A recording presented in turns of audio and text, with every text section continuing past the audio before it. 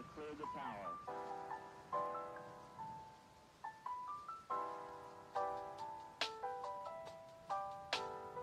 Every 4 computers now have primary control of critical vehicle functions.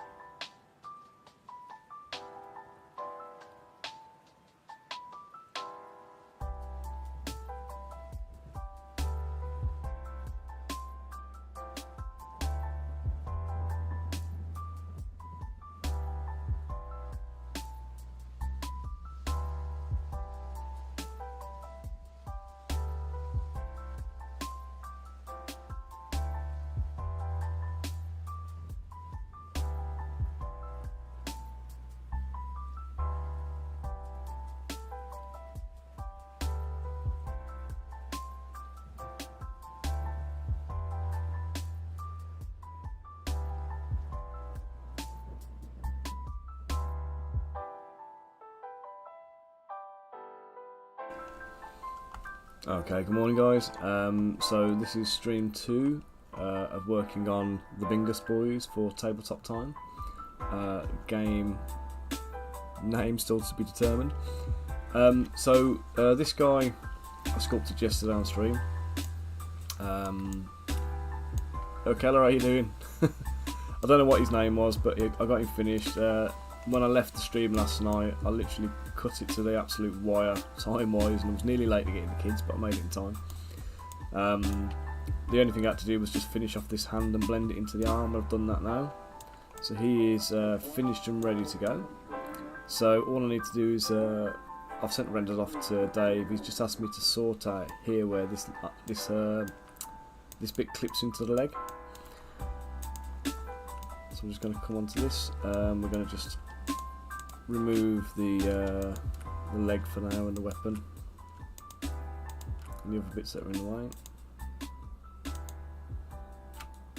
Just want to get that masked off. How are you doing this morning, Keller?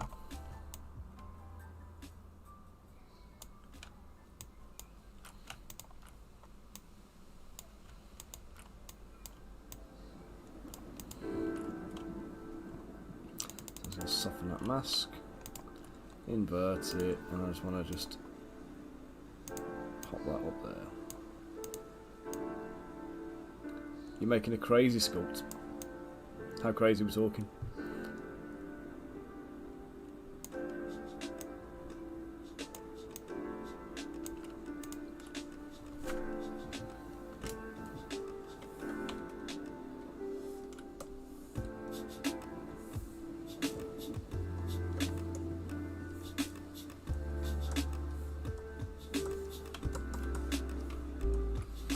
Where I've just folded that there, I'm just going to come in with the thing. I'm just going to smooth it out.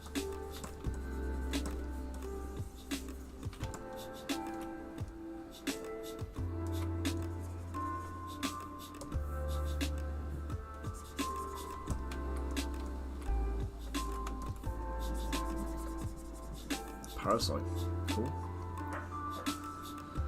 There's Mabel in the garden barking.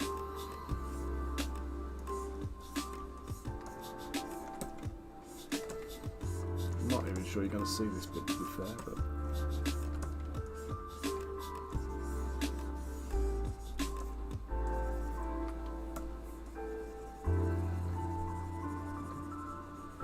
so what's this one for, man? Is this just something you just fancy doing, or is it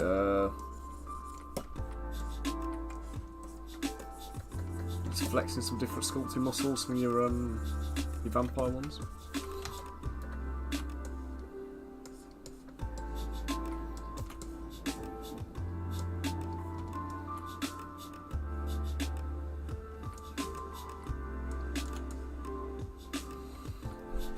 Right, now I'm going to duplicate this guy. I think I've got him all merged together.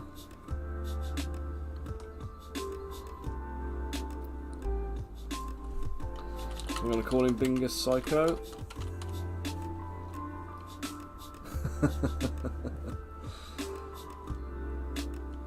Oh, sorry dude. No, my plan was to get on at 10 AM like normal. And then basically I was reminded that we've got a workshop at the school. a phonics workshop, because the kids have got the little one's got a phonics check coming up, where it's like the equivalent of an exam for them, and they're bringing us in to basically explain how the phonics check is going to work and what they're going to do, and work through some phonics work with the kids, so we can help like train them and teach them at home. Well, teach them, get them to practice basically. So yeah, so I was a little bit late at getting set down behind a computer and whatnot this morning.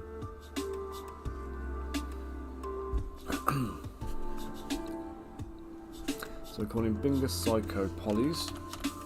Now I usually do this when I come to do a merge of the characters, because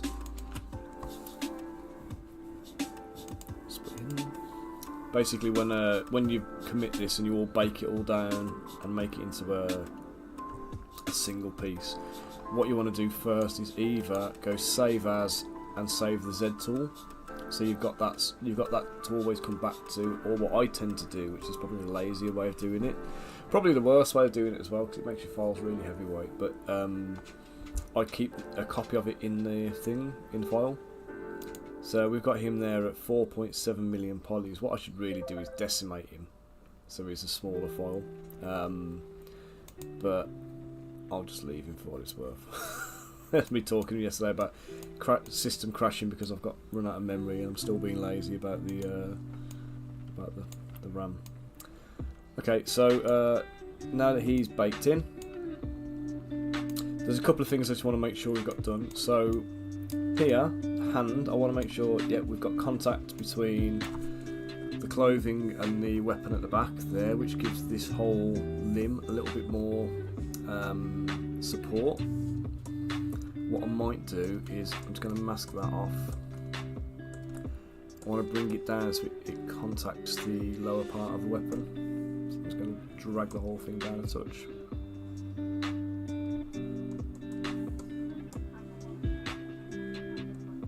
Yeah, bub.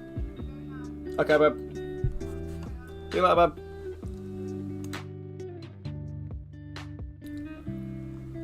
So this is my wife leaving for the morning.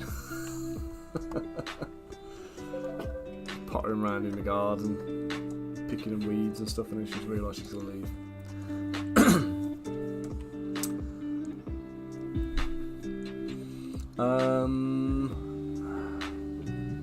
Did you send it to my emails? I don't remember seeing it.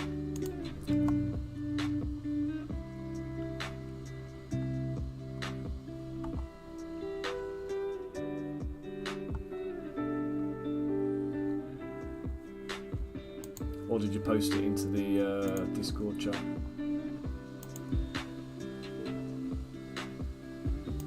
Oh yeah, Discord.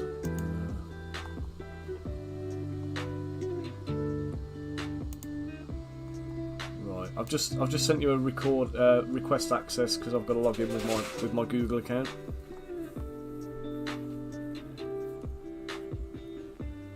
You get a request access thing, just click confirm that, and then I should be able to get the file back. Okay, so this then pulls down, comes past his knuckles. So we've got a point of contact here. So ideally what will happen is when this model gets supported, we'll have some supports contacting down here to pick up this island. Hi Xavier, how are you doing? Hope you're keeping well this morning. So yes, we'll have some supports contacting across the bottom here, and then that's going to lend a little bit of strength to the arm, because what can happen here is the arm can tend to pancake out if the supports aren't strong enough. Hey Luke, how are you doing? So this is, do you know the YouTube channel Tabletop Time? We've got Dave and Jazza and some of the other guys over there. So they did a little Crystal Collapse sponsorship for me, a little Crystal Collapse promo. And basically I've agreed I'll do a couple of sculpts for them as well. So we're doing a little bit of cross pollination work. So the game hasn't got a name yet, but the game, the character is basically somewhere between Fallout and Bioshock. So the one I'm working on today, let me just put him up on screen, I'll show you. So these are the guys I'm working on at the moment. So this is the guy you can see obviously at the moment, completed from yesterday's stream. So I've got to work on this big unit in the background now. So he's kind of like a gentle giant ogre, and this guy is like a murdering psychopathic cannibal, and he essentially kind of manipulates this guy into squeezing the jam out of the big dolls and stuff like that. So he has been going around like crushing people and murdering everybody and whatever else. But as you can see, he's preoccupied playing with a butterfly. So he obviously doesn't realise he's doing murderous stuff. He thinks he's playing with toys and whatever else. So these are the characters I'm working on for them. There'll be another one for another faction coming later as well, but that one's they're still working on the concepts for that. Xavier, I'm using a pro version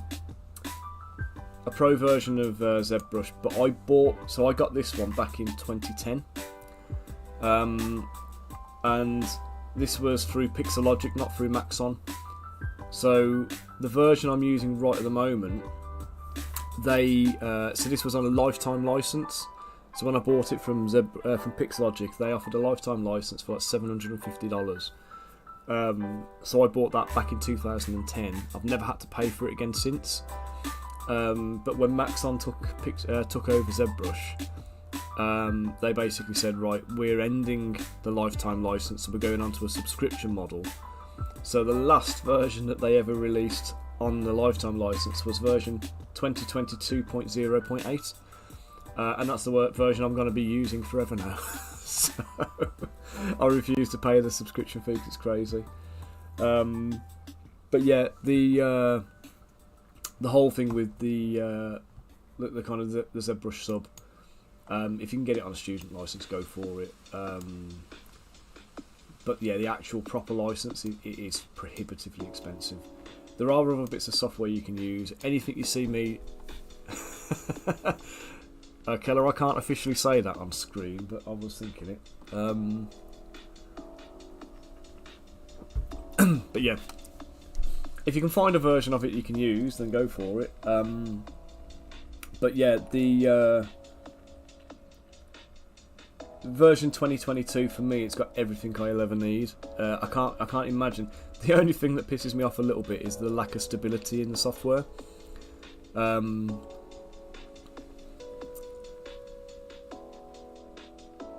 Yeah, I mean, Xavier, if you can find version 2022.0.8, it's a solid one. Ah, Luke, you got ZBrush lifetime license as well.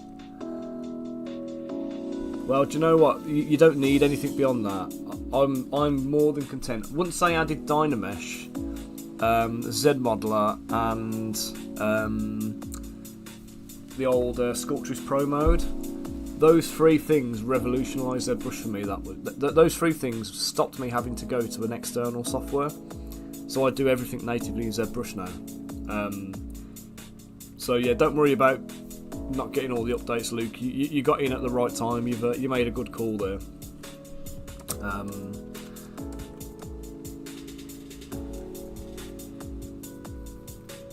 Oh, you got the 2023 version.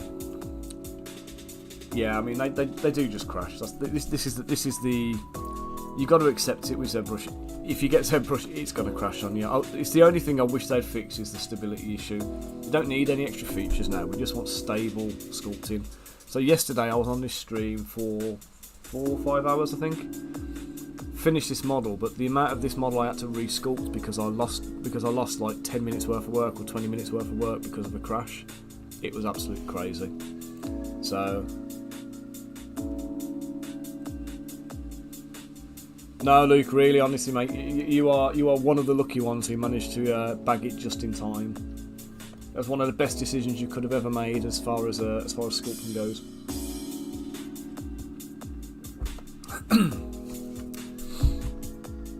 Yeah, it did. Yesterday, I was just sculpting, and I mean, I'm sure my language was very colourful throughout various points.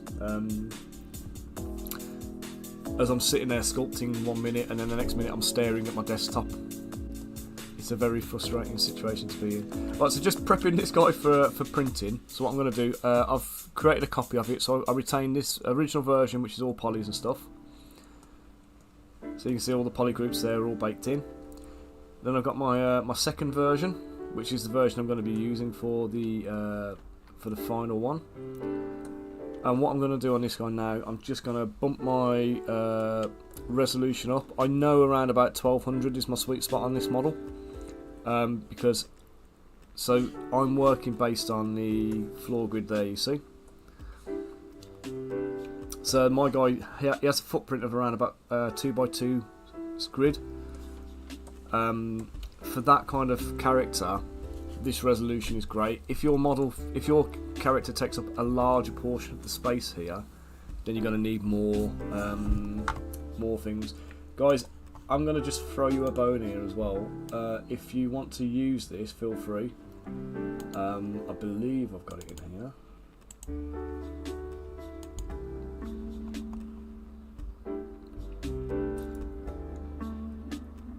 Come on. What are you waiting for? Okay, so the base mesh that I use for this figure, if anybody wants to grab it, it's there in the chat. So that link will take you directly to, did I keep it or did I work over it? No, I worked over it. Great. I'll have to download it again anyway. So yeah, the link I've just posted into the chat, that will take you to, not this cylinder.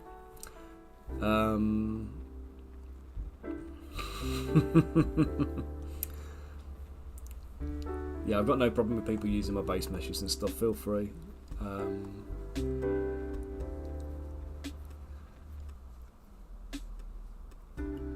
Yeah, Xavi, I mean, to be fair, mate, if you can, then try it.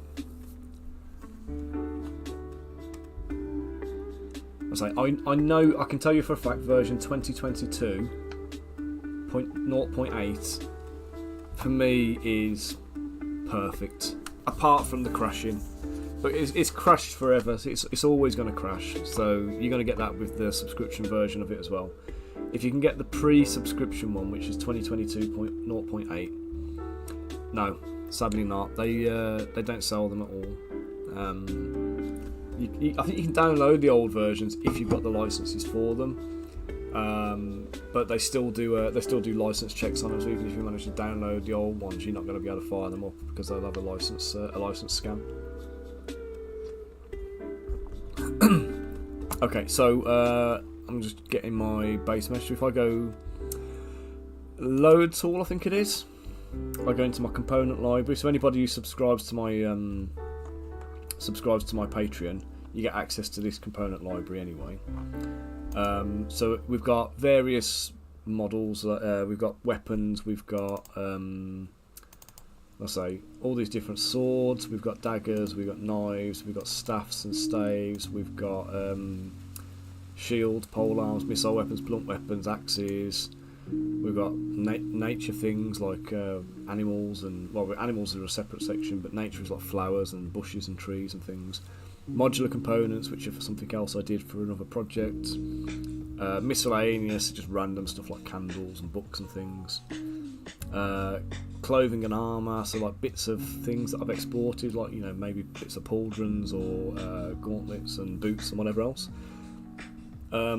Heads and hands and stuff in anatomy, and then we come to base meshes over here. We've got 32mm scale now. This is what I've just shared in the group. So we've got a DK 32mm scale male miniature base. Okay, so it comes like this. So a bit of a basic anatomy sculpted in. He's scaled to 32mm by default, so this is from the bottom of the foot to the eye line.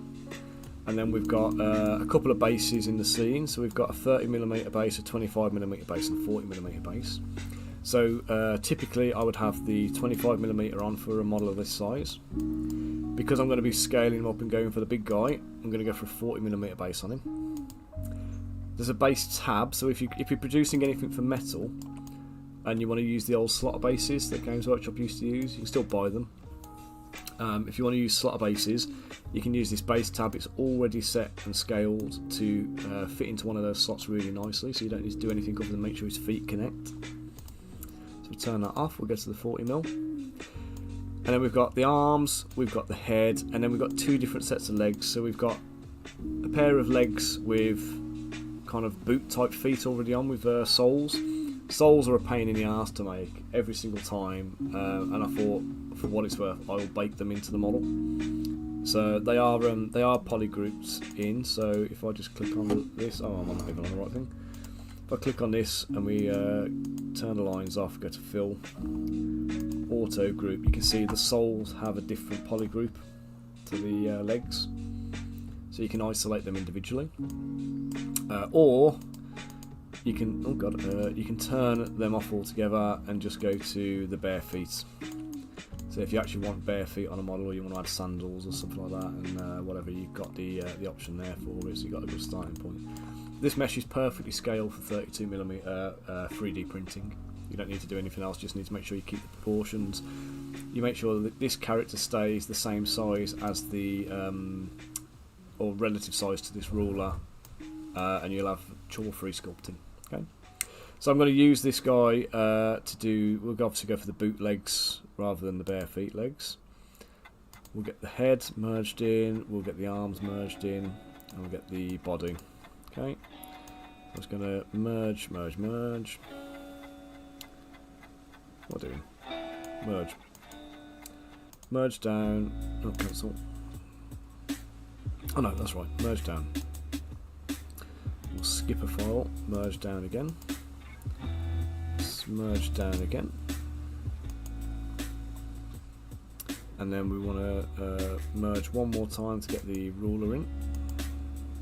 It should be the same scale anyway, because I've used the same thing. And then we'll merge down one last time to get the base. I'm going to copy all of that, and we're going to go to the Bingus Boys, where we've got this guy. And I'm going to paste this in. So this should, yeah, there you go, perfect. So they come in at the same size, same scale, because it's the same base mesh.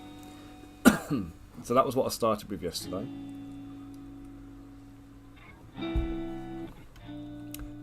And essentially what I'm going to do now, I'm going to beef this guy up, because I need him to be, as you'll be able to see, he needs to be about 50% taller again. And then width wise, he's going to be about 3 times as wide, so he's going to fill the width of most of this thing, I think. Okay. Let's pop this up here. Now he looks like he's wearing like mittens rather than gloves, or it could just be that he's got 3 fingers. I think I might go for the 3 fingers variant, because obviously he's a giant mutant ogre. He's got something hanging around his waist, which looks like it might be some kind of grappling hook, maybe. Yeah, I'll go with that. It looks like maybe a winch with a grapple on it.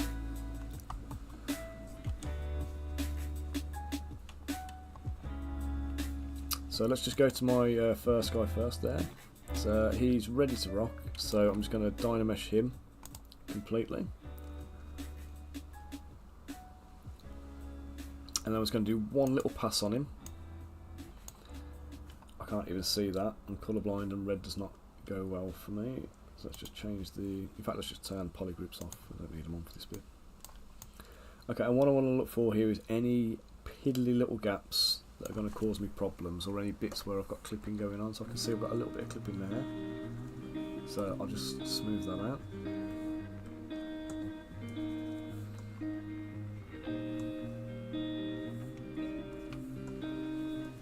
Clipping going on there. Right, we've got an area down here where I just want to smooth this through. So I'm just going to isolate just this bit. Sculpture's Pro mode on, so it does a bit of dynamic tessellation for me. Got little gaps here, you see, and I want these gone. That bit there, got to do with filling.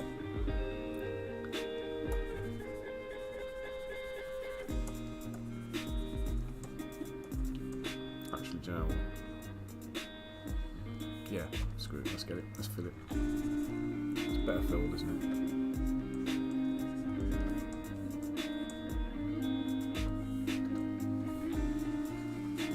So little areas that almost touch, every single time your best bet is going to be to fill them and make them actually touch.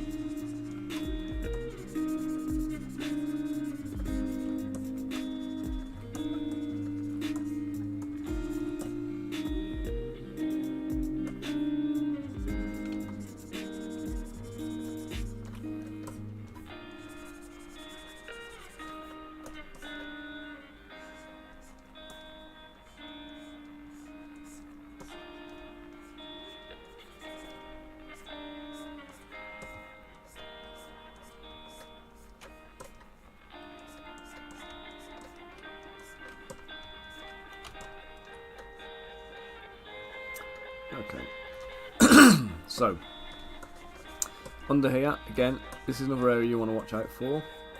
So these kind of bits here, they do tend to require like little piddly supports in there that make life hard for you. That bit there particularly is going to be a nuisance, so I'm just going to smooth it out a touch so it requires a little bit less. And under there, see that little bit that's down there? Most people will probably just ignore this, but I know that's going to come back and bite me. Let's just smooth that out.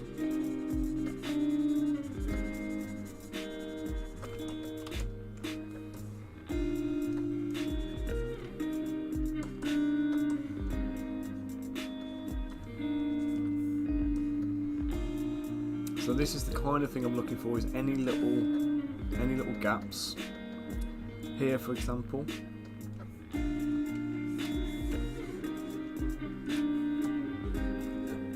between the weapon and the pistol. Just going to get a little bit of clay in there.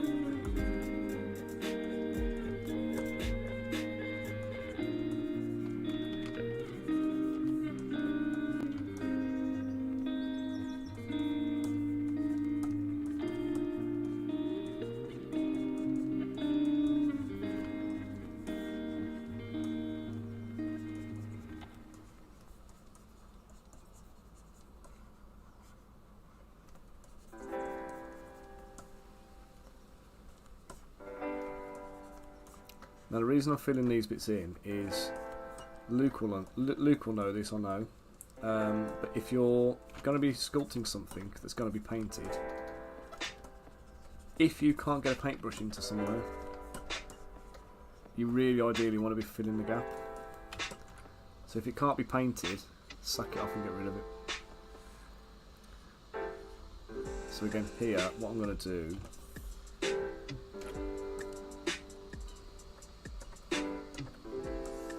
mask off absolutely everything apart from the trigger guard.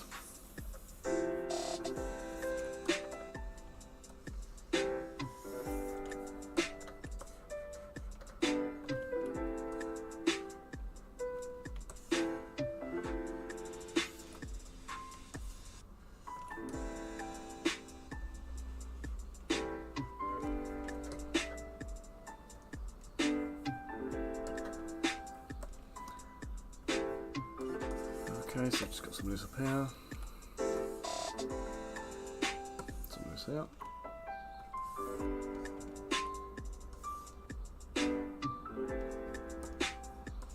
And all I want to do, I want to get level with that, I just want to drag it straight down.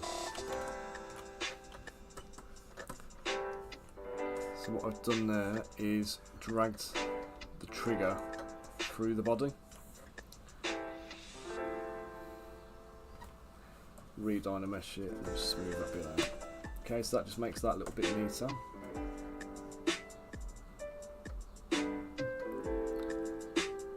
Now back here is going to need a little bit of that kind of treatment too.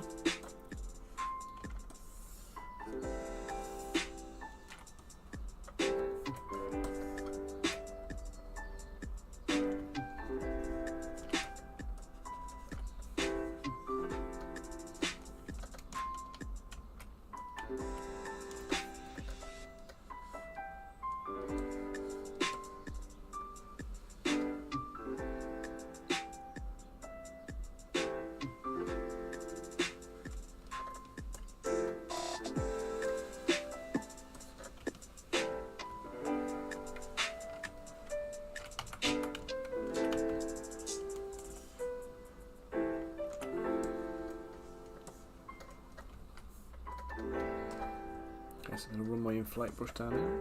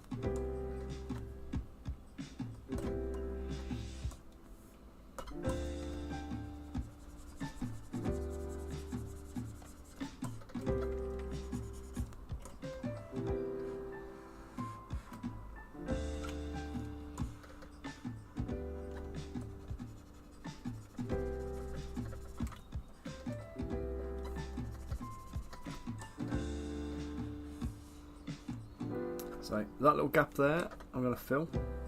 I'm going to fill it by just running a little bit of inflate in there. It's going to deform it a tiny bit, but not enough that anybody's going to notice. And then what I'll do is I'm just going to come in there, I'm going to go from the underside, I'm going to fill all that area.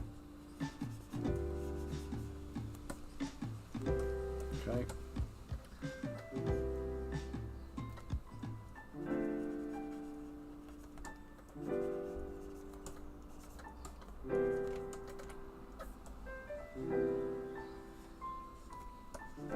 And again, these kind of bits here, these are just for the interest of making the model nice and printable.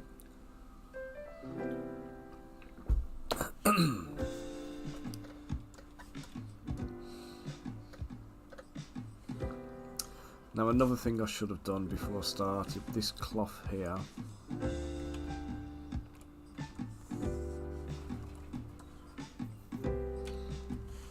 No worries, Lou. Thanks for dropping in, mate. You have a good day.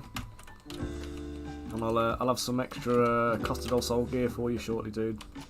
I'm just running about 3 months behind on everything at the moment, so I'm just trying to catch up where I can. The diorama's looking amazing, by the way.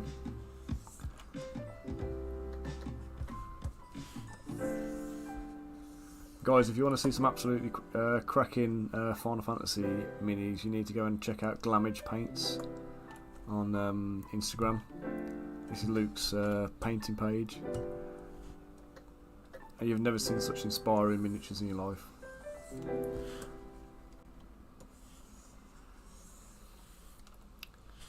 That's a genuinely impressive work.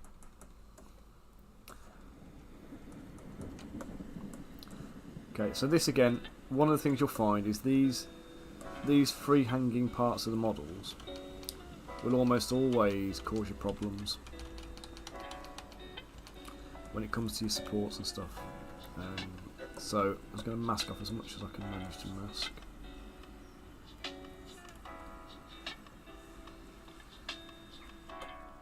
If I can't get everything, it doesn't matter that much, but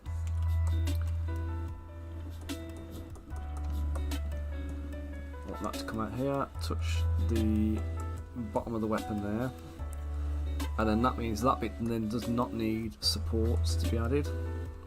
We'll do the same here, we'll drag this out to there, make sure it contacts the bottom of the kind of the blade handle. Perfect. Right, so merge that. It's got to go in and do a little bit of tidy up on the cloth. I should have done some of this, by the way, when I was working on the polys. It's easy to isolate things, but I forgot. So it happens. Not the end of the world. So there we go. So we've got some contact here. So the lowest point of that, the back handle there, is contacted. Smoothing out any deformation I've created.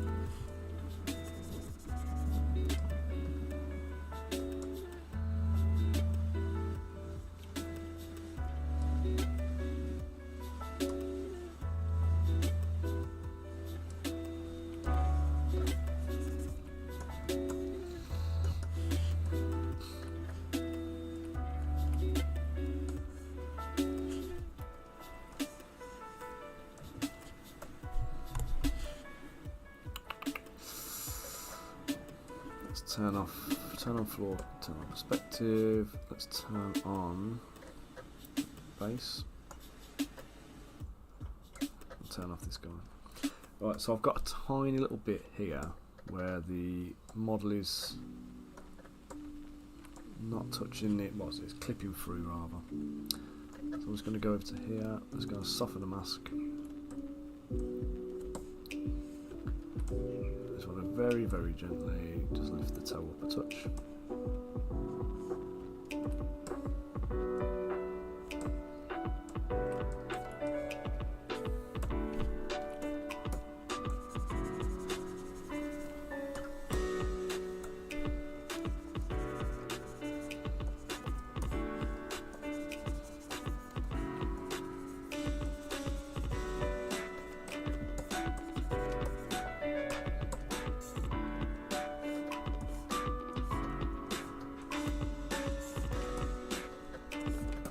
Create some folds at the toe there where it's folding in.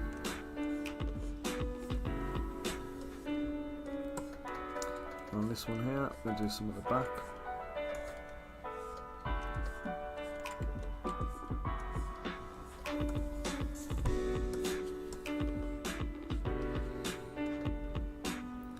Keep the surface intensity the same. I'm going to put a couple of larger ones just on the front of the boots just to give it a little bit of, make them look less rigid.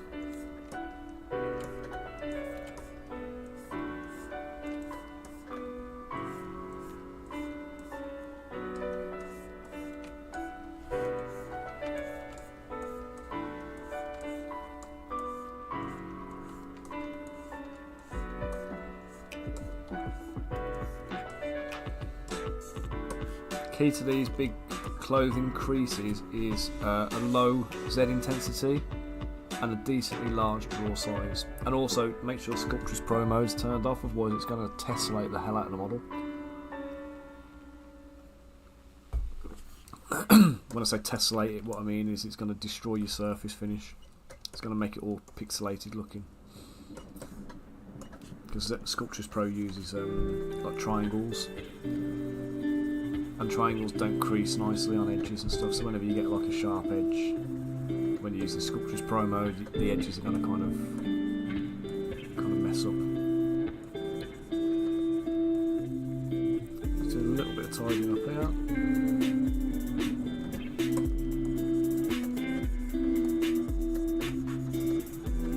This is where I moved the mesh, so there's a bit of deformation going on.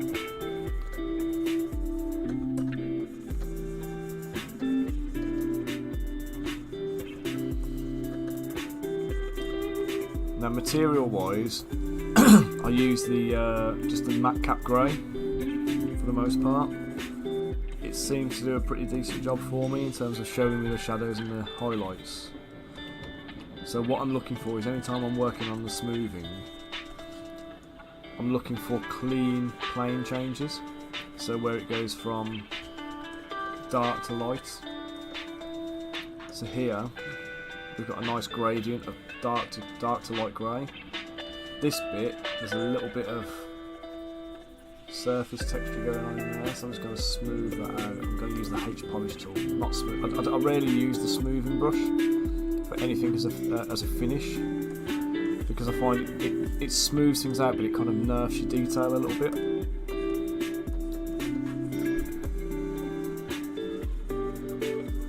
So for smoothing, I always use H polish and just burnish, and I don't care if it's something soft and organic or if it's something actually hard. H polish obviously is designed for hard surface work, but because I'm doing stylized stuff anyway, all of my soft organic stuff tends to feature some angles and stuff and planes.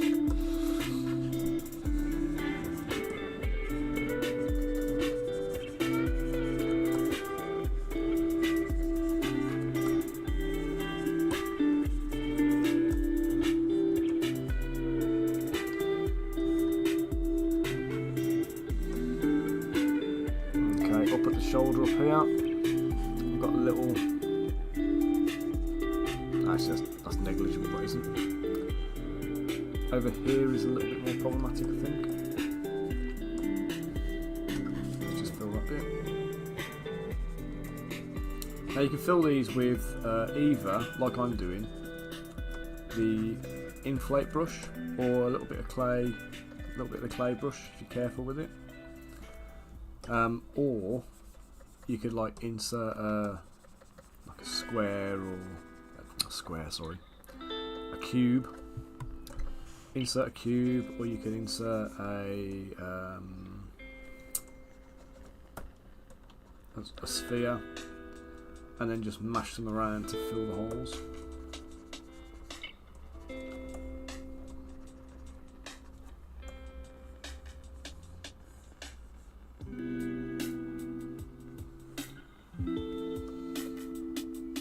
So I'm just trying to avoid any very small areas that are going to be susceptible to overhangs and needing supports.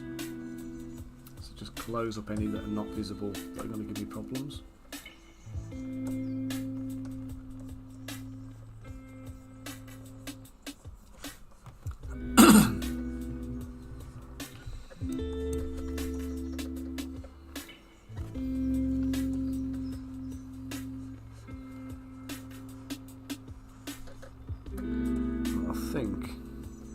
I think I've got them. What I'm going to do now, I'm just going to take a cross section through the back.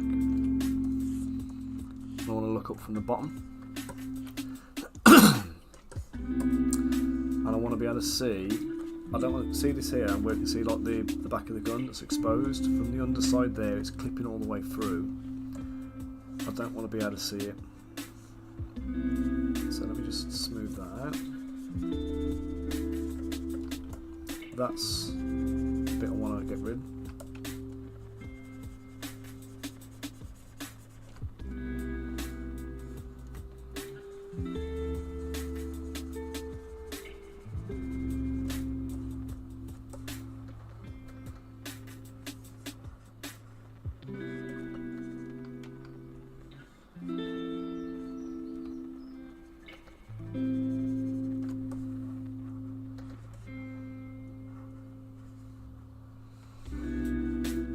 So I'm quite happy there's nothing there. If I click the other way, I'm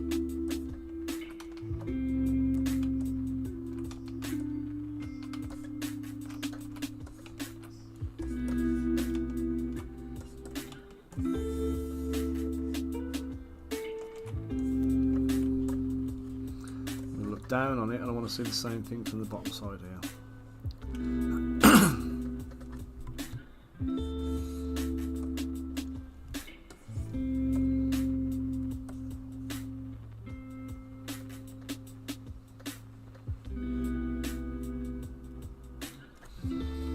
Okay, it looks pretty good to me. I'm fairly happy with that. Well, I don't think there's anywhere else I can really make an economy on. Maybe there.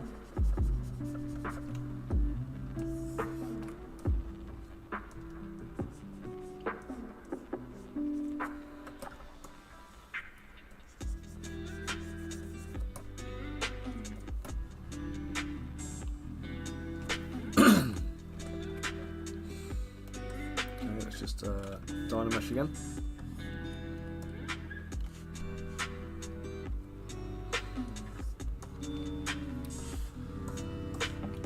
Okay, so that file is prepped and ready to rock. So now that he's done, I'm going to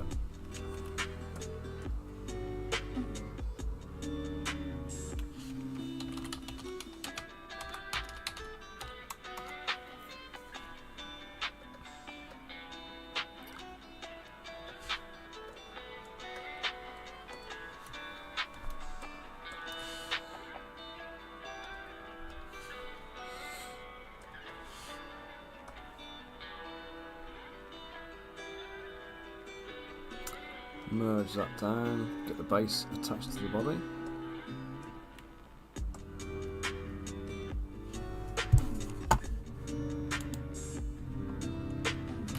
Save it.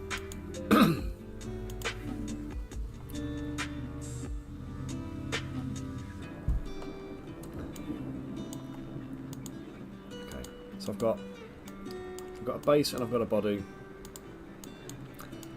And then I've got this dude who's going to be in there as well.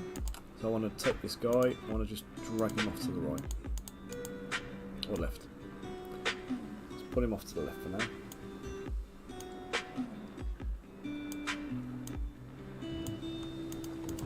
Right, now this guy, he's going to become his big mate. So I'm going to take the...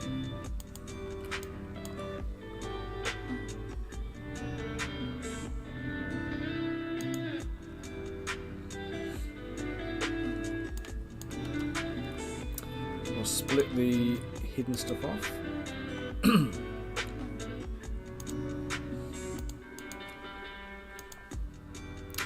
Hide the rule, let's keep the big base. Right, I want to take this guy now, I want to double him in size.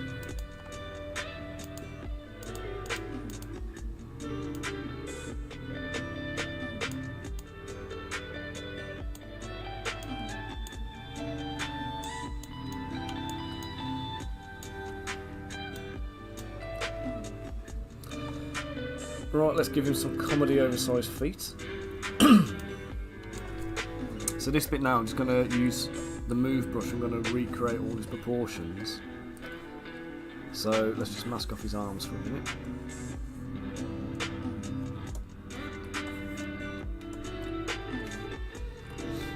And the head.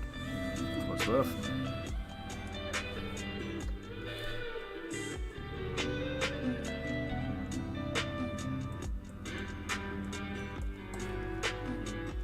I realise this looks ridiculous, but let's just roll with it, okay? Right, so this guy's gut is around about level with his belt line, is about level with his elbow.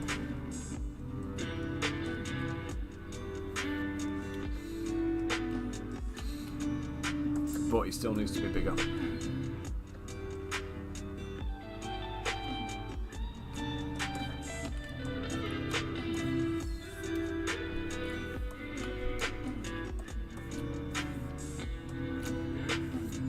Hey Rich, how you doing, mate? How you keeping today? Bigger arms. Let's inflate everything here as well. I'm alright, thanks mate.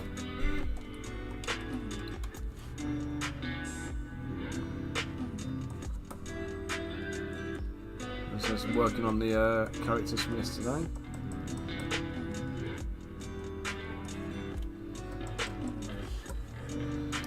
So let me put him up on screen and you'll see. So this is so we did the guy yesterday, the little murderous bastard on the left, and then we're doing his big mate there in the background. So they're called the Bingus Boys for Tabletop Time. So the front guy is a murderous, psychopathic cannibal, and the back guy is a great big lumbering, stupid brute of an ogre type creature who likes playing with toys and teddies and cuddling animals and all this kind of stuff. But a little bit like, do you remember Mice and Men? There was Lenny and George.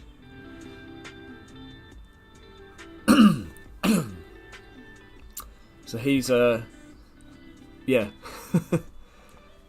So so Dave was saying yesterday on the stream that the scrawny guy basically manipulates him to be a murderous weapon of mass destruction, and he likes to squeeze the jam out of the big dollies. So yeah, he gets manipulated into stuff like that. So I was going to make him work here.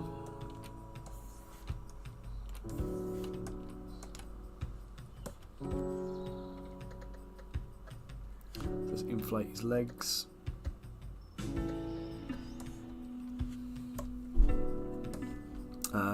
Use a move brush. He's got quite short, stubby. So the game, Rich, doesn't really exist yet.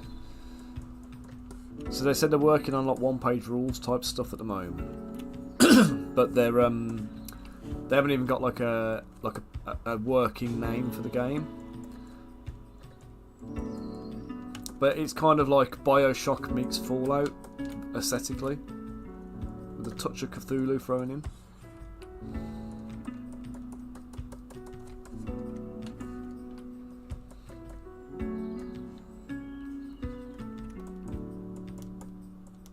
But yeah, all the artwork I've seen for it looks awesome.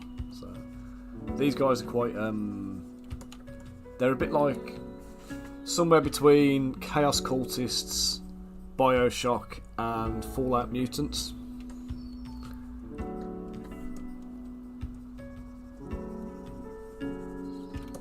They're called the Kindred.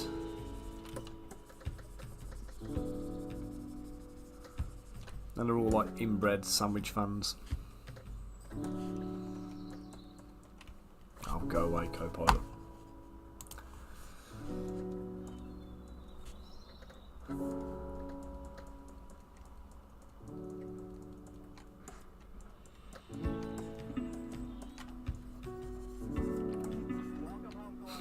Jam eaters. Do you listen to Radio X?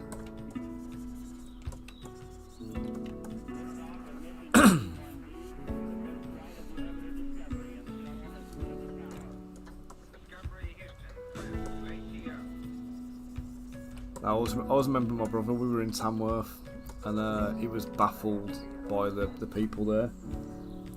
And he was sat there looking, going, yeast, yeast, yeast, yeast, yeast. I said to him, why do you keep saying yeast while we're walking around town, mate? He went, because it's inbred. Oh, right, got you.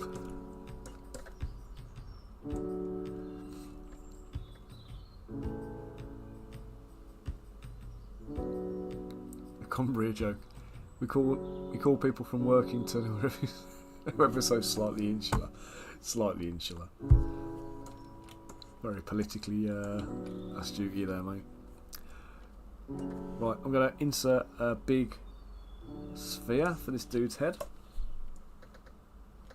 Right, now I just need to double check, because I might have the diving helmet that this guy's got. Might already be done. Let's go and import and see what we've got to work with, because it might be that some of the stuff I'm about to start making might already be done and I should be using that as a basis.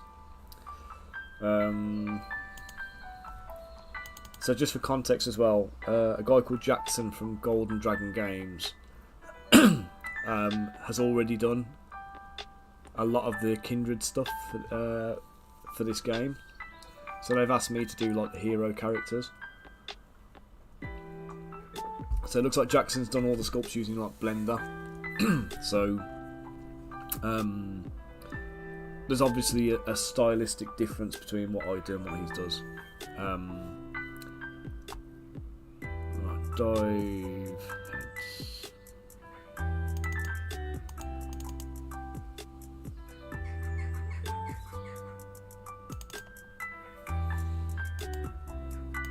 That's not the one. So that's one of the heads for the Kindred guys.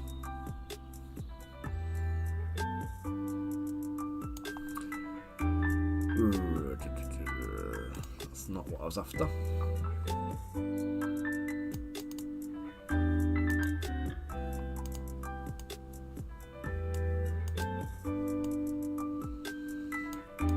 Okay, that's kind of getting closer, but still not the one I wanted. Helmet with spikes, maybe.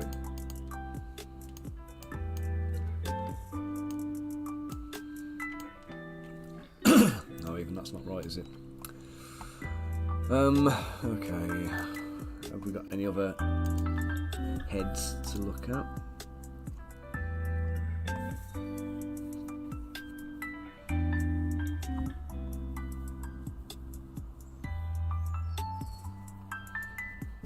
No, I don't think we do. Okay. So let's just delete that. That's fine. So it doesn't make any difference one way or another.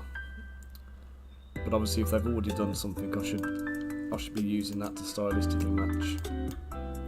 But it doesn't seem like that's going to be a drama. So first thing I'm going to do while I'm here, I'm going to remove a couple of fingers.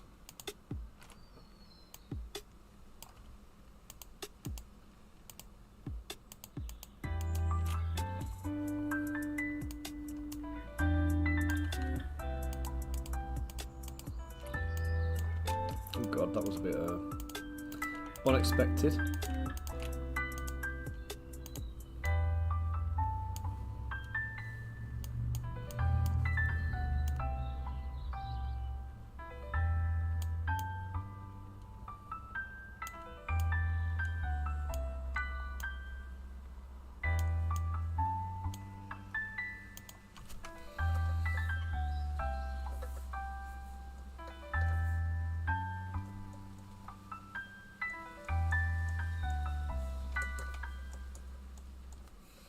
Now you can see these are really low poly, the hands, so I just need to do a little bit of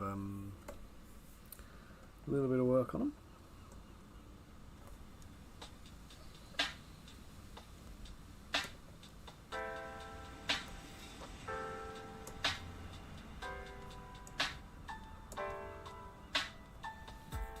Oh, it hasn't worked, Elston, but thank you for the prompt. And how are you on this fine-ish British morning? No, it's the right command, I think, mate. It just hasn't worked for some reason. Oh, because I haven't logged into my thing. Give me a second.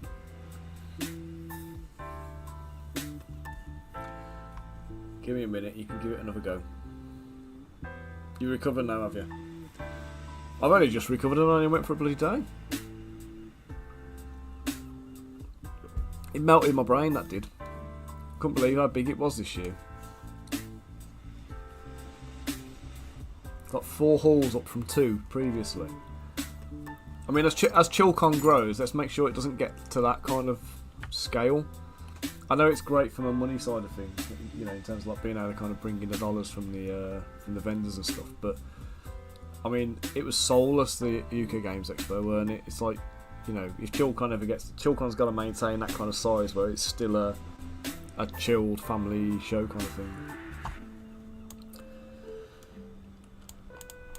Alright, there we go. Some big ass hands. Let's just do his thumbs now.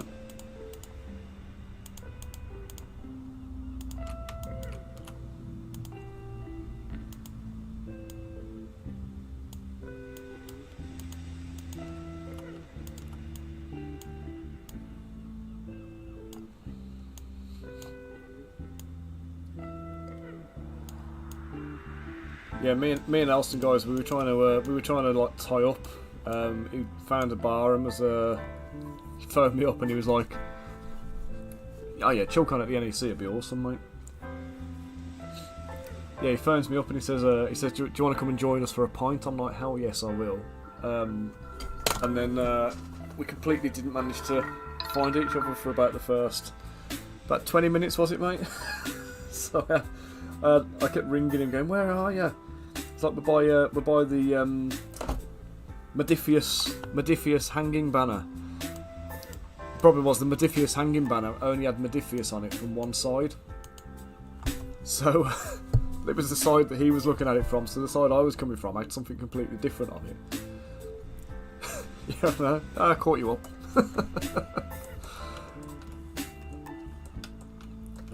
And it was very much appreciated, dude, as well. Right, I think that is pretty good. I think he might need, the sphere for his head might need to be a touch smaller. But yeah, the halls were so mega, and then we had like the thing that wound me up was Hall 3 and Hall 3A on the maps were completely separate. But the reality of it was, they were the same bloody hall with no division between it at all. So like when you're looking at the hall, it was like, all right, so this is Hall 2 and that's Hall 3. Sorry, this is Hall 2, this is Hall 3, and this is Hall 3A. It's like, where does one start and the other one end? and like they're all mapped out on different pages of the planner. So it's just hard. It was hard going. Yeah, 3 and 3A, the mega haul. It was a joke. It was, frankly, but.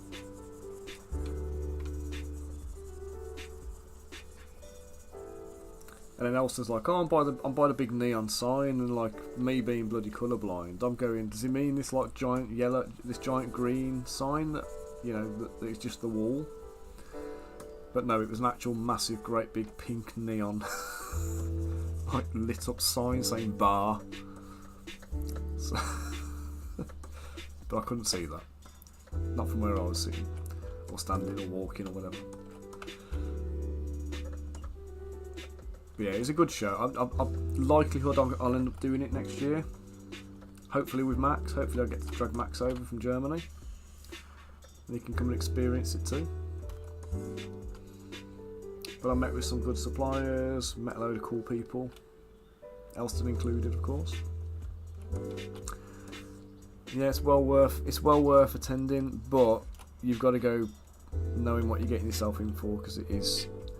I think I read something like that they sold something like last year they sold 50,000 tickets or 45,000 tickets over the 3 days, and this year they'd done 65,000 tickets by Saturday. So yeah, we're probably on to like 70 to 80,000. You got to book in for the whole weekend to make it easy. It is worth it, mate. One of the things I'd say though is, if you have a look round, like by me in Elmdon, 72,000. Jeez. Wow, I haven't seen the final numbers. That's massive. And what do we have at Chilcon? 800. But the thing is, and I've said this before, I would rather do Chilcon than UK Games Expo, because virtually 100% of the people that go to Chilcon are technically my target audience. Whereas with UK Games Expo, there might be 72,000 people, but, you know, 65,000 of those 72,000 people are there for card games, board games, Euro games, RPGs, books, props, cosplay, etc. All those kind of stuff. And I've got to try and find the remaining 10,000 or whatever it is, or 7,000 people that are my target audience. Amongst those 72,000 people, attract them to my stand, and you know, peacock the hell out of it to try and get them to come and buy from me rather than buy from everybody else. So it's an exhausting chore of a show when you're trying to do that, because it's just such a broad brush type thing. Salute probably would be better, yeah, because it's like I suppose it is the scaled up version of Chilcon, isn't it? That's got that the target audience and whatever else, but yeah, honestly, it was a brain melter for me this year. That was. Right, let's get this tidied up. So I'm going to thicken that. I'm going to inflate it. Normally I'd hollow it out entirely, but I don't want to do that. I don't mean hollow it, sorry. I'd solidify it. I'll stop it from being hollow, rather. The complete opposite of what I've just said.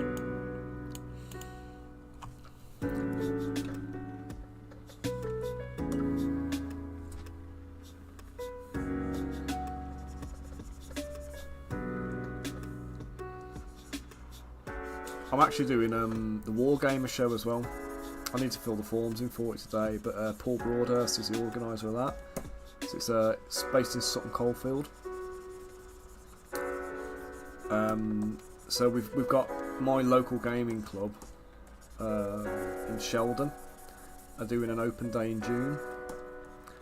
So I can't remember the date, but I'm going to go down there, and I booked up a trade stand. It's like £7. So it's not going to be a big, you know, flashy day or nothing like that. And I don't expect to take a lot of money, but I'm going to go and take my models down, set a stand up for what it's worth, set up a demo stall of Crystal Collapse and do a bit of a run of that.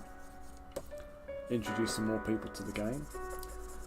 And then we're going to go and do the Sutton Coldfield Wargamer show. And again, I know it's not a massive show, but it's kind of what I want to be doing. I want to do a couple of the smaller ones, like to just kind of get my momentum up before we go into a 2-day ChillCon next year and a 4-day UK Games Expo marathon.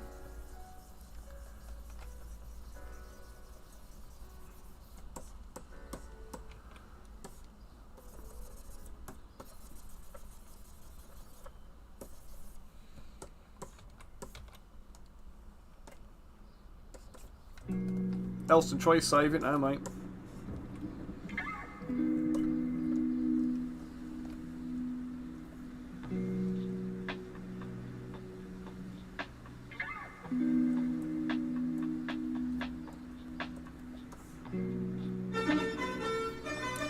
Shutting, and we're winning.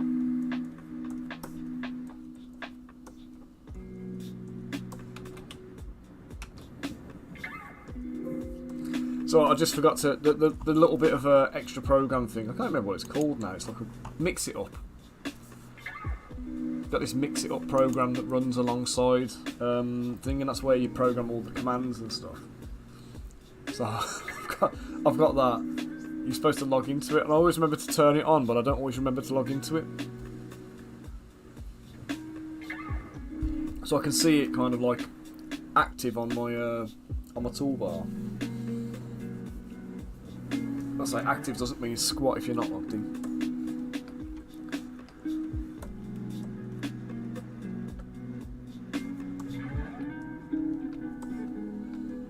Kind of reminds me a bit of, like, you know, Juggernaut.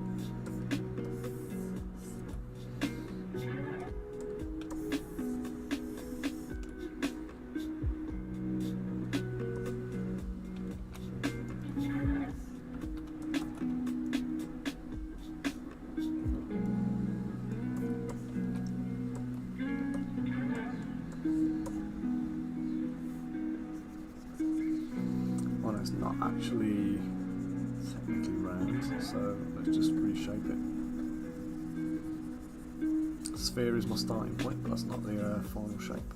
In fact, you know what I need to do as well? I need to actually delete the head. We're not going to be using it, so.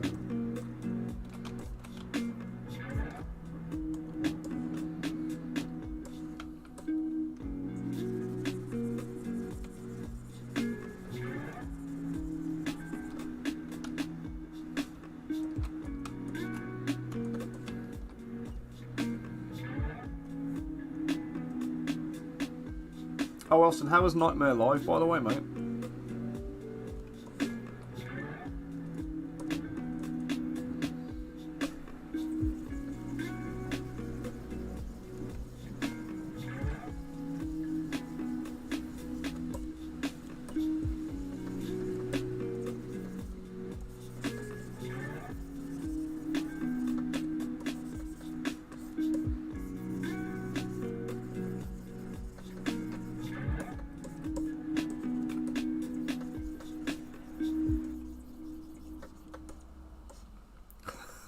Really good, you were pretty drunk by then. What time did it start?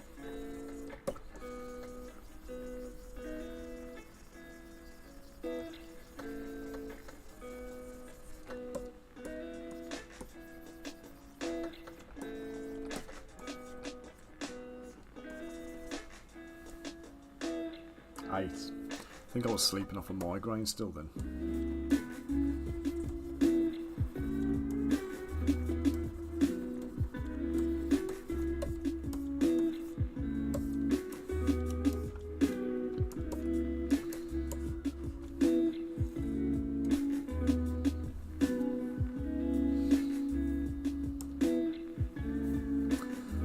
Save go through.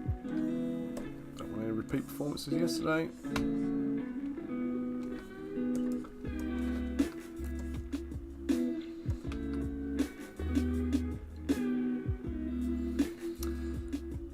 Let's turn that off. Go to Z Modeler.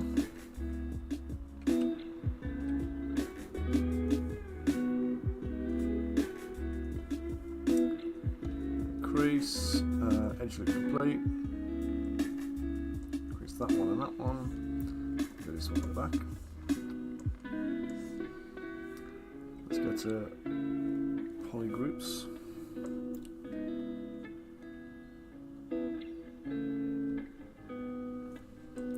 Poly group. Target.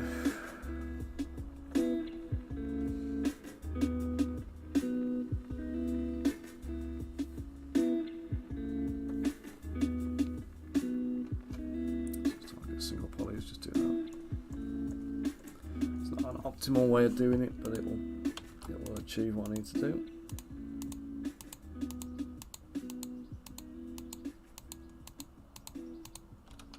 Oops.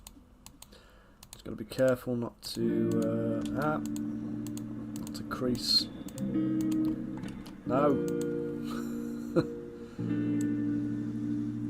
Oh yeah, the dark room thing you were telling me about. So that's like what was it, D&D but in the dark, like a fighting fantasy book. So we're going to Q mesh this. I'm going to do a poly group. Poly group inner, is it?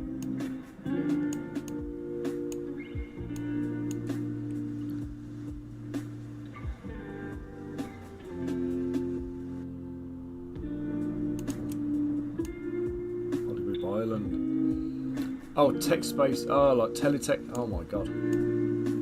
Like a teletext adventure. God, do you remember them things?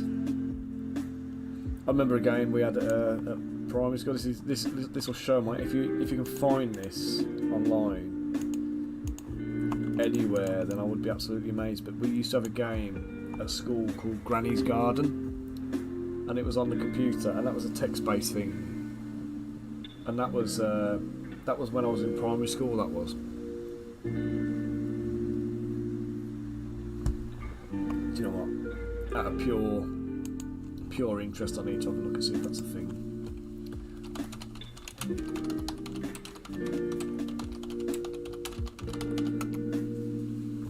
Oh my god, it is.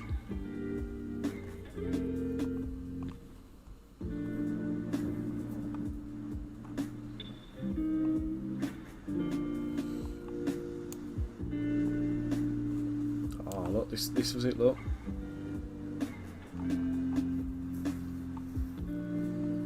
(1983). God's sake.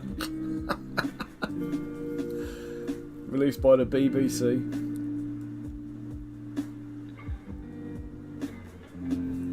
I say I think I started primary school in, was it 1986 or 1987? No. 1988 I started primary school.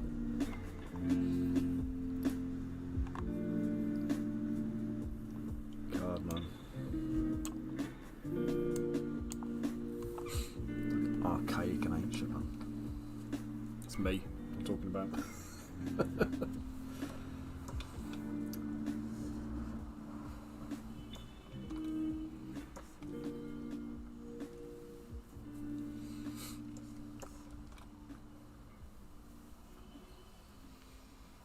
Let's just turn that off. I'm going to just duplicate this, shrink it down.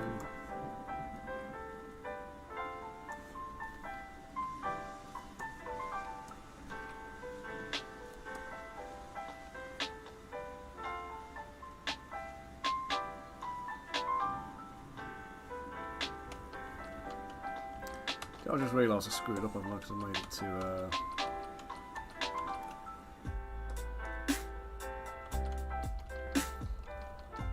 I didn't even put the poly loop in the right place.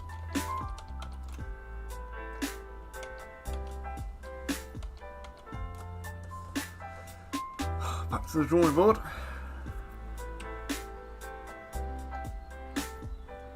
Inserts.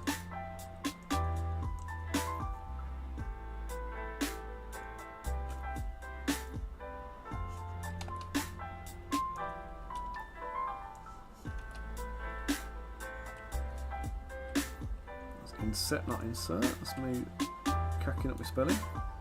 a single edge loop on it quite close to the outside.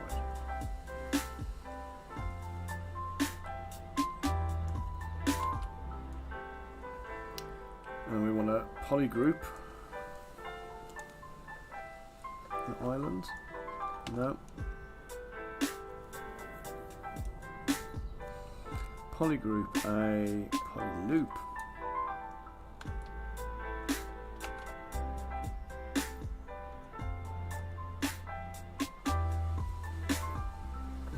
That's how I should have done it the first time round. That would have been so much easier, wouldn't it? Crease, poly loop, edge complete. 1, 2, and then 3. And I'm going to Q mesh. I can do this as one. Thing, I think. Q mesh, poly group, island. We'll come down to there. We'll go back to insert. Insert poly loop. Crease, no, insert poly loop, single edge loop. Go to there. We're going to crease that. And then we're going to do a poly loop, poly group, poly loop. I'm going to go back to Q mesh. I'm going to drag this one back.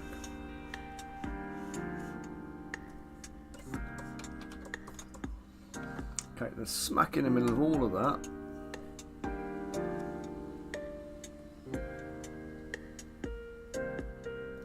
We're going to insert a sphere. And I just want to reduce the profile of that sphere down. So it's less of a sphere and more of a curved lens. Guys, give me 2 seconds, I've just got to go and get the door.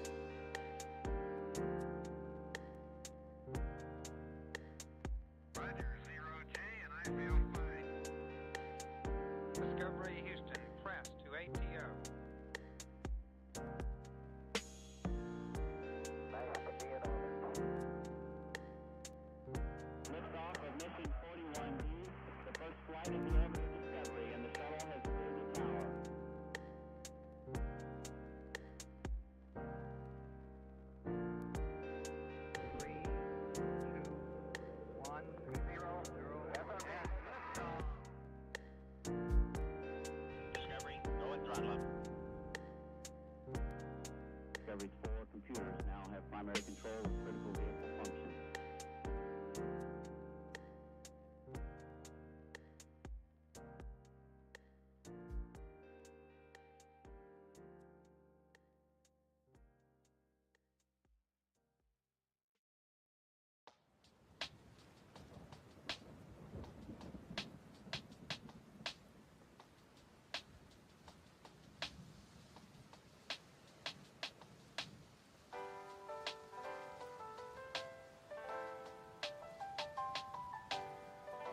Okay, guys, back again. Oh, I'm just sprinting up the. I don't know if you get it. Like, I've been sitting here since about 11 o'clock. So an hour and a half I haven't moved out of this seat, and then the doorbell rings, and I have to run up the house to go and get it. Being 40 odd now, I get up out my seat, and it's like suddenly my arse doesn't move. my legs feel numb. You gotta try and leg it up the garden with kind of like partially working limbs. It's like it's dire.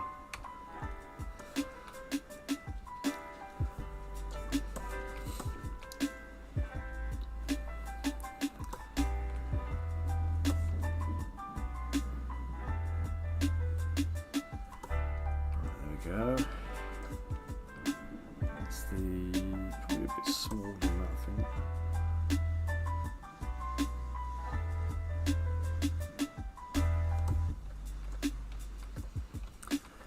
Okay, then we're going to go for side ones.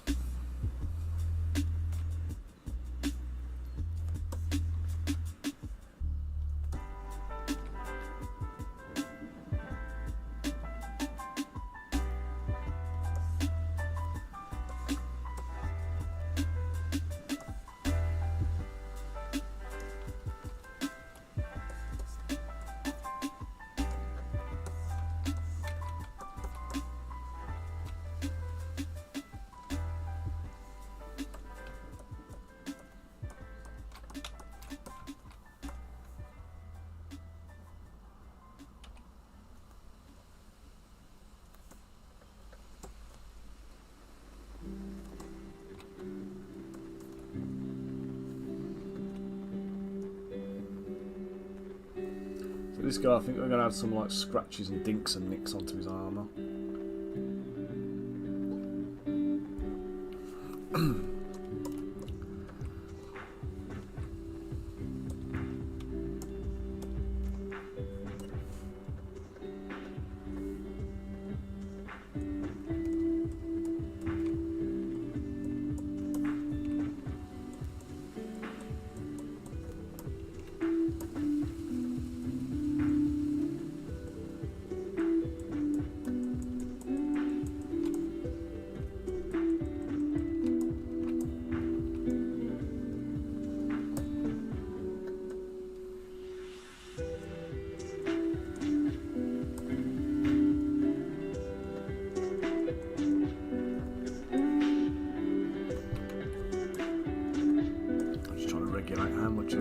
Showing through. Let's turn this to transparent and ghost mode. Now, if you don't know what ghost mode is, so transparent mode lets you see through the item that you're working with. So if I put this on transparent only, I can see the object intersecting. If I try and sculpt, it doesn't always work. It won't affect the bit behind it.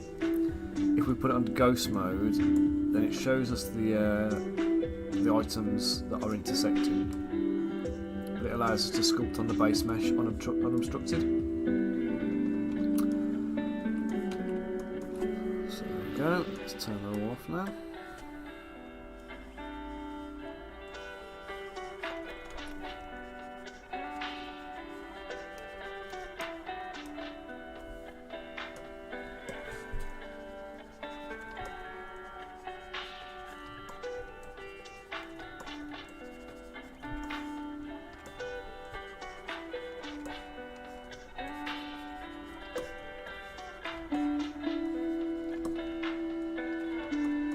Now, one thing I haven't done with these is I have not divided them, so they're still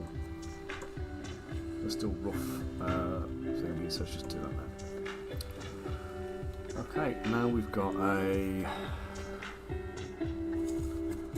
append sphere, save. What else are you slacking with your save notifications?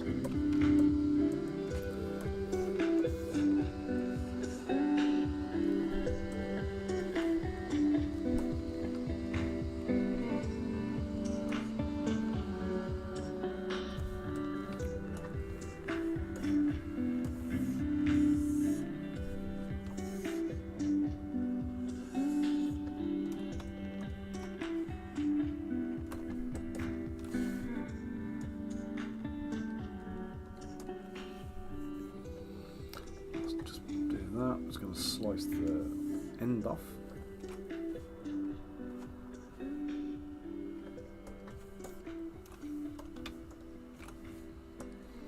And then I'm just going to taper the front. Just a touch.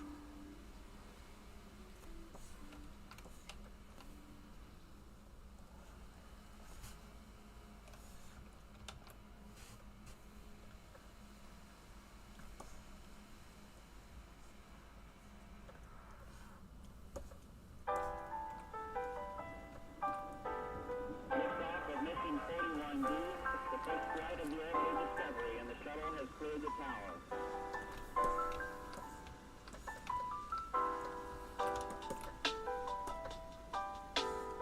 Every store computers now have primary control of critical vehicle functions. Oh, I've completely stuffed that because I've got the orientation wrong. I just have to rotate it around. It's fine.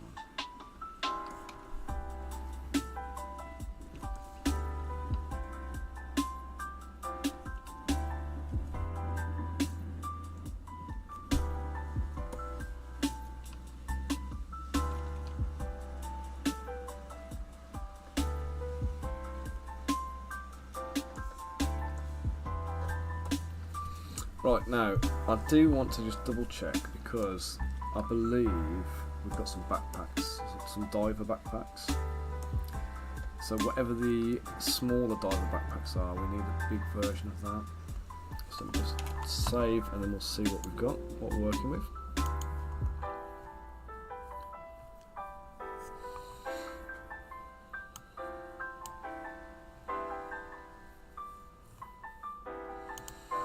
Right, so these are the bodies for the kindred soldiers.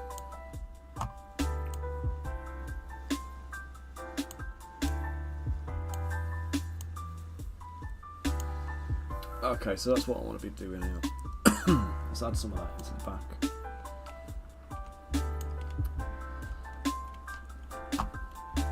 What we're doing, trying to tab between windows and it's not even a thing.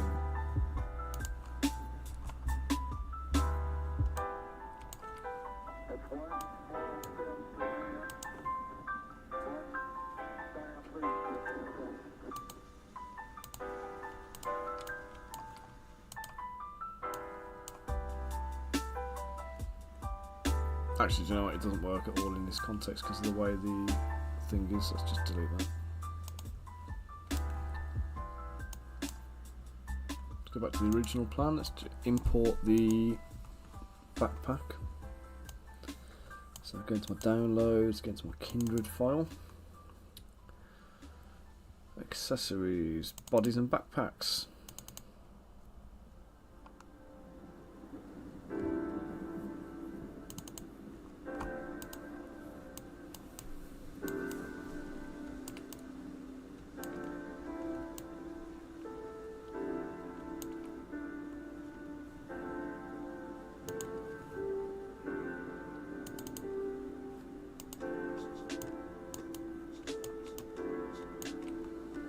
Okay, so let's use that.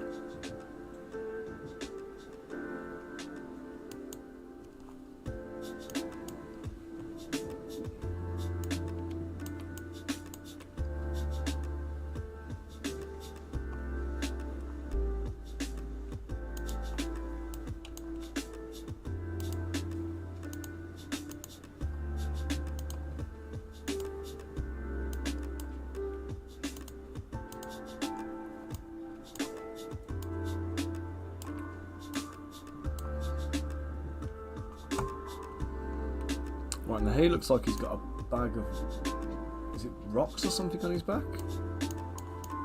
I think.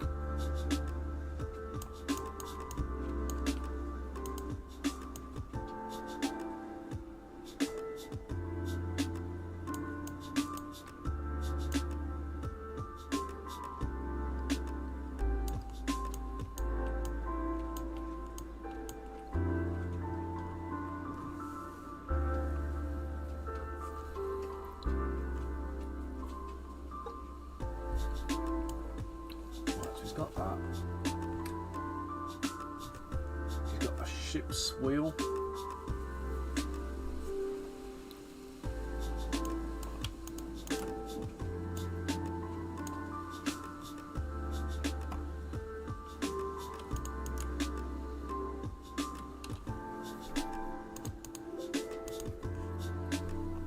So some interesting components going onto this guy, but I can't make out what they all are, so I'm going to have to wing it and be creative, I think.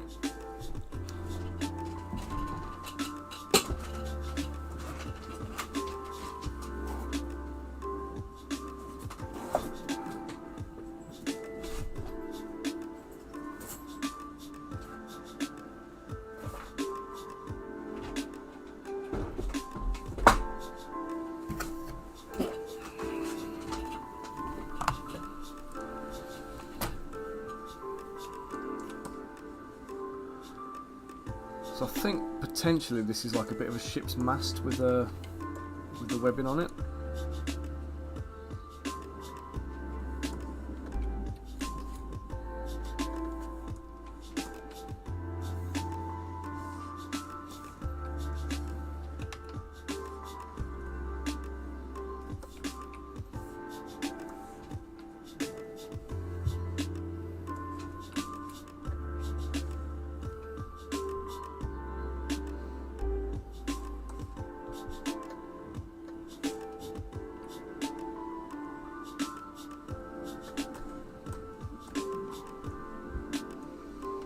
So this is going to be an interesting challenge.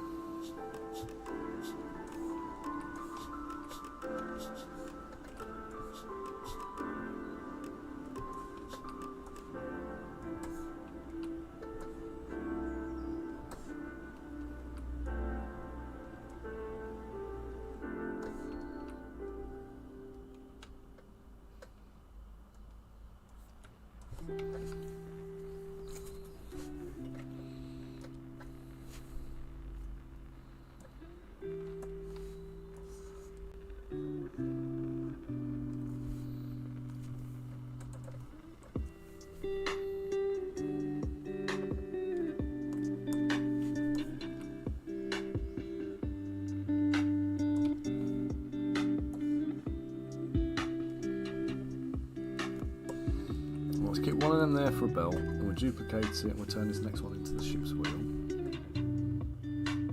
Should be about that big. And we'll duplicate that.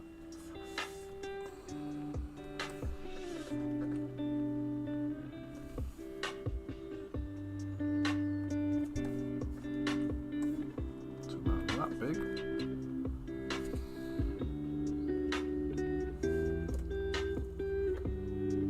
Duplicate that one to be that big.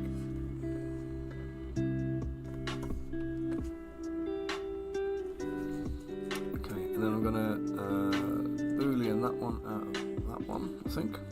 Yep, that one out of that one. Merge down, okay, dynamesh. Oosh, there we go. Merge them two together.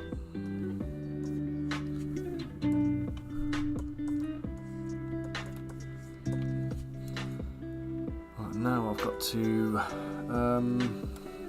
best way of doing this. Let's take a sphere.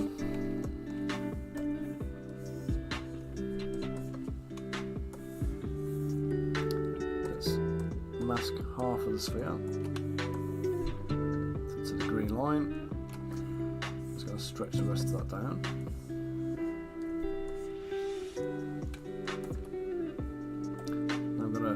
Do a taper. The bottom end here is going to taper off smaller, not too much, but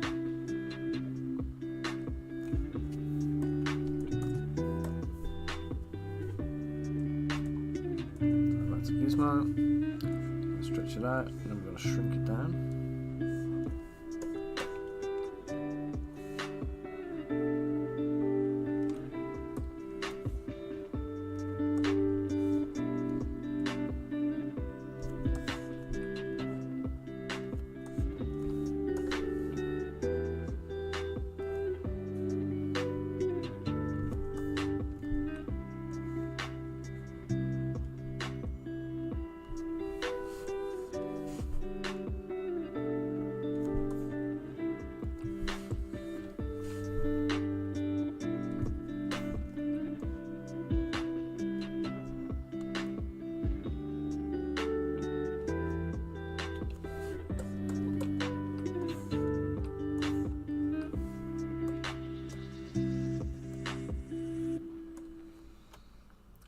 And then duplicate.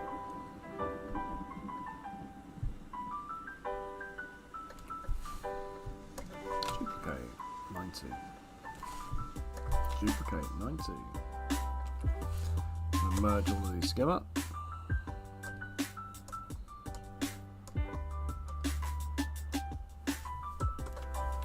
And then duplicate. I'm going to rotate 45 degrees.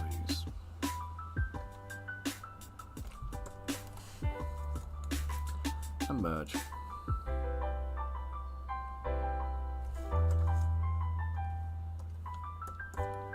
Okay, there is a ship's wheel. Right, now it's going to weather that and add some wood grain. So let's do some auto groups first. Then we're going to go to Dynamesh, 1000 yard polish, and with groups on. Oh, and that's one.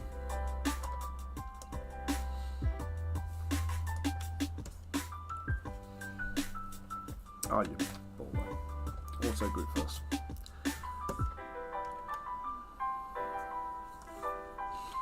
Okay, in case anyone's wondering what happened there, let me just back up and I'll show you. You see how the inside here has got a different poly group to the outside bit? So basically what happens is when you do the retain poly groups, that becomes a separate object to this because it's a different poly group, even though it's part of the same object right now. So this basically becomes a solid circle in the middle, a solid cylinder, and then the green one around the outside thinks it's got a big hole in the middle that it wants to fill, so it's going to automatically do that. So before you Dynamesh it, you need to auto group, and then that will basically make that whole outer ring one uniform mesh, and it will mean that when we Dynamesh, it's not going to become a it's not going to close the hole up. Now it won't do that if we don't have groups on, so if you just Dynameshed it completely as is, it wouldn't be a problem. That's not what I want to do, so I'm going to do this and I'll show you why it's not what I want to do. So we're going to go to hide that, and we'll hide that.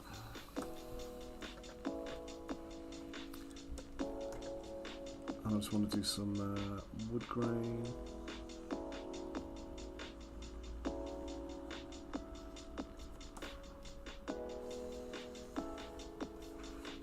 If you're doing like polished wood, you don't really need to do the grain, but this is like shipwreck kind of stuff, so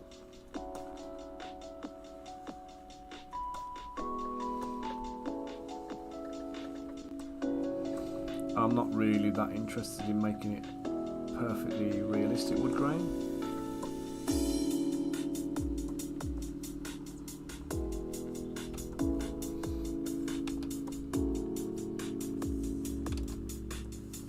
Most things I say on sculpting, we're dealing with stylized representation or something.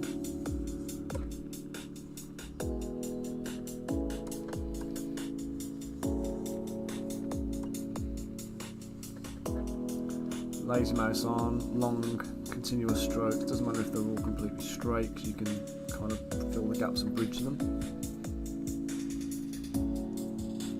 Don't go all the way to the end, because the end's going to be smoothed out and rounded off. Maybe we'll break a few off maybe in the final version.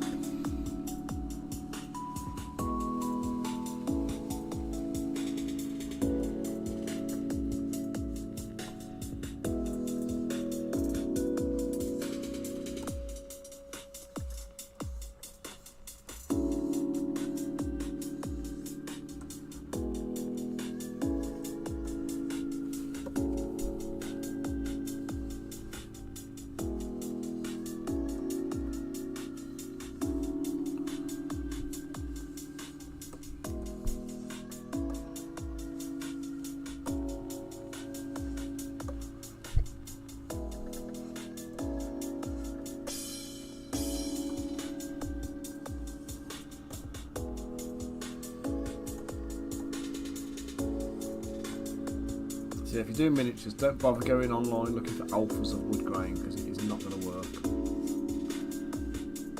Just go for full on stylisation, and when you paint it, you'll have something that looks lovely and like wood.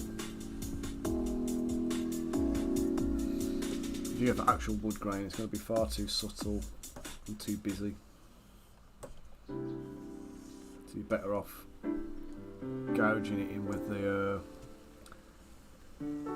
good old orb cracks brush like I'm doing.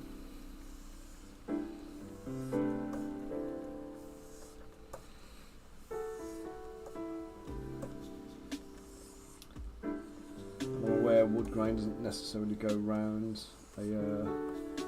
a stick like this, but again, like I said, it's representation. 2 seconds. that was you being naughty in the garden then, Mabel. I'll come and tell you off. Okay, been a good girl. Good girl. Give you a little treat, darling. Yeah. Have a few treats. Here you go. Go find them. Good girl.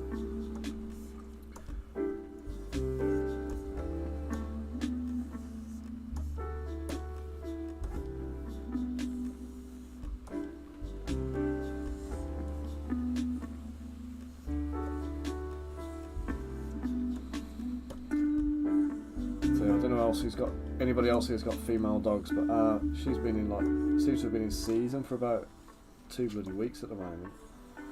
Just keep dripping blood everywhere and it's not fun having to go around and mop up after her.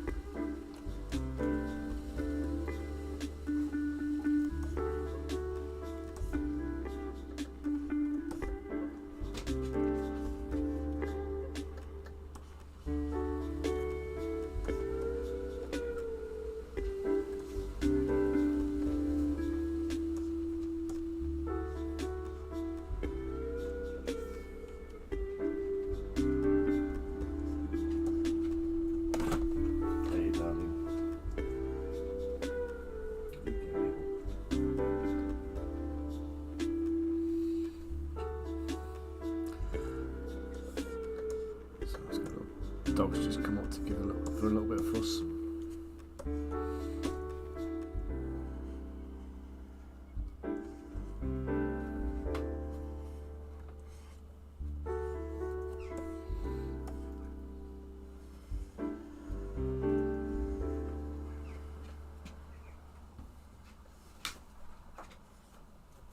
Get off.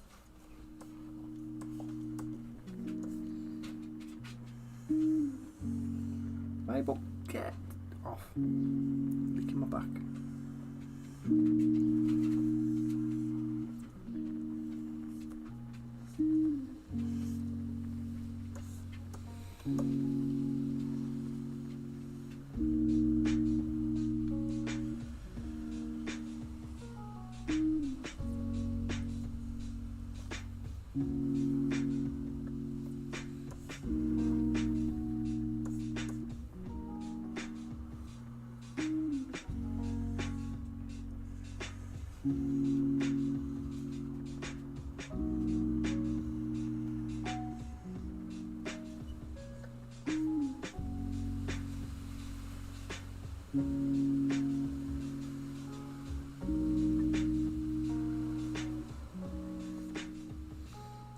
Sometimes when you're doing these wood grains, if you make a mistake, roll with it.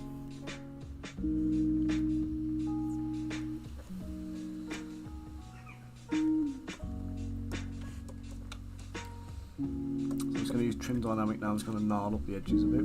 It's a bit too clean and a bit too not like a shipwreck.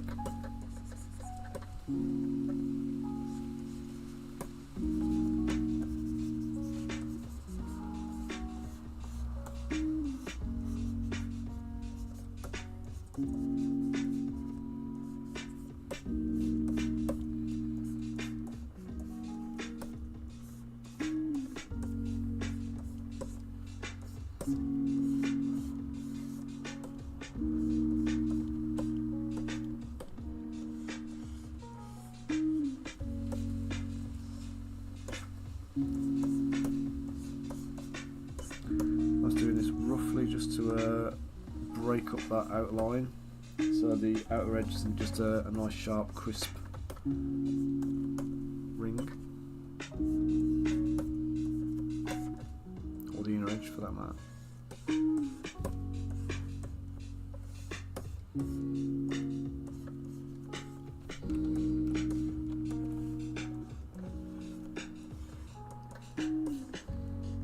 you're doing this, don't be too regular with it. Feel free to do some dips and nicks and notches and stuff like that.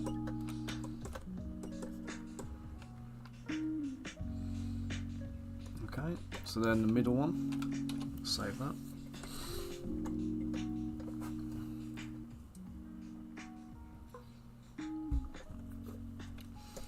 Now for the middle, I think I'm going to put like a metal hub on there.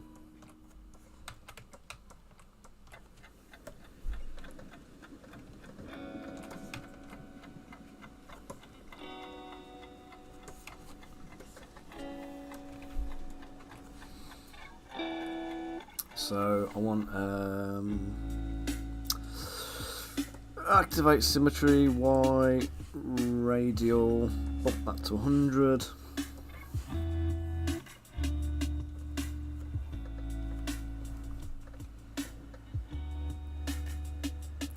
This is just like lathing a bit of there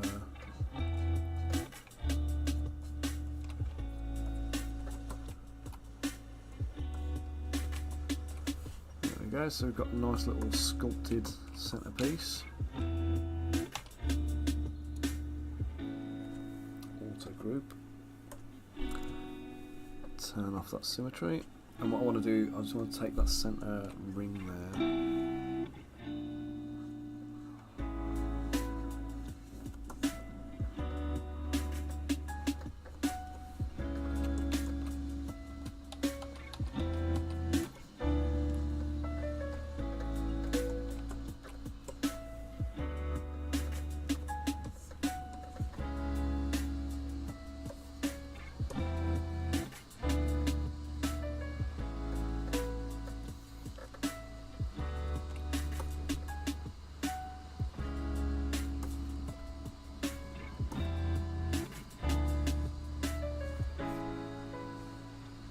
Yeah, if you make these too straight, it's not going to look like wood grain. It'll look like you're trying to achieve some other kind of effect. So yeah, just make sure that you do allow for a bit of waviness, a bit of irregularity in your lines. And for this one here, we'll go for like end grain. So we'll just go for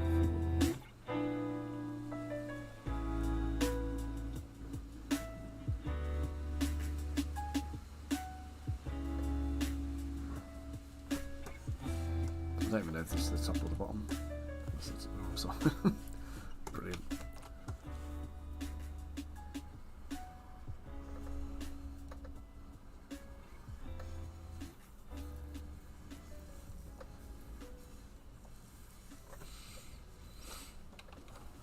Alright, so I'm just going to do my gnarling up the edges a bit again. Bash them up.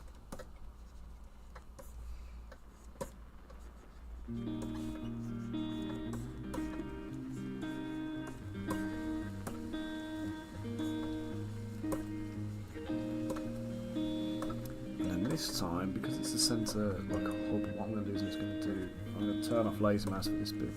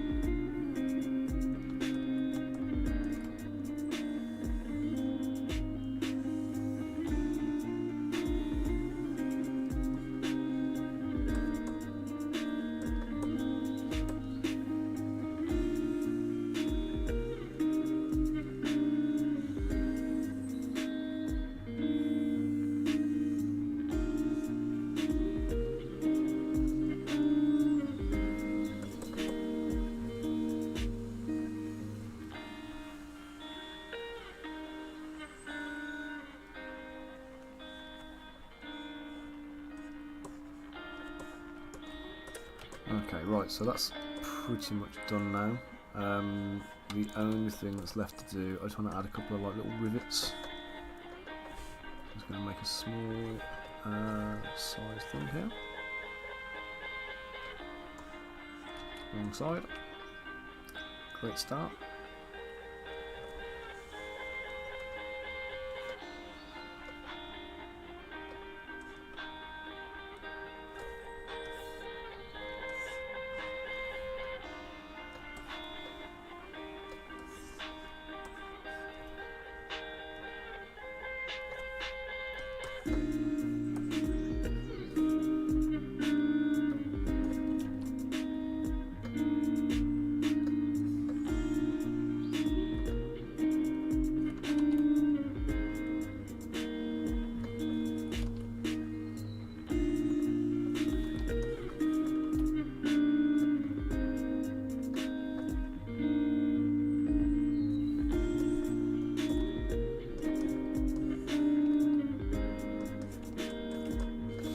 Okay, save that.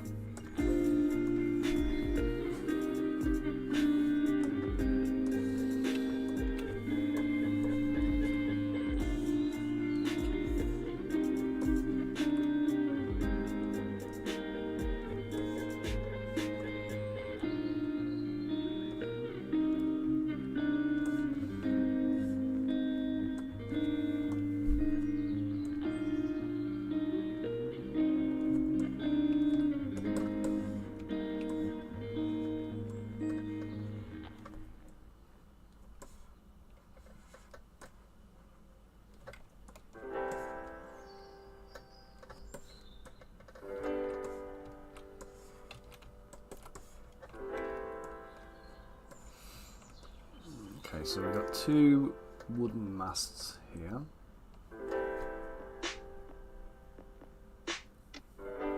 Oh, it actually looks like he's got a couple of spikes on his helmet, so let's use that. Is that one I made before? Is that on here? No. Let's come back to this one.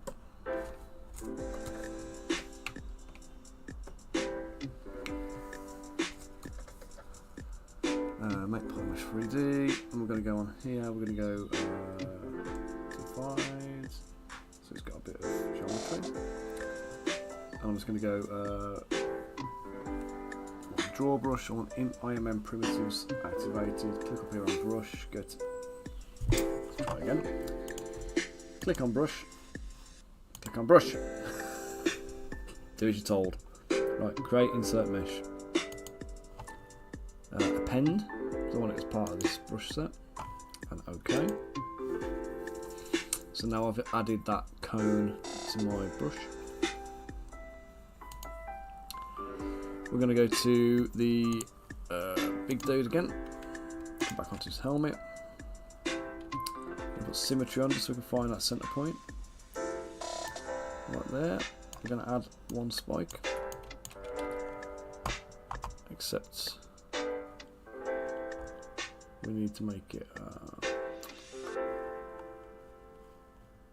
brush, depth, come down. So we want it to countersink into the surface.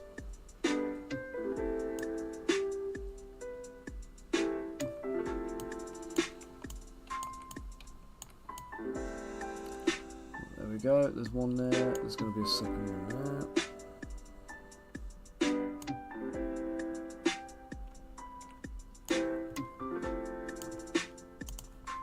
Shrink it. Let's just do a third one by cloning that and dragging it out because it's easy.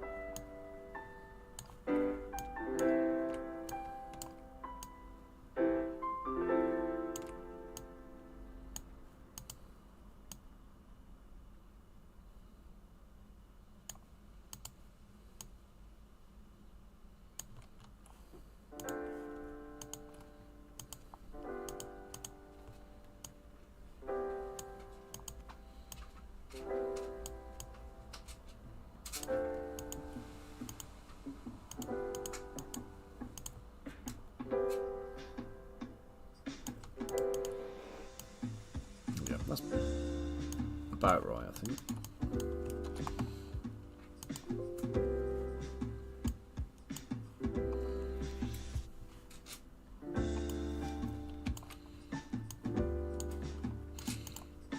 Now, while I've got my spiky tool ready there, let's. Hey, what are you doing? Append the cylinder.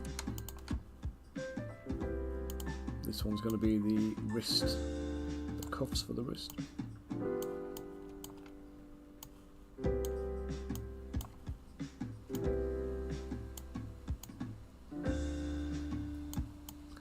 About that kind of size, I think looks about right. Let's divide it a few times. And now I believe, let me just double check on the little dude, we had, okay, 1, 2, 3, 4, I'm going to say 8, I think was about the right number for this one, with the cylinder activated. So we're going to go for activate symmetry Y, radial K8.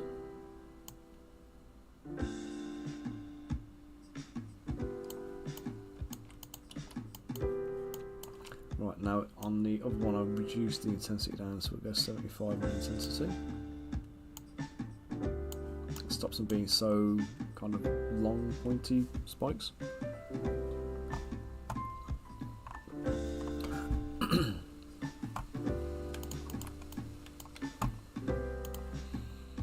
Let's just duplicate that so we can save it. Ah, turds. Activate symmetry off.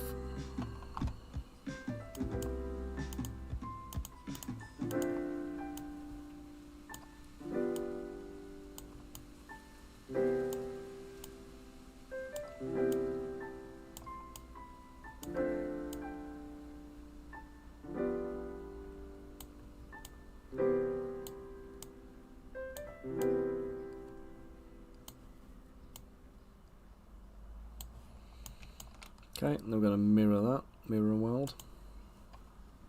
It's got one on each wrist. And then we're going to duplicate the two. Symmetry on, not radial symmetry though, just X symmetry. Duplicate. Oh no.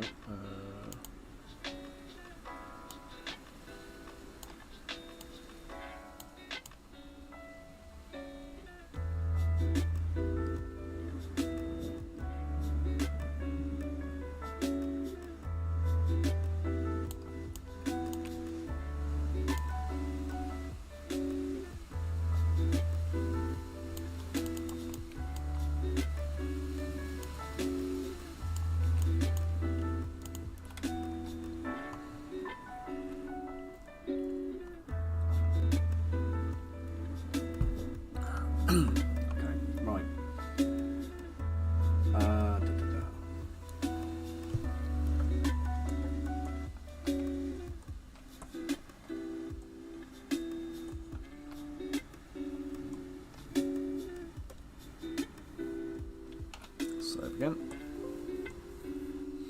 Let's start making a habit of doing this regular saving. He's going to eat into his waist a little bit for his belt.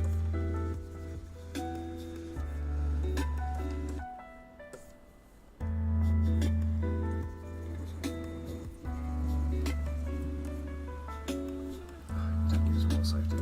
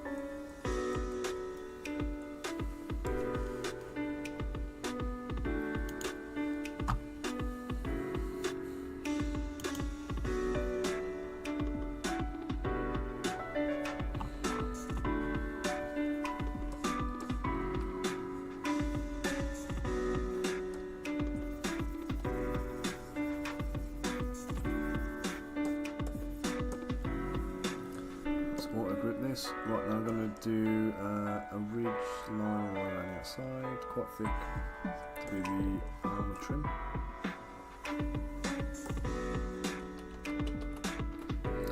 Let's just turn on back face mask for this so it doesn't pull any of the edges out.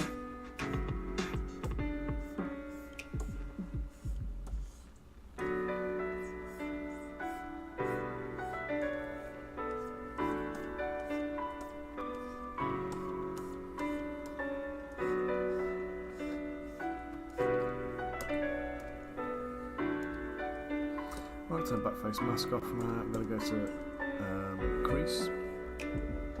Crease, what am I on about? All cracks. I'm going to create the equivalent of the crease line with that. Laser mouse on.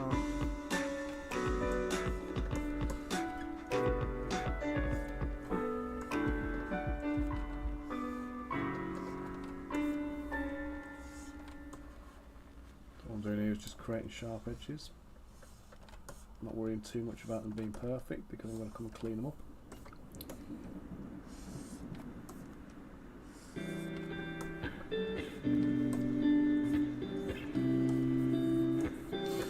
Okay, there you go, rough as anything like that. And the outside I'm just going to go with my H polish tool. Just going to scrub up the sides and clean them up.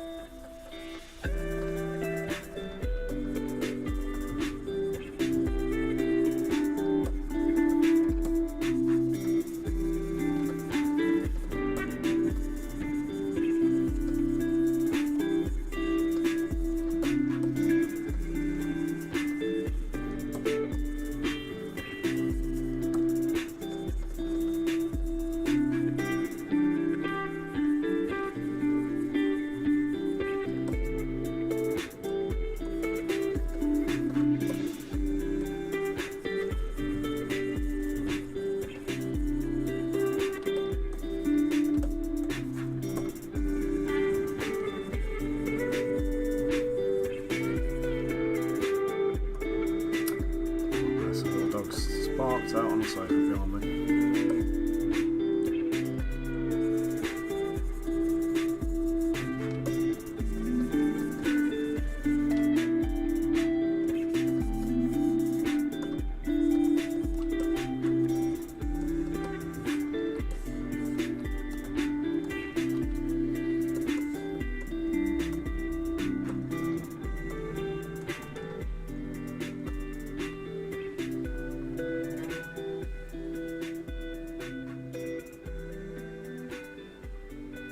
Hey Dave, how you doing, mate? This is commission actually. Let me show you. There we go.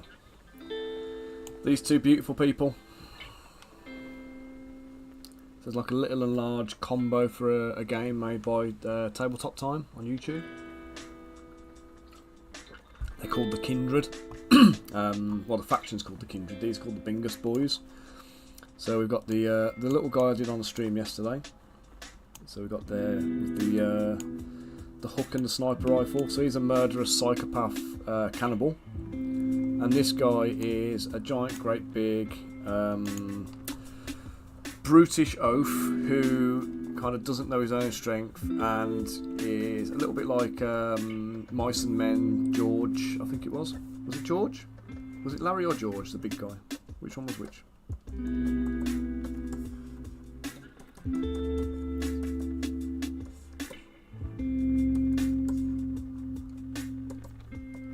mice and men anyway. Think that. So like stupid, kind of easily manipulated.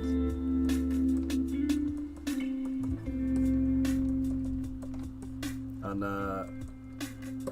yeah, basically a living weapon of mass destruction. So the game itself is some kind of cross of kind of Fallout and Bioshock, I would say.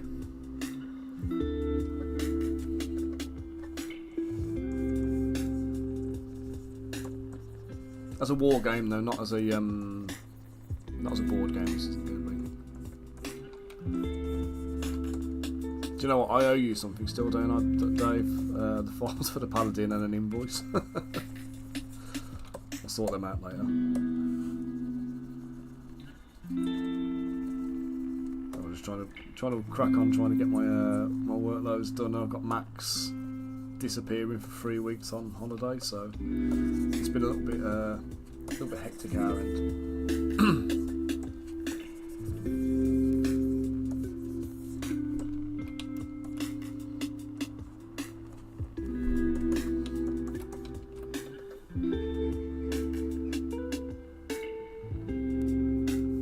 Yeah, it does. I like the sound of it, to be fair. I don't like what's coming next on this though. Loads of rope and stuff.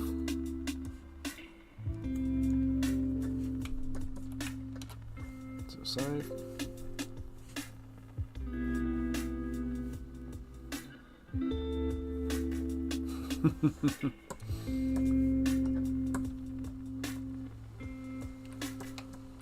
Yeah, no worries, Dave.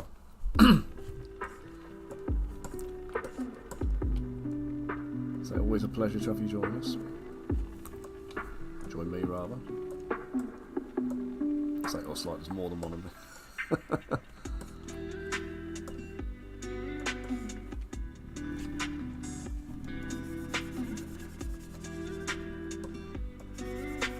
Do you know what? I don't know. I don't know what the crack is with it. I don't know if they know yet, because the game, like, there isn't even a rule set for the game right now. So I was chatting to Dave on stream yesterday, one of the guys who's like piloting the whole thing. So he's basically saying that at the moment they're kind of gearing up around one-page rules as a faction kind of thing for that, but ultimately they're going to do their own game, but they haven't even got like a name for the game yet. So it's just like, you know, there's no they haven't even got like a working title for it, so it's still early stages of development. They've got an idea of the factions they want to include, and I think some of the story, but as far as the actual game itself goes, they kind of know how they want it to play, but they haven't documented it or written it down or kind of overly committed to anything yet. I say they haven't overly committed. I mean, getting the sculpts done and the characters designed is a pretty decent commitment, isn't it? So.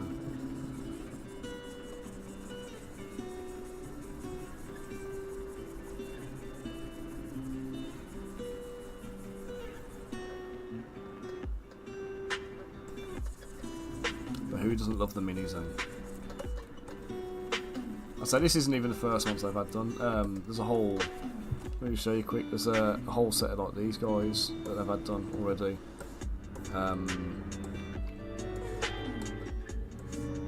So this is like the modular bodies, and then there's heads and arms and backpacks and other bits and bobs and accessories that will go with that.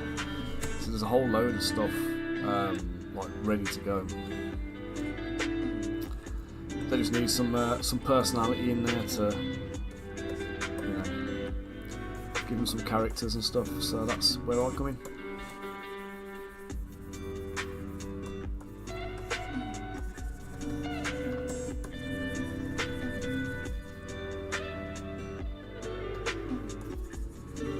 Harassed by Sky TV.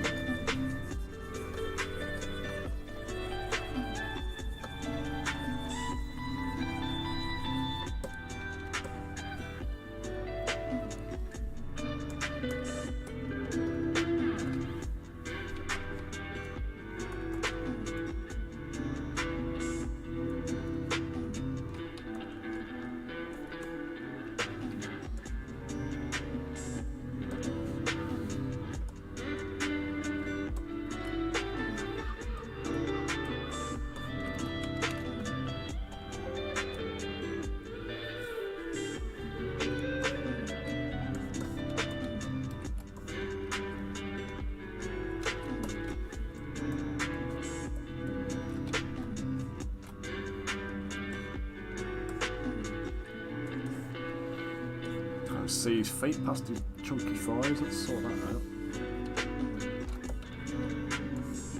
Let's get the shapes right here.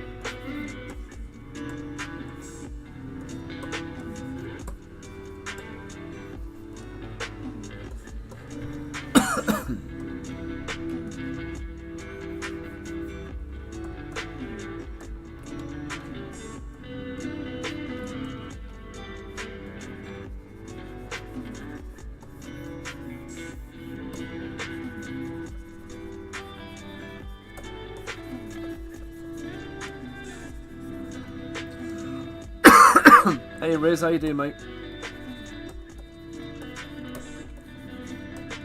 2 seconds and I'll show you. On a roll. I think Bioshock meets Fallout, mate. That's what I'm making at the moment. It's a client commission, so it's not one of my own designs.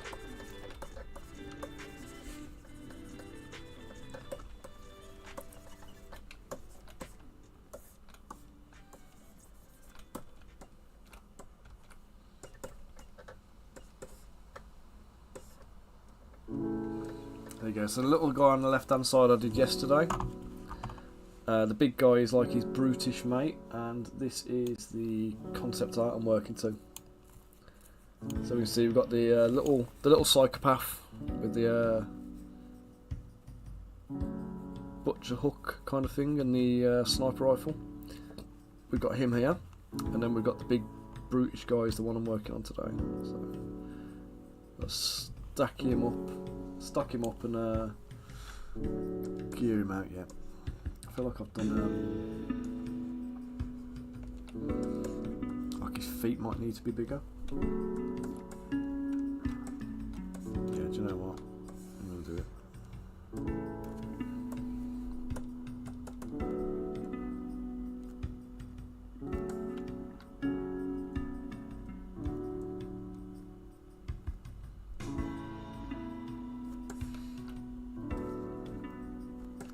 That's not too big, is it?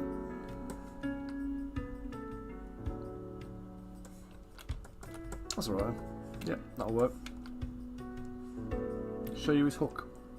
What, on the model or? There you go.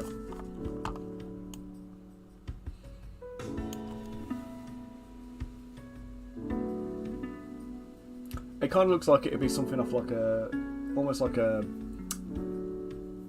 carabiner kind of thing, isn't it? It looks like. So maybe like for hooking onto a line and sliding down, maybe part of a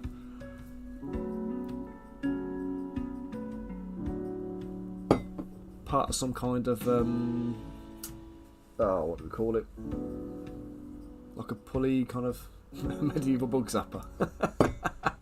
I was thinking more kind of a like a zip line kind of hook, you know, something you could sling over a rope and then send something carrying.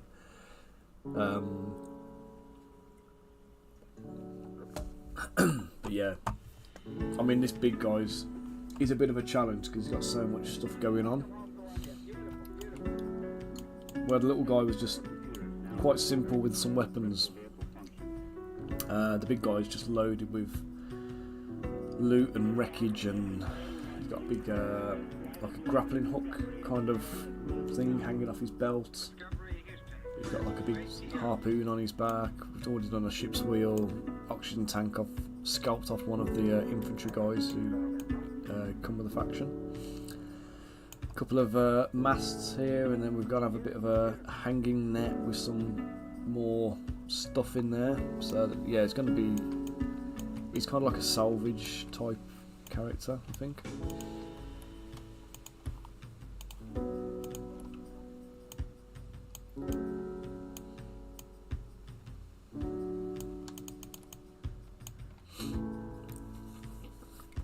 Kind of. I mean, the analogy I've been using throughout this whole project is, yeah, Bioshock meets Fallout.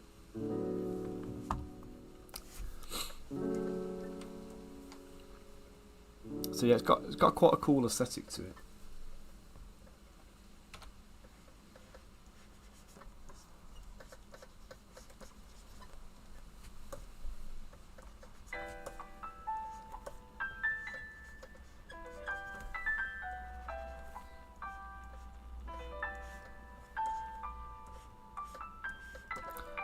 Dink up some of the edges so they're not all nice and sharp and clean. Don't want to go too far with this. Don't want to really kind of.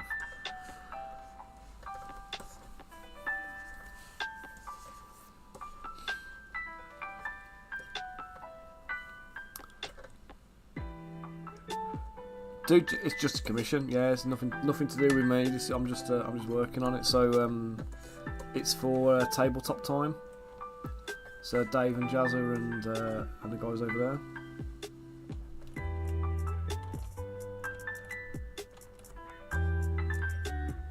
I've got another commission to work on for them after these guys have done, but they're still working on the concepts at the moment. So did I show you the drawing for these guys? So they've obviously created this. There's a whole load of extra artwork they've done. And then there's a guy called Jackson at Golden Dragon Gaming who's made a load of like modular infantry type guys. These are all done in Blender. I had some dramas trying to import some weapons yesterday, so this one coming from Blender.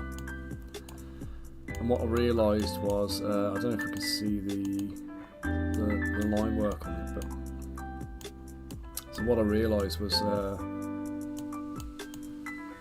in Blender, this here was like a single face. All of these big circles were single faces, and here all of the, in fact you can see some of it here. The mesh on the outside where we got like this grid lines up, and the booleans that were cut into it, I mean, can you see the like the number of like little lines in there to make that curve? They just don't line up with the outside grid, so it's given me loads and loads and loads of like this kind of stuff going on, where it's just trashing the mesh. So I've had to kind of like, you know, I've used it, but I've had to. I probably spent about half an hour trying to fix it and repair it and kind of, you know, make it good yesterday. But that's the problem with taking things from Blender and then putting them into ZBrush. It doesn't always work. So for me, I use ZBrush for everything now. So every little bit of the sculpting process just happens in one bit of kit now.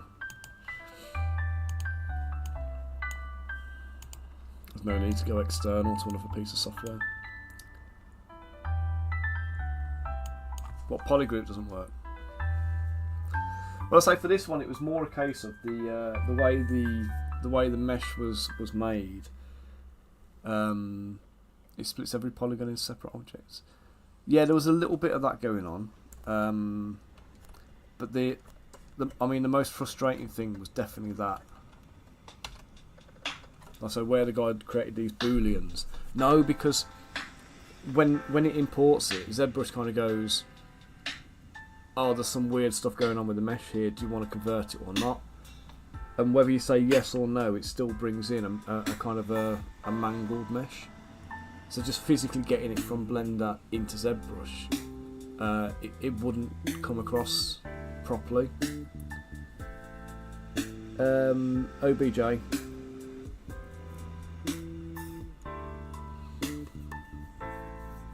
Yeah, OBJ files, but I say there was issues with them. I had to spend a little bit of time tinkering to make it work, but it's not the end of the world. I'll live with it. You know what I mean? It's the end piece was good, so it wasn't a drama in the end.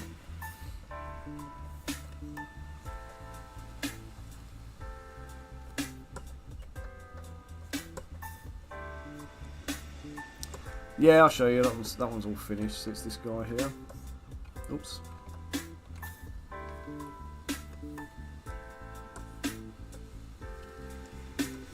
So basically, I ended up with these bits here, the cutouts that I just showed you that were mangled. What I ended up doing was filling them in with the inflate brush or the clay brush. Fill them in, polish and reshape the whole block, and then redo the boolean, recreate the boolean mesh. So yeah, it's all done anyway. It took a little while. The hook I made myself, so there was no dramas with that. It was only the sniper rifle. Now we're on to this big dude, and he's got some kind of like massive, great big. I don't even know what it's supposed to be. It looks like some kind of industrial bit of kit. Right, that belt needs to be bigger, and so does his waist.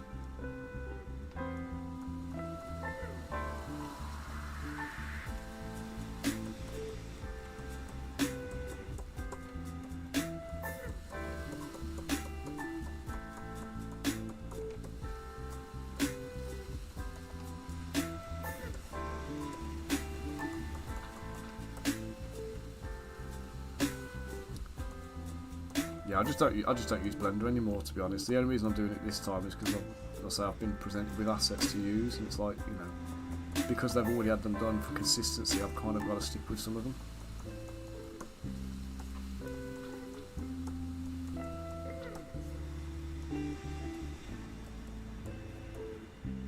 I mean, Blender serves a purpose and everything, but it's not my preferred. You know what I mean?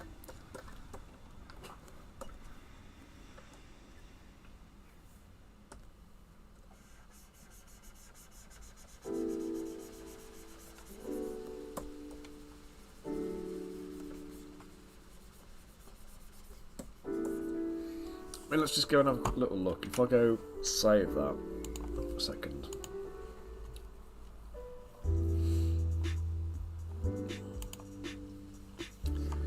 If I go into my my folder from them.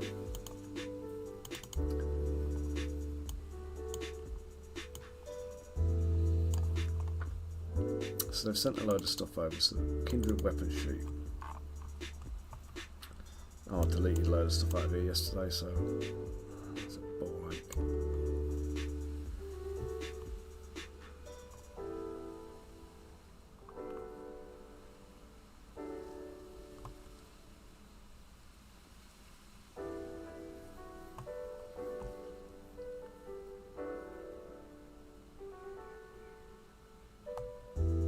I mean, maybe grenade launcher.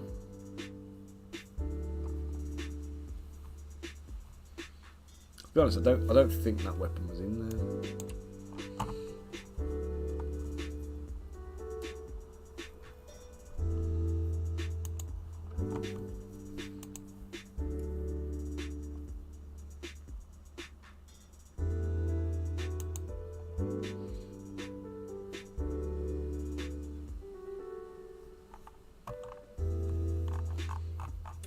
Let me just find the downloads he sent me.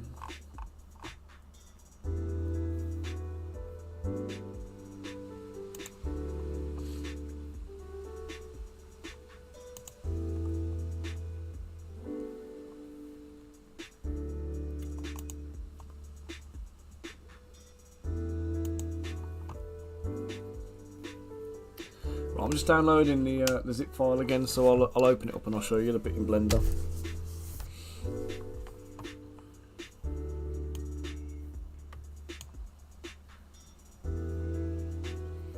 mean, to be honest, afterwards I found out that there was STL files in there, so they've already been sorted out in theory, so I might have been better off just importing an STL file. In fact, let me just see if I go into... Here, I've got it saved, haven't I? If I go and import a weapon...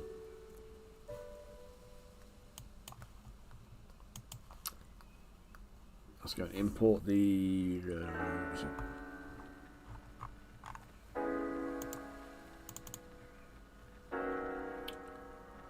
weapon sheets, weapons...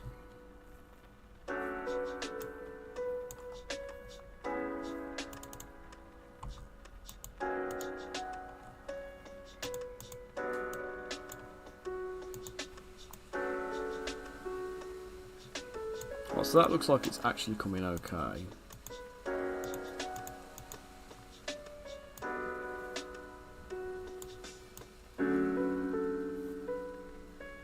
Maybe that's the way to do it. Into but even that's not right, is it? If I auto group this now, yeah, still. So I don't get that. It is an STL file, but it's a. It's not a solid skin. And I was always under the impression that 3D printers didn't like multiple shells.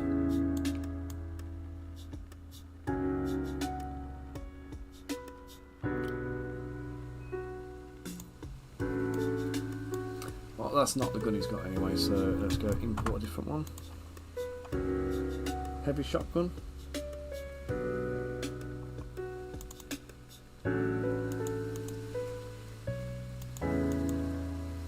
Nope. Import grenade launcher.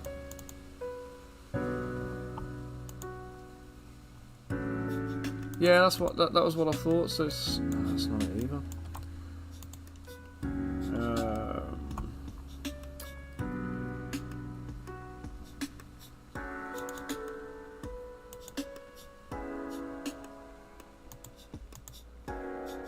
So this was the one that I had. So.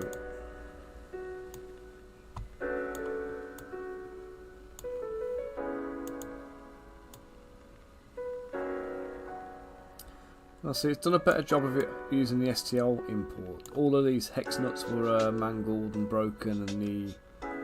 No, I haven't tried slicing it, actually. I'm not sure the slicer would take kindly to it, if I'm being perfectly honest, but...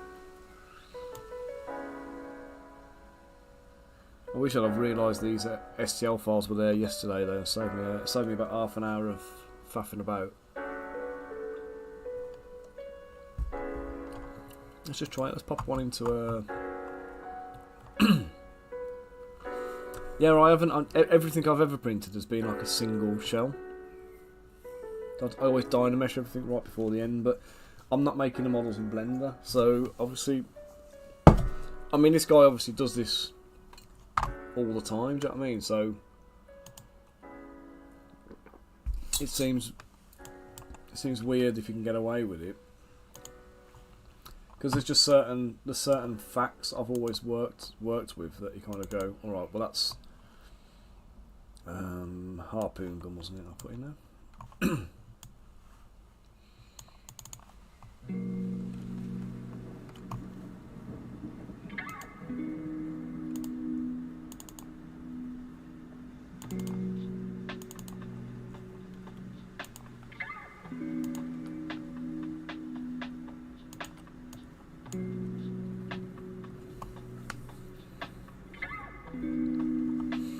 Yeah, I mean, it could be. It could just be that they're just exported like that for the thing. Do you know, it'd be an interesting one to check, actually, because I've got the...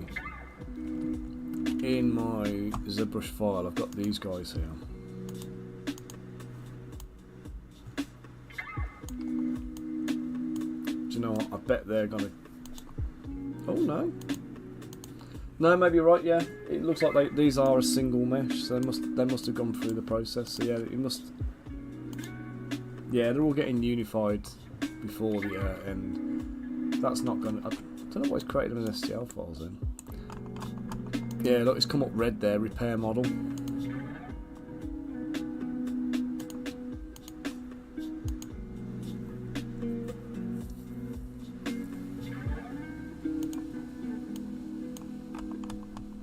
strangely enough, though, that was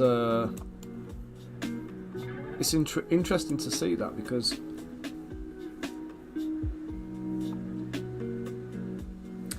now what I can do though in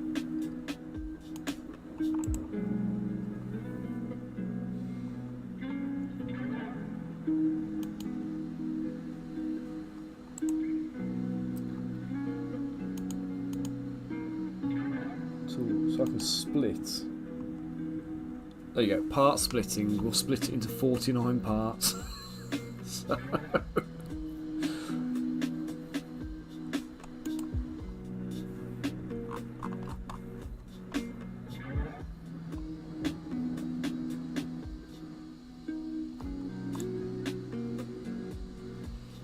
well, unfortunately, none of these weapons are the right weapon that I need.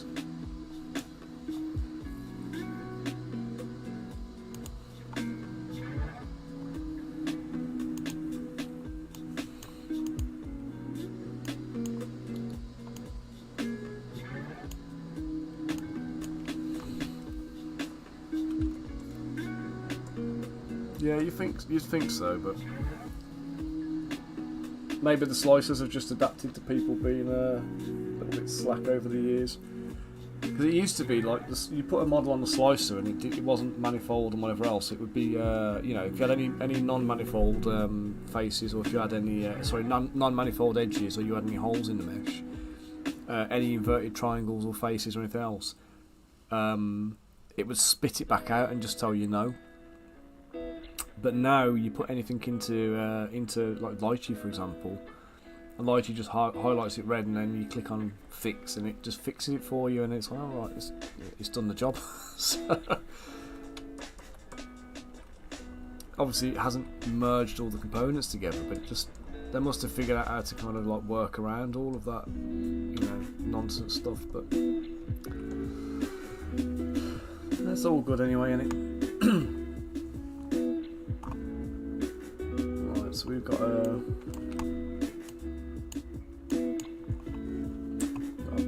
buoy on the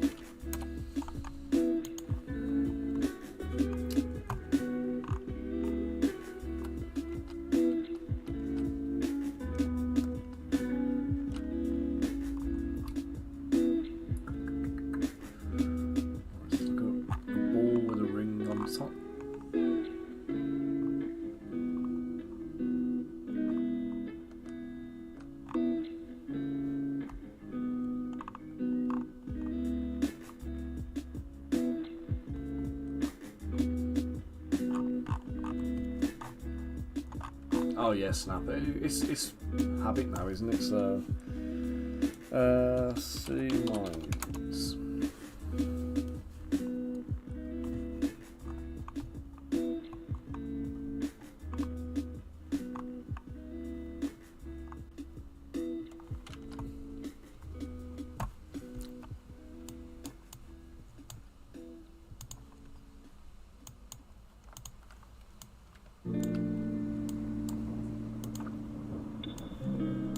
Here's a question for you, mate.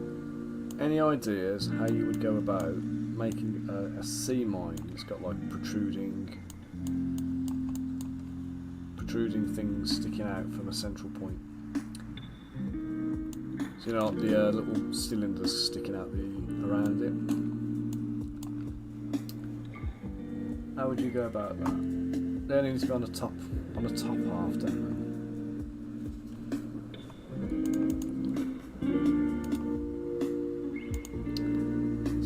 Cylinder.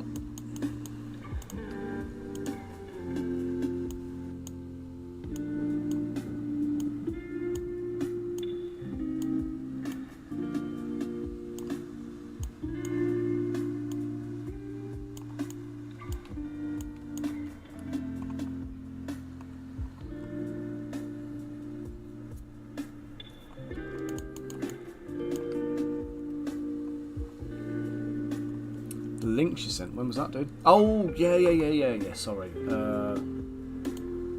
I did. I can't remember what they were all about now.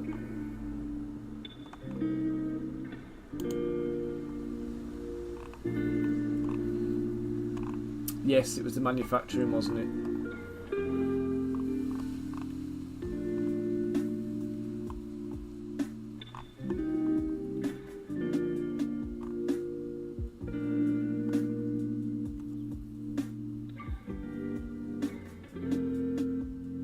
Yeah, I did look into the Shapeways one actually.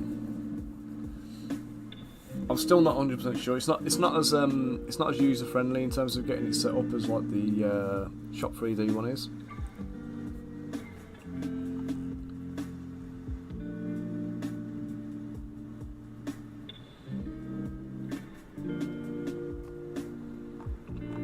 Because there was about 4 or 5 more that I looked at afterwards.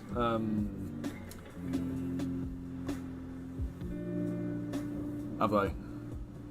I've not been on there for a while actually. I've got my whole thing set up on there. I just haven't pushed it. I know the guy who was the community manager has kind of quit, hasn't he, and left. Oh God, off the top of my head, I can't remember now. Because I looked at a bunch of them and I discounted them for various different reasons. Because what I was looking for was I was looking for international delivery and who could do production in different countries. Because what I've done is I've set up. I'll show you.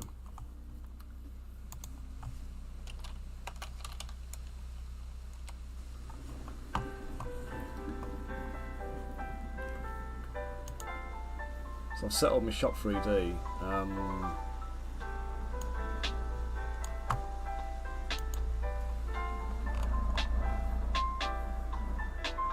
Don't need instructions. I've put like a load of FDM components in there, and the FDM components actually come out at quite a reasonable price compared to the resin equivalent. So for things like these crystal bases, for example, put it on a big screen so I can see what I can see better. If I look at the pack of bases, so I've put 24 bases in a pack. The FDM ones, we can sell them at 15 quid for a pack of 24 bases, and we can make a little bit of profit on it. If I do the resin ones, if I look at the same bases in resin, we have to sell them at £35 to basically almost break even on it.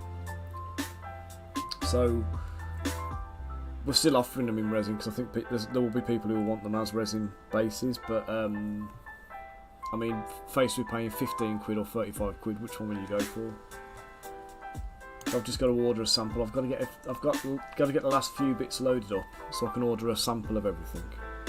And then once I've got the sample, I'll have a look and see what the quality looks like.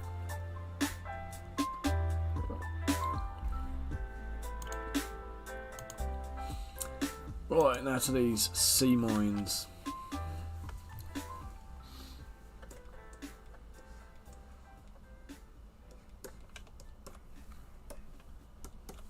Yeah, but do you know what? This pack of stuff in resin, it's like the miner's cottage as an example, right? My miner's cottage. It's let me show you the picture.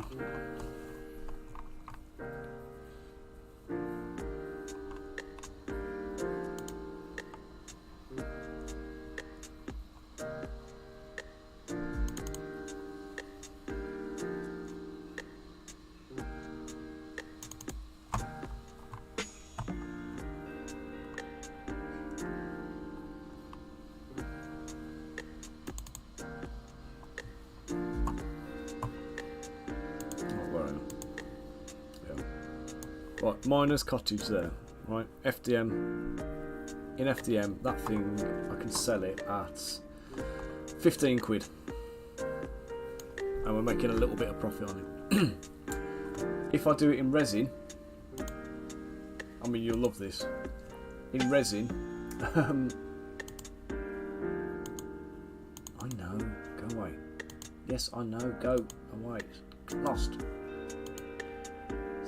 Telling me how to do it like I don't know what I'm doing. So if I go to resin, we go for just grey resin.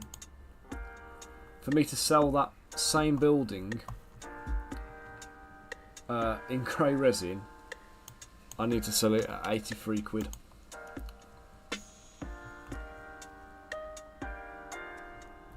So in PLA I can sell it in PLA I can sell that building for 15 quid. In resin, £83.07. So it's just like, yeah, that's not going to happen. No one's going to pay 83 quid for a resin cottage. And it's not solid. It's completely hollow. There's no base in it or anything. The other one we got was the terrain elevations. So we got the mine carts. The mine carts I don't think are too bad. Yeah, well, this is the thing, and I mean, if I was producing it myself, I could sell it cheaper. But I mean, I don't think I've got the capacity to produce resin terrain.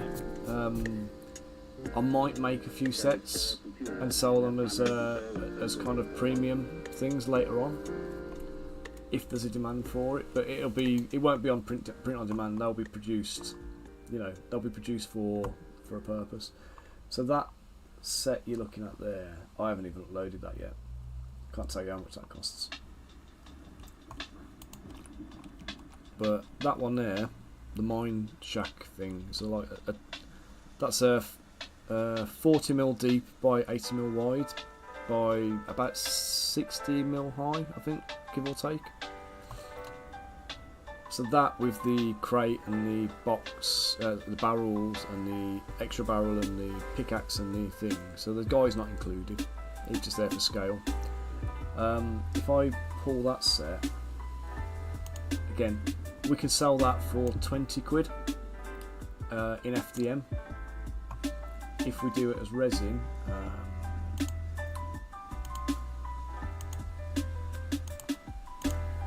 then we are looking at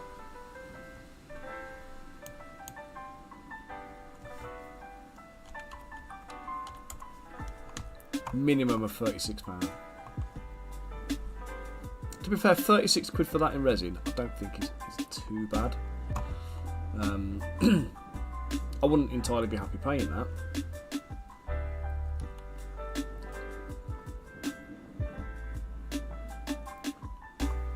But I don't think it's a. No, the building's one piece, the lantern's separate, the pickaxe is separate, the 4 crates are one piece, the 1 crate there is one piece, and this single barrel at the back is one piece. Well, the thing is, we actually. So what I can do, and I've still got to figure it out yet. I can put everything into one bundle. I can pack everything into a single set, and it gets a discount, a manufacturing discount on it.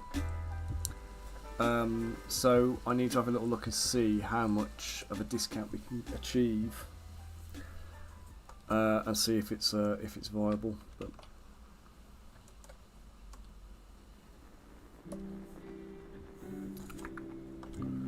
so yeah, we just need to.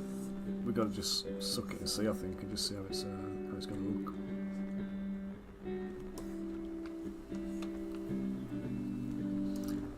Yeah, they do. I think this is one of the problems, isn't it? When you've got no. You're all right, Dave. No worry, mate. I'll catch up with you later, dude. Yeah, when they don't have any competition, it makes it a little bit.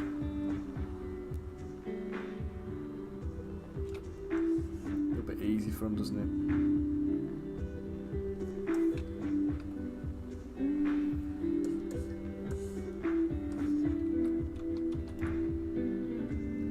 Hang on a second, right? Ghost.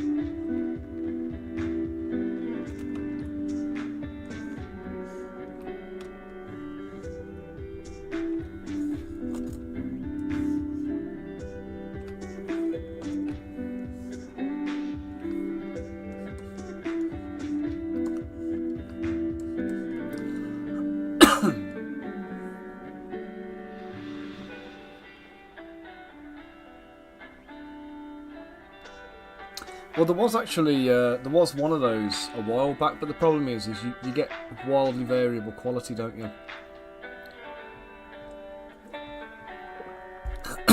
Yeah, Riz, totally, mate. So I'm going to be out and about on Tuesday. I'll be streaming on Monday. Probably streaming every other day as well, but so yeah, Shop 3D, interestingly actually, they used to work like that when they first started. So they had print hubs around the world they'd contacted and they'd got deals with. And when you ordered something to be printed, if you ordered it, customer was in the US, excuse me, throat's all plagued up. If the customer was in the US, they would use the US like contacts over there to like print and ship, and then if it was in France, they'd use a French one. If they in Italy, they'd use an Italian company. So wherever they were in the world, they'd got people who could fulfil the orders. And then essentially what happened was they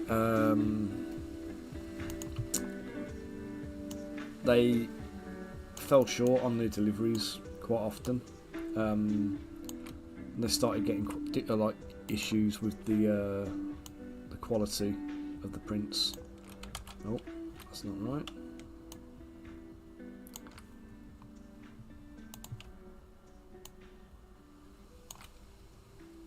And also the like the packaging quality and the deliveries and stuff were a bit off.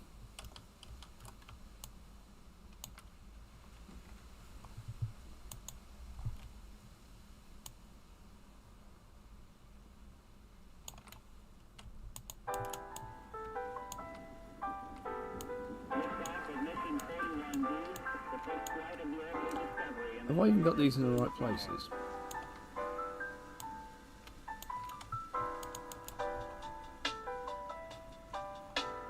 Every store computers now have primary control of critical vehicle functions.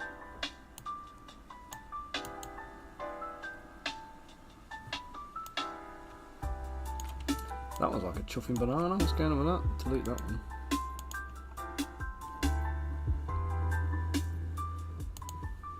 And that one is. And that one is. Oh my god, are they all like bananas? Oh my god. The very first one must have been bloody bent because of that. Ah.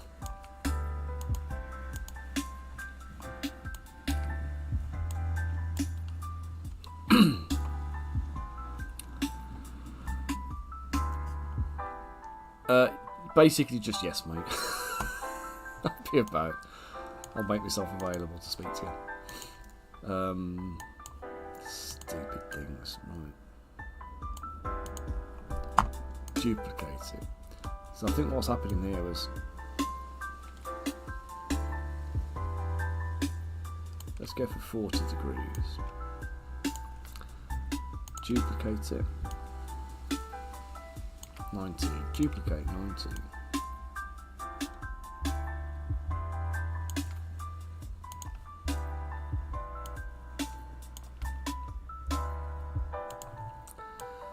Come back round to the side, we'll rotate it down.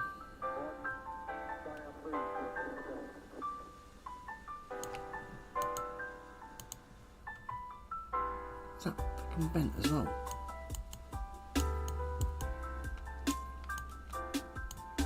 Bloody bent again.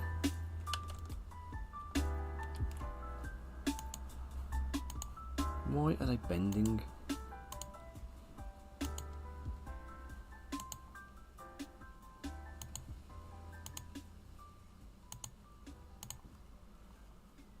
Right, rotate. Right, so what happens here is we end up with, yeah, it's being affected by.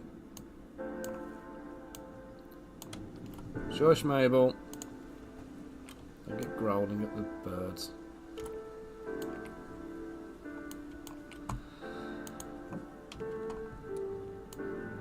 Shush! Stop it.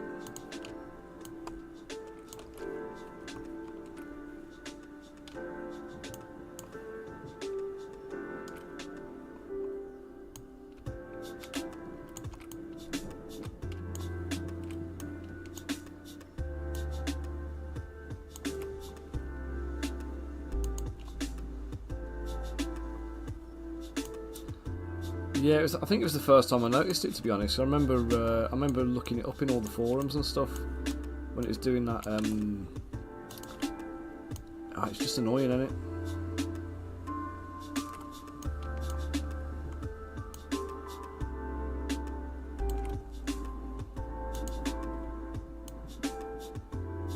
You have to constrain the.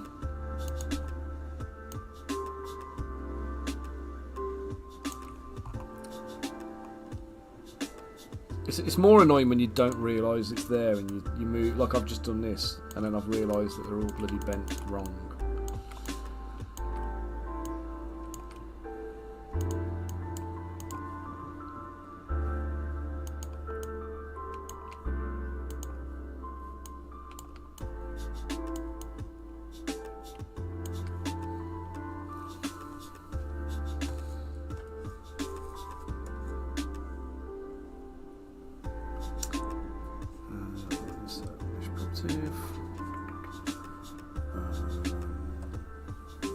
Create insert mesh, append, okay.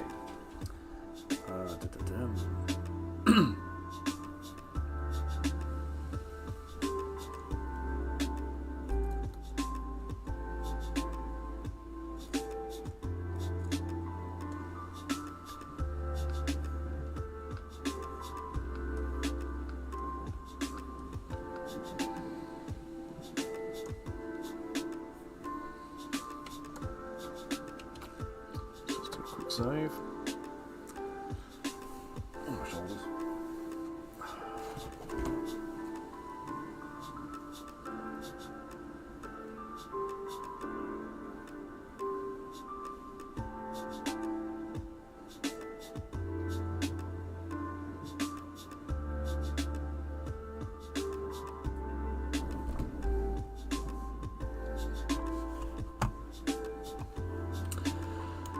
Right, let's get the hexes in. Let's do some bolts between the things just to add a little bit of extra detail into there.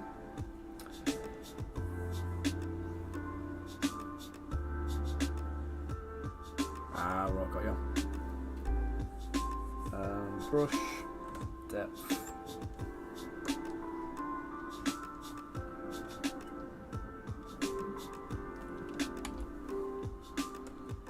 Symmetry, why? Let's go for 4.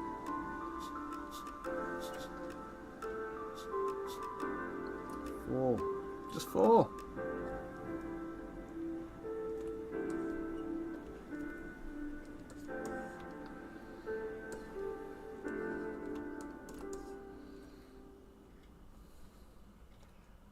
Oops, no, that's all right.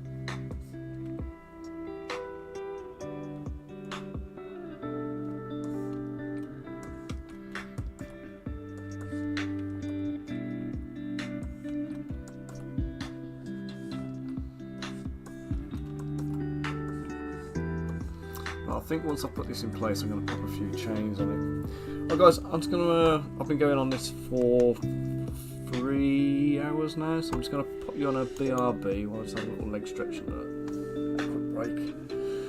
And I'll be back and resume with the sculpting, okay? So let me just put you on BRB. Do not go away, I will not be too long.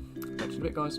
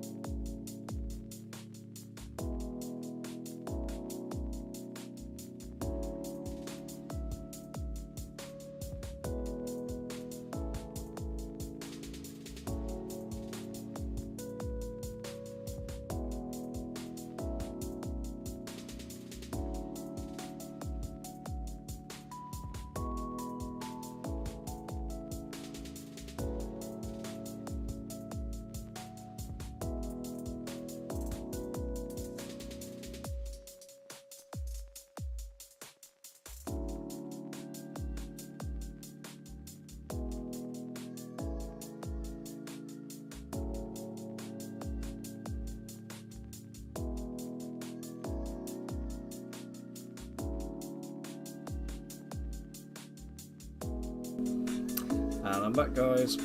Right. What you're looking at there is, let's have a gander.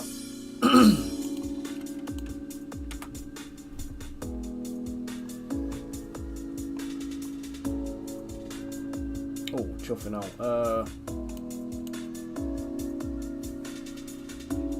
Do you know what? I haven't got Scooby, mate. If you've got the STL file, you want to ping it over to me, I'll upload it and see what it says. It's $43, but that's you've got to ship that as well, haven't you?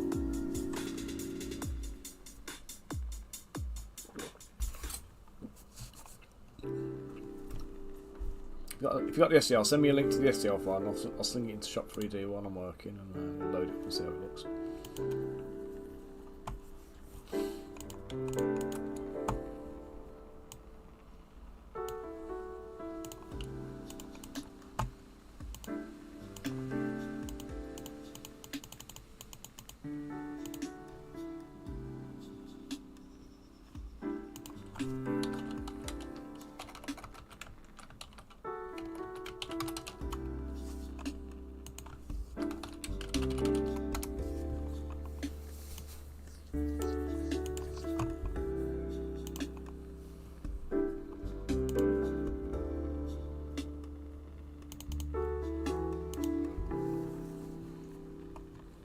Oh, you're already on there checking it. Have you got a Shop 3D account, have you now?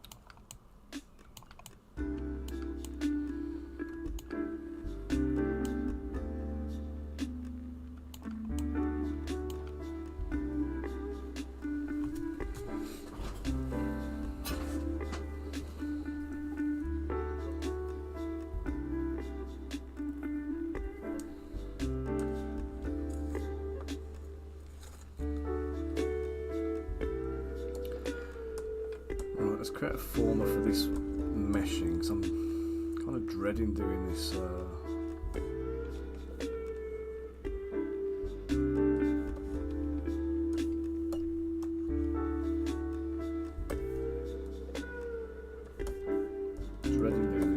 this cargo net bit.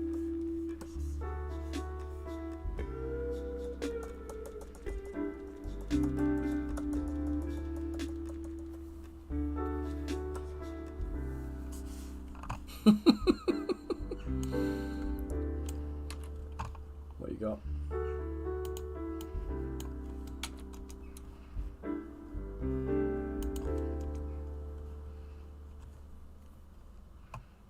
Is that, yeah, but that's got to be resin, isn't it? Is that in resin?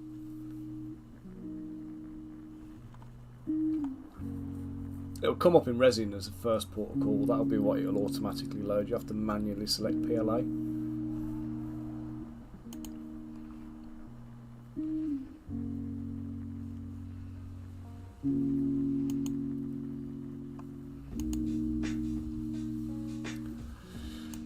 Right.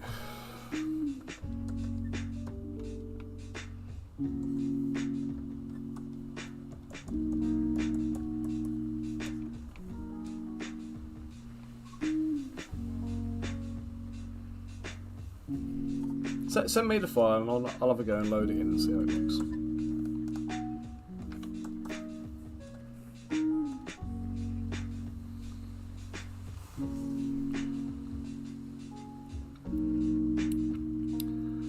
Oh, this is one of these things I just absolutely hate right now. Right, let's do the gun. Let's make his gun. I need to do this like fishing net, like the rigging off a mast. Wrap it around here and then have it slinging down, holding this like this sea mine and an anchor. Right, let's do the anchor actually.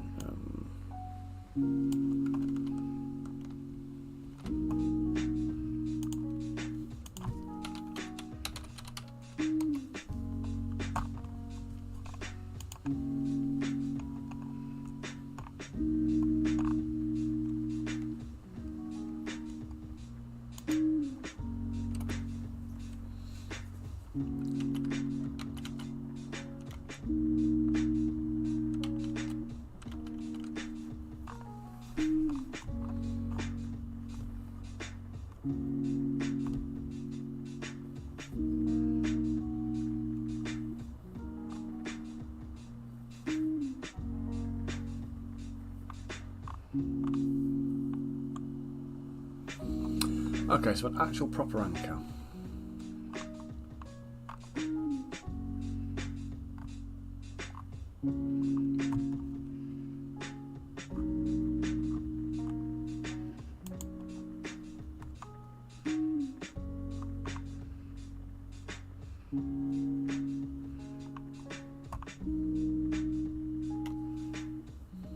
It's so hard to find an actual picture of a real anchor and not just AI generated crap that looks like an old tattoo that's been turned into a 3D realistic thing.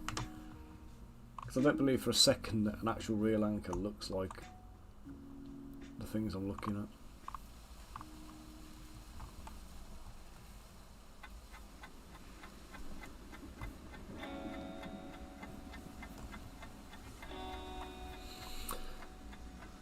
at. Right, so for an anchor we're going to go for a cylinder.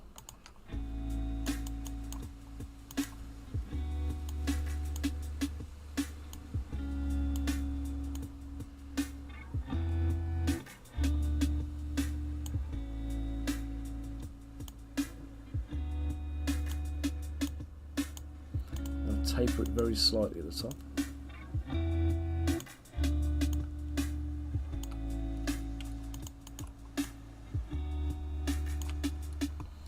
Then we're going to go for another cylinder. This time we're going to go sideways.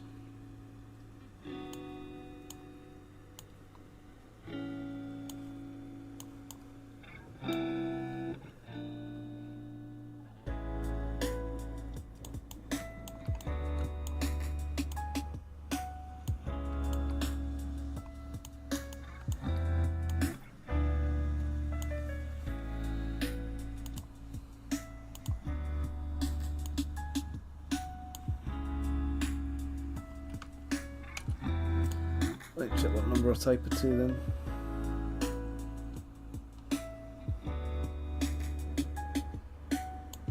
.7.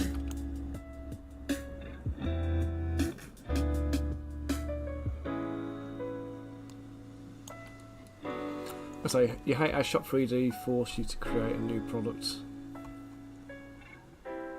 Oh yeah, well you don't have to put any of the detail in. You can ignore all of that and just skip through. I do it all the time and I'm just trying to get a price on stuff.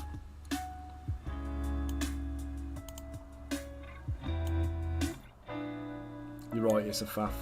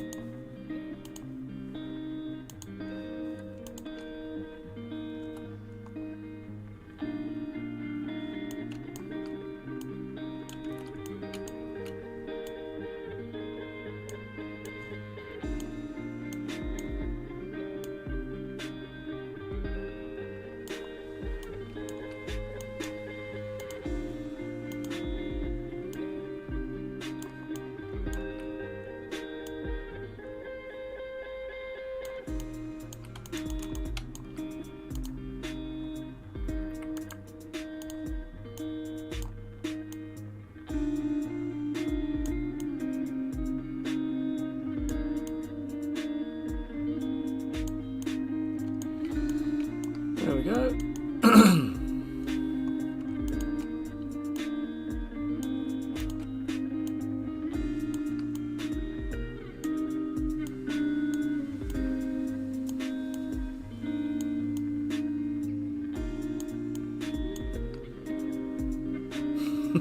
What you got now, mate?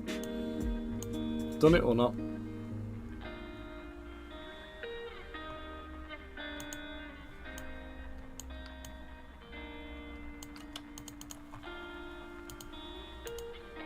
You ain't looked at gold on them, have you?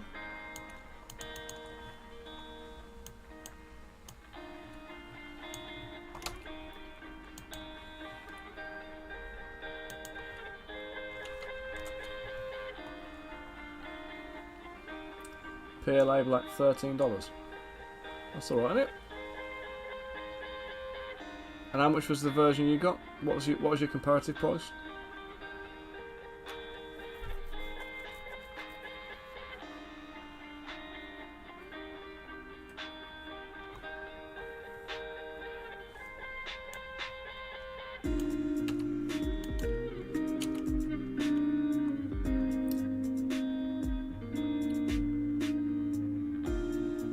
$6.20.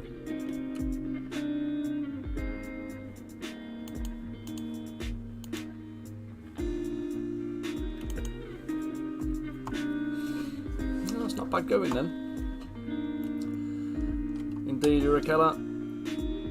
Lots of modelling bits.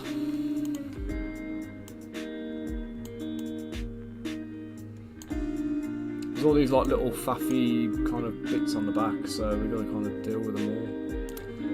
Append the ring to it as well. Looks like he's got a. It looks like he's wearing a rubber ring, doesn't he? But at least put a little duck head on the front.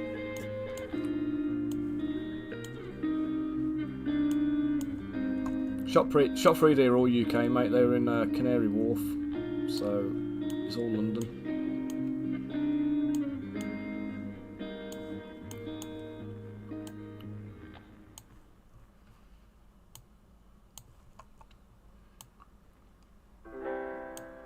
So again, it depends where you're shipping to, where you're shipping to, doesn't it? Because like for me, that would be obviously far better for me, but not necessarily for you.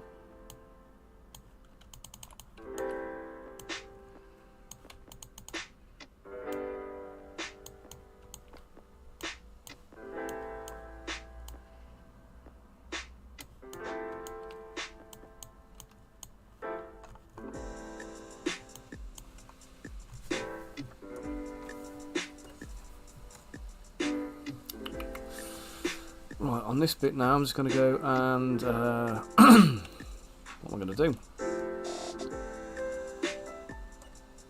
So I'm going to polish that. I'm going to put my symmetry on X and Y. No, sorry, X and Z.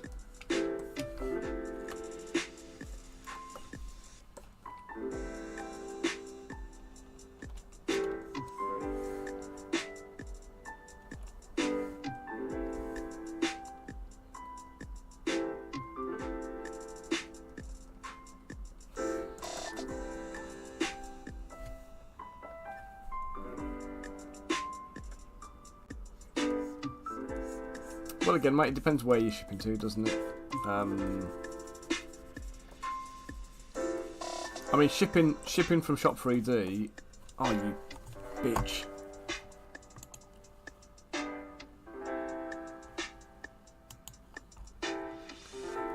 Yeah, shipping from Shop 3D to the US is about 12 quid.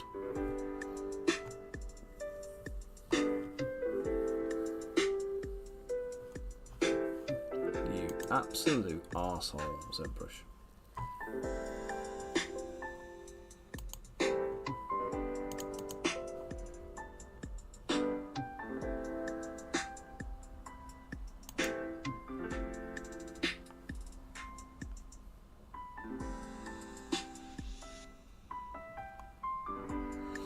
Well, £12 I think for Shop 3D is the most expensive shipping that they do. Let's see if I can find it. Oh, I didn't mean to press that.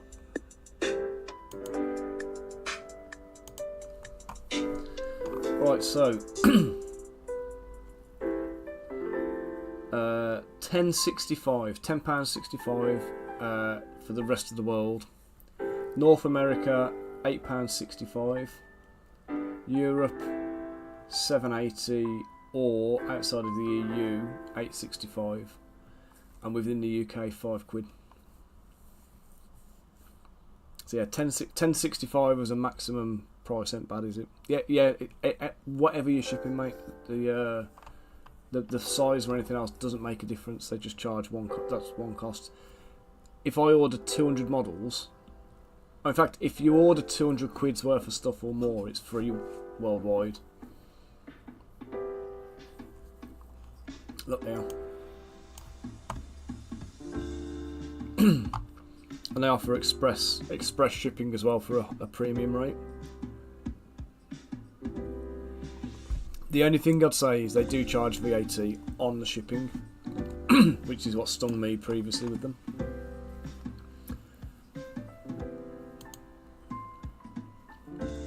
PLA, you're looking at 15 working day turnaround. Resin, 15-day working turnaround. But I believe you can pay a markup on your subscription to get that as a sorry, not a subscription. Sorry, you can pay a premium on your production costs. They charge a higher production cost, and they can reduce your turnaround time. Right, where was I at?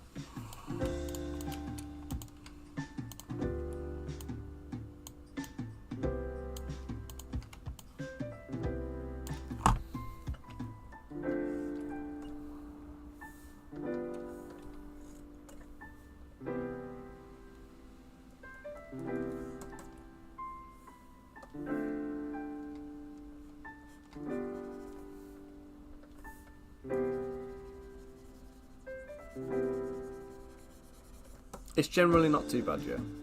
I mean, Shop 3Ds, they're okay for some things. Yeah, because it's making an AI anchor. So I wanted to make a real ship's anchor, but then I've got to stylize it a bit because it's going to be a weapon on his back as well. So it's got to have at least something that looks like a blade on one end.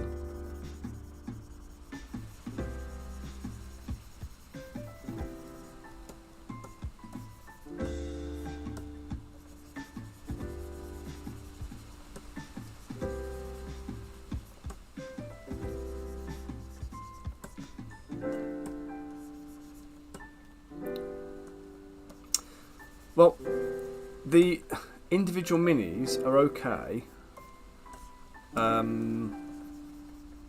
No, sorry, ignore that. They've added this £2.50 margin per product. So the problem now is a single miniature. It used to be reasonable to produce, but now you're adding £2.50 to the cost of producing it.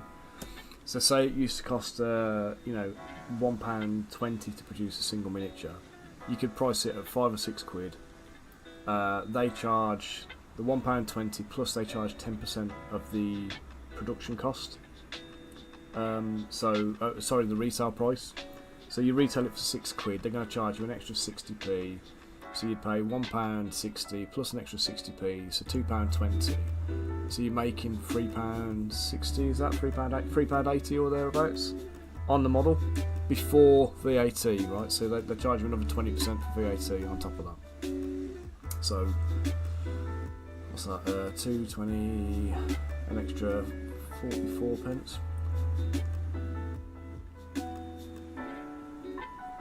Yes, they charge you an extra 44p on top of that, so 2.20, so 2.64 as a production price for something that was selling for £6.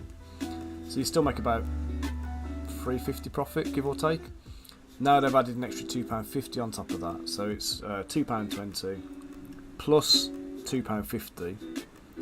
So you're talking £4.70 plus 20% VAT, so 47, 18, 94, an extra 94p. So 470 plus 5, call it 570 all in. You know, you're selling it for £6. You're gonna make 30 pence. So you basically have to go and then bump up all your prices to account for this £2.50. So for me, I've hardly sold any single miniatures since they did that, because I wasn't willing to take a 30 pence profit per sale. So what I've ended up doing is I've added £2.50 to every single miniature. So obviously the miniature sales have dropped off there, which obviously is not ideal, but you know, it is what it is.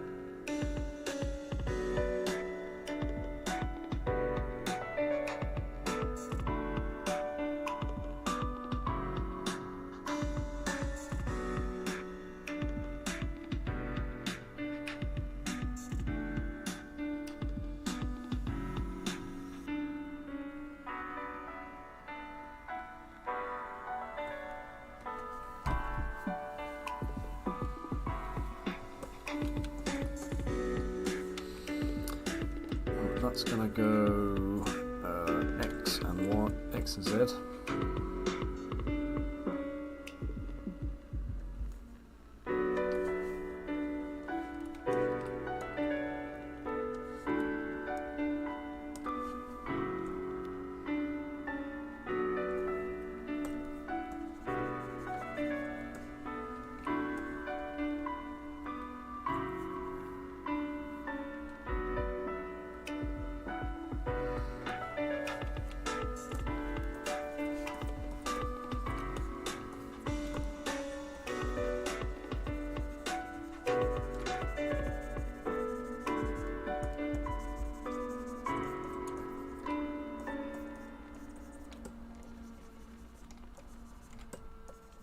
So they're not without fault, but they are pretty good at the old printed side of things, and also they are.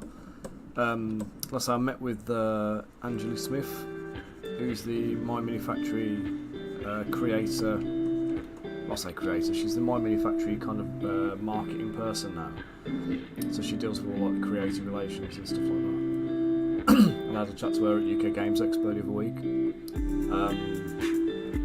and she says they've turned a bit of a corner in terms of the way they're trying to deal with people. They're very much trying to, you know, help out creators again, which is good to see. They should never have stopped. And I did give her a rundown on my horror story with them. Told her they've got a lot of making up to do with me.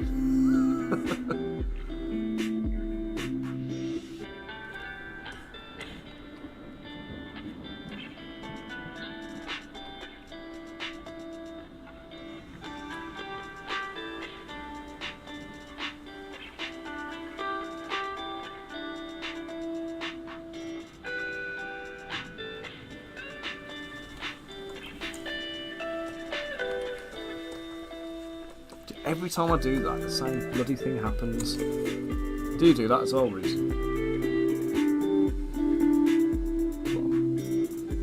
Oh, give it 2 seconds, guys. I'm just going to mute you while the wife rings me.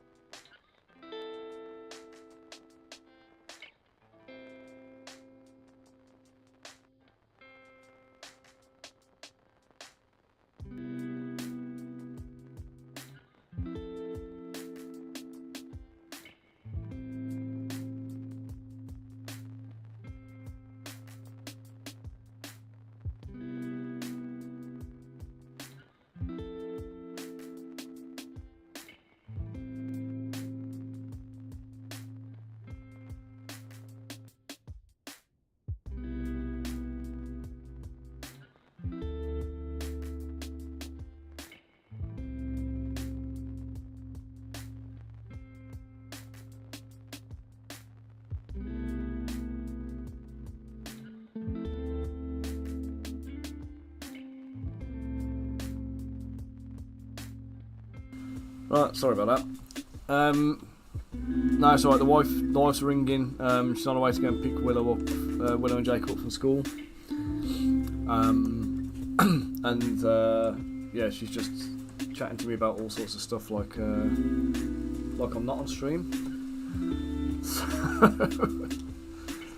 you're like reminding her, going, you realise I'm talking to people here and I'm on stream. She goes, oh my god, you can't hear me, can they? Like, yes, every word.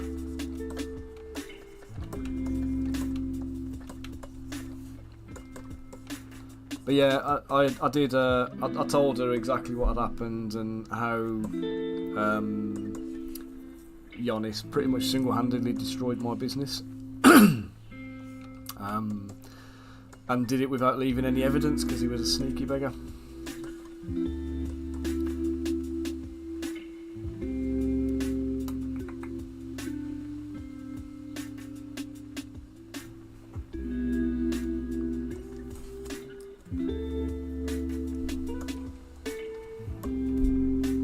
Very apologetic, and she said that they're not doing that stuff anymore, he doesn't work for them anymore, and all that kind of good stuff. Come on, rubber ring dude, let's get you up here.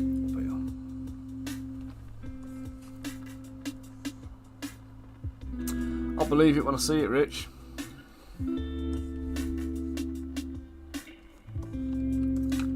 I'll say they've got a lot of making up to do to win me over.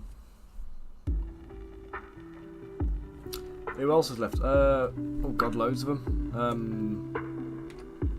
Reece Knight was there. He's obviously left. He was their community manager for a while. He now works for Titan Forge, I think.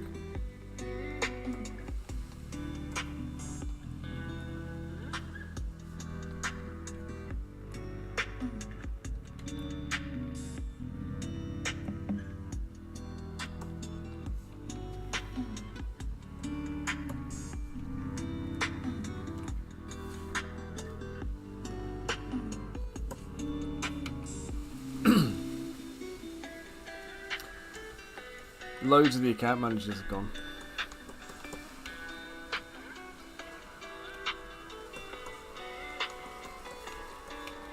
That'll do. I'm going to call that a win on the anchor. I'm not doing any more to it.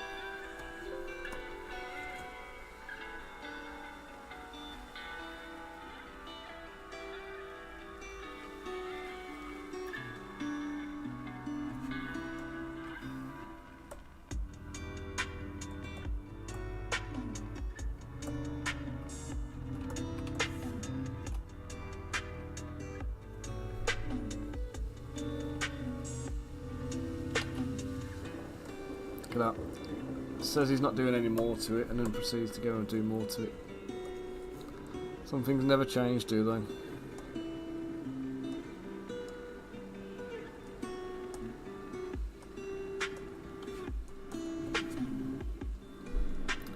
Do it, man. I say if you got the ideas and you can, you've got the resource to manage them. See, I'm trying to look at how to diversify my business a little bit and like diversify my income streams.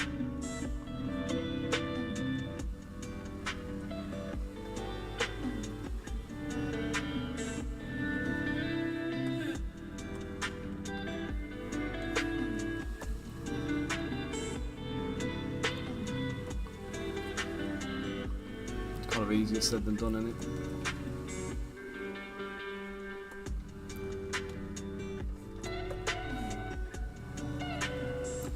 I said, sorry. I said, I'm talking about diversifying income streams.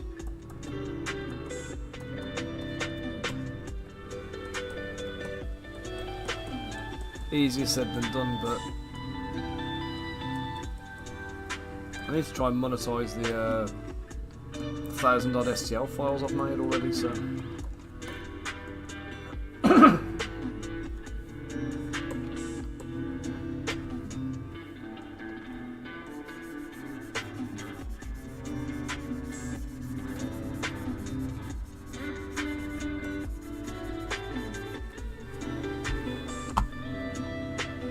You get Japanese ads.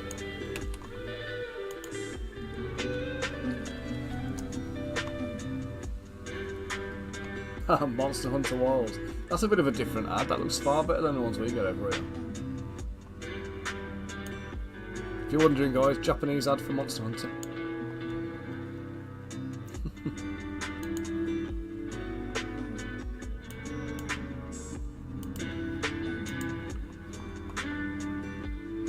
Cool. I was just admiring your Japanese ads.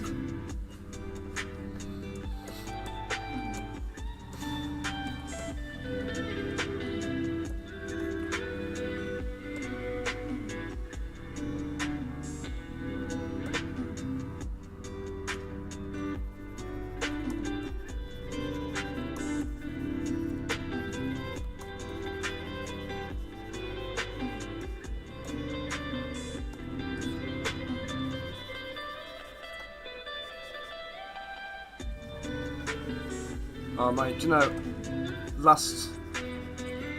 last Twitch payout was like $1.84 or something like that.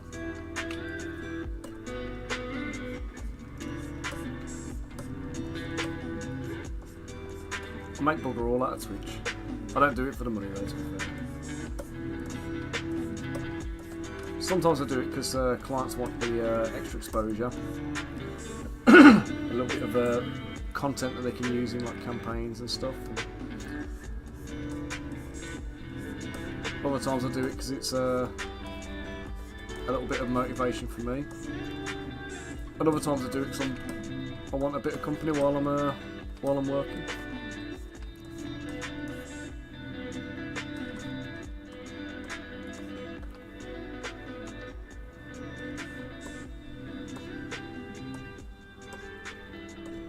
It's a funny one, isn't it? It's not for everybody, but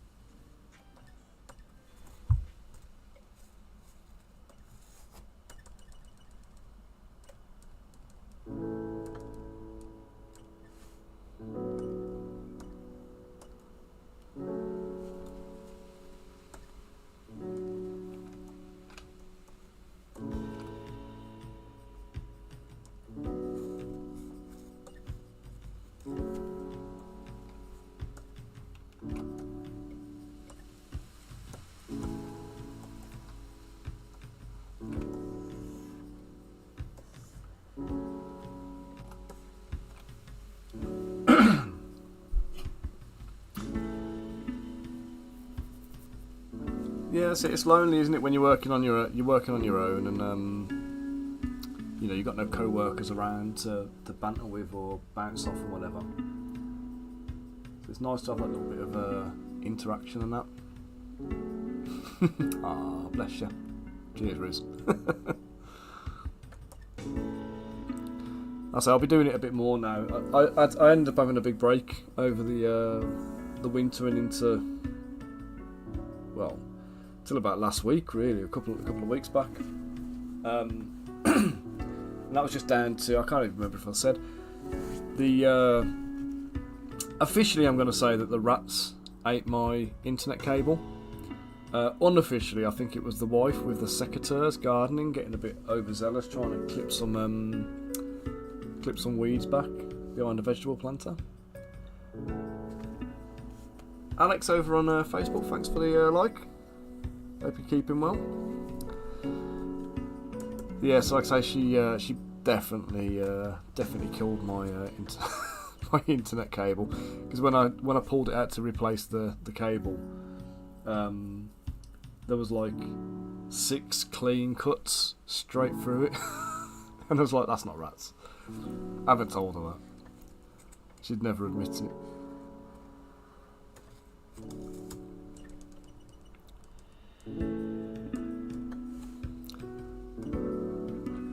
So yeah, so it was like I set myself up in the house instead.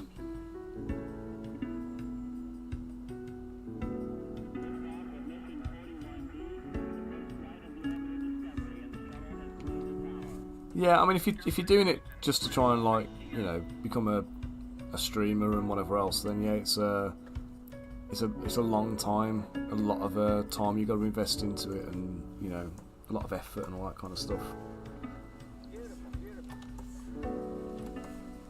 I say, do it for other reasons and it works out. Split masked.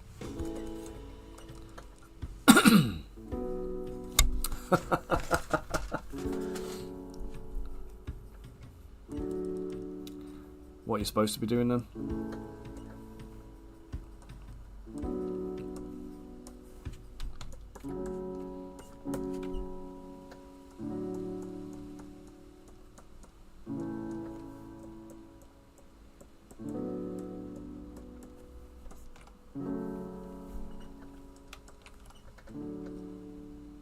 Oops.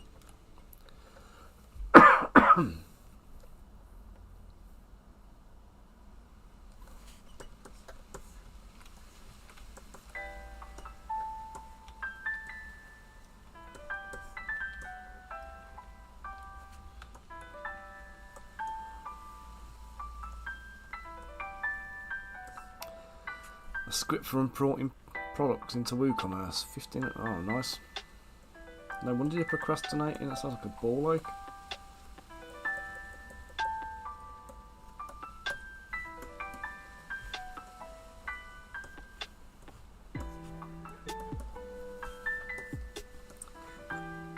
God, I'm struggling to get TikTok Shop to work.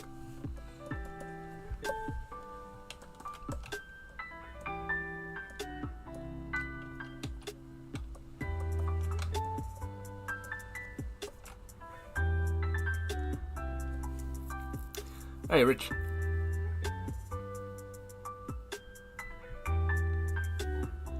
Yeah, it's not good, dude.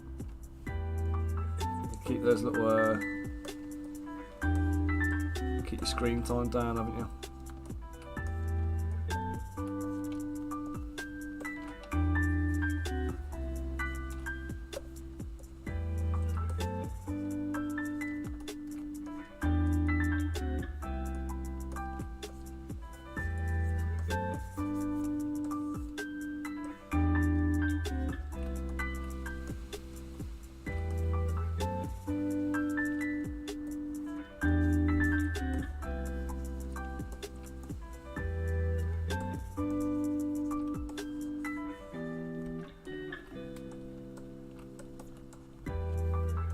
Auto group sale.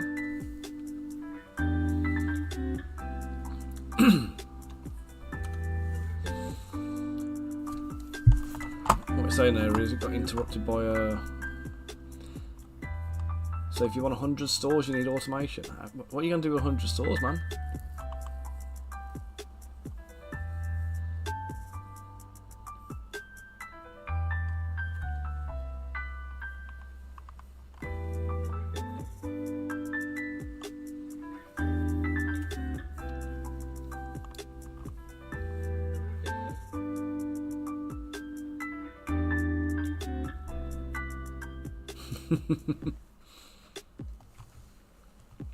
Is this what you're saying about your own kind of like project kind of thing? Your different businesses and all that.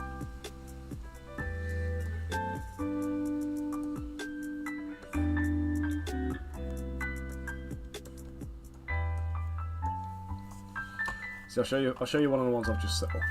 It's not a different business or anything like that. It's a kind of an extension of the existing. But oosh, get in, have that.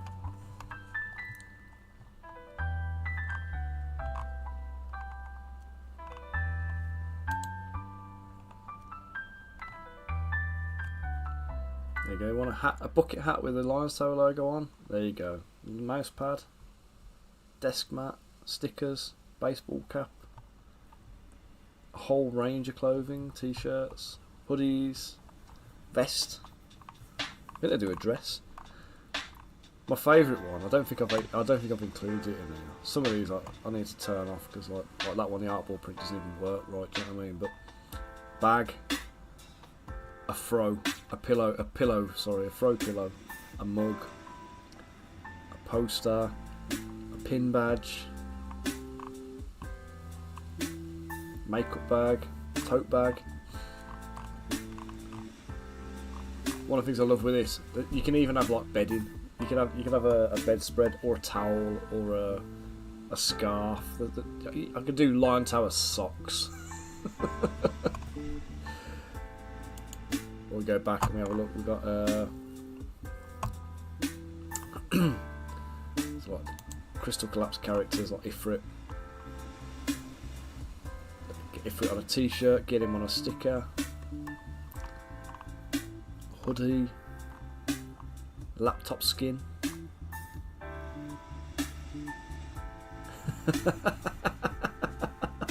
Sexy time on a Lion Tower bedspread, that's exactly what you need. They do a clock on some of them. I haven't turned the clock on all of them because it doesn't really work very well with all of the illustrations. But if I go to Louise, so you get phone cases, mouse pads, desk pads, all this kind of jazz, and then we come down. We've got let's say all the different phones. We've got the clock, throw pillow, notebooks, pin badges. Collect them all, man. Now, do you know what? I can't do that. And the reason I can't do it is, so Redbubble, I can host this as an external store. So if you want to order any of the merchandise, you can go and buy it from them direct. And then I get a cut. I get a, it's like a 20% margin or something like that. It's like a small cut of it. If I put them onto my store, basically, we get the situation can arise where a customer can go onto the store and they could order a load of miniatures from me and a t-shirt or a hoodie or something like that, and then because they've ordered both sets, we end up in a situation where I can't double charge shipping and we can't split the shipping, so the shipping ends up covering the cost of the dropship products, but not the products that I'm shipping. So I just have to kind of suck it up and absorb the costs, which obviously is not, it's not the end of the world, but it's not ideal.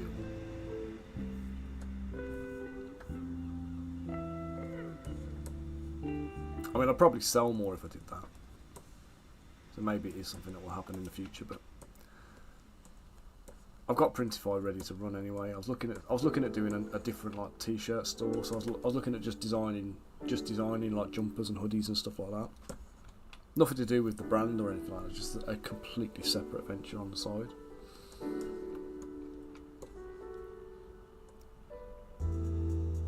Yeah, I know.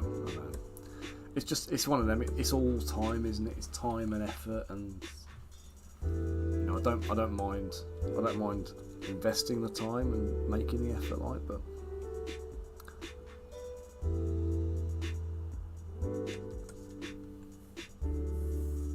well, yeah, I suppose that'd be the easy way of doing it, wouldn't it? Is mark it up with the shipping price. Well, dude, if you know anybody who can do automation, I'd be interested in a chat.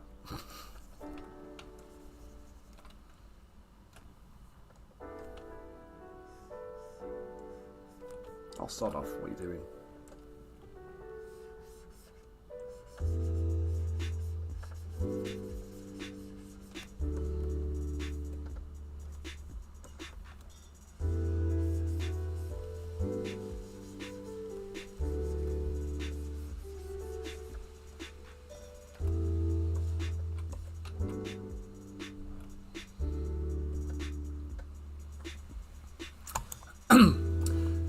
Yeah, I mean, Redbubble do that, to be fair, but I think Printify, I don't know if Printify are cheaper. I don't know if Printify are cheaper than Redbubble, but I do think Printify have regional printing hubs. So if the customer orders from the States, they'll pay less and it'll ship from the States and produce them quicker. But But yeah, the Redbubble thing, it was like, if something quick I could get up, they'd give you the store to do. And to be fair, I did this. I actually set this Redbubble store up absolutely ages ago, and just did nothing with it. And this was before I even realised Printify was a thing.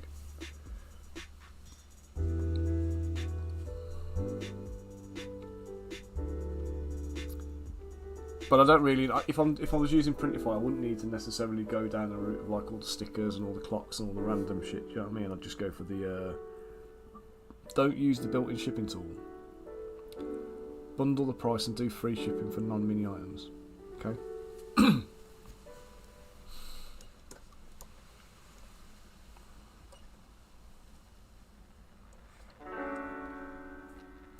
So what do you do then if we assume worst case scenario on the shipping and just go for the highest shipping value and add that onto the markup then, or what do you normally do, you reckon? What am I looking for? Extract.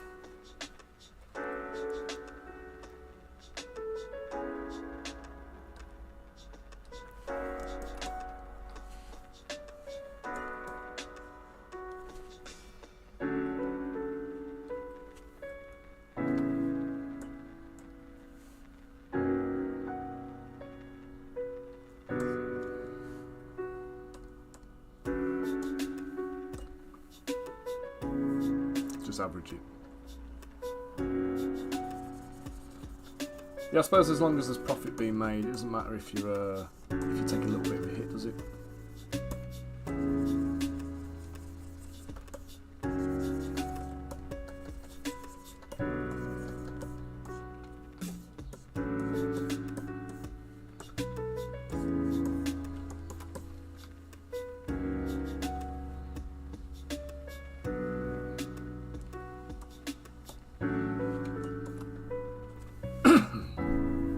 Yeah, exactly. And if you're not having to handle it and do anything with the order, you know, once the customer orders, it's all automated by the other end. So, you know, like I say, who cares really?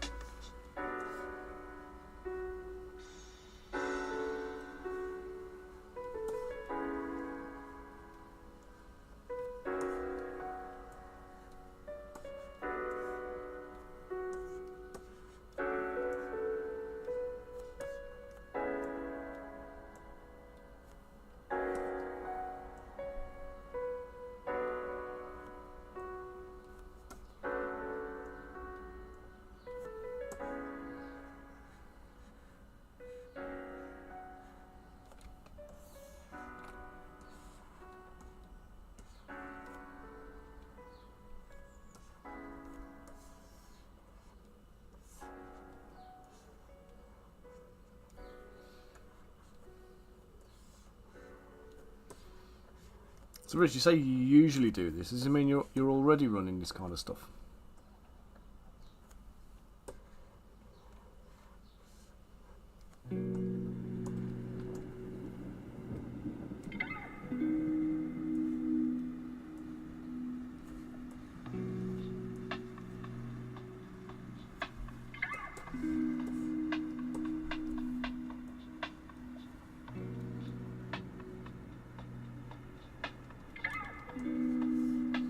So we've done it with Crystal Collapse. We've taken a hit on US shipping.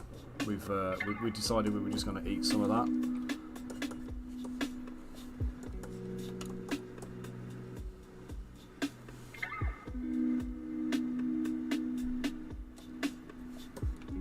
Just because it was you know, worthwhile doing for us, I think. more than anything else. Right, I'm just going to put some straps on here.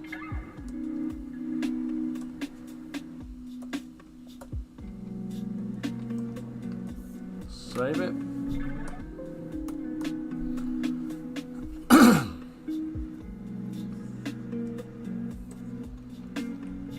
The hell was that then? Why is that gone skewered?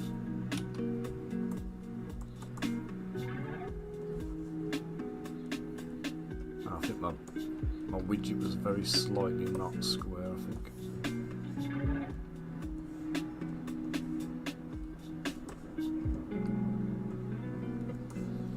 Mate, I wish I had the time to do all that kind of stuff and learn more about it, to be fair. But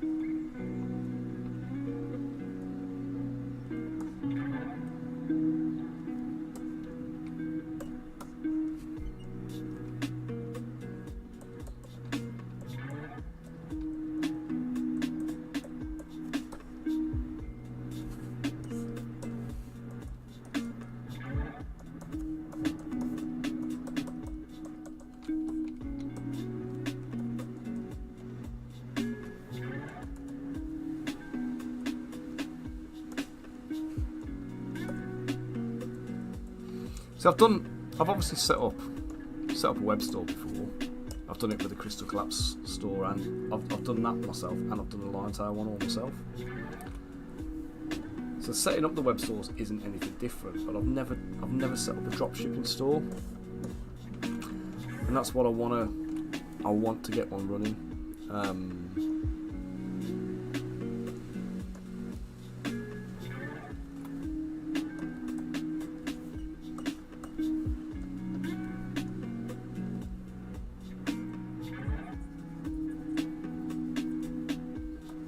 I'll say one. I want to get about 10 running, really.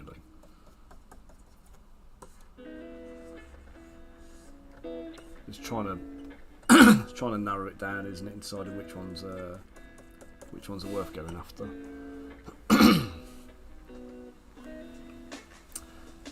Well, both. Bit of both. I say in this day and age, the more income streams you've got, the better off you are. And obviously trying to rely on miniatures as a business, as much as I'd love to say it's a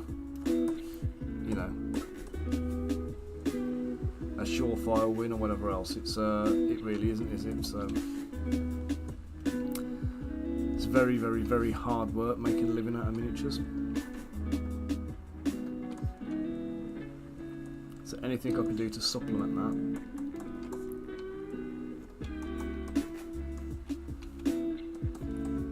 Can only be a good thing.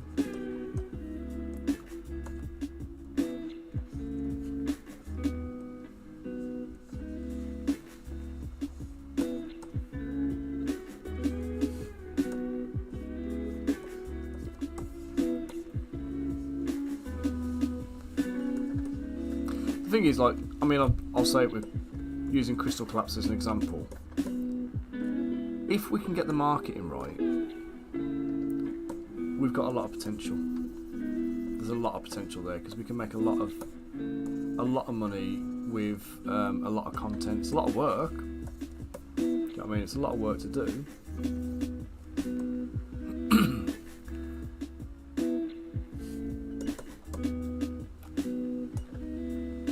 But obviously the let's say the flip side of it is that I can go and get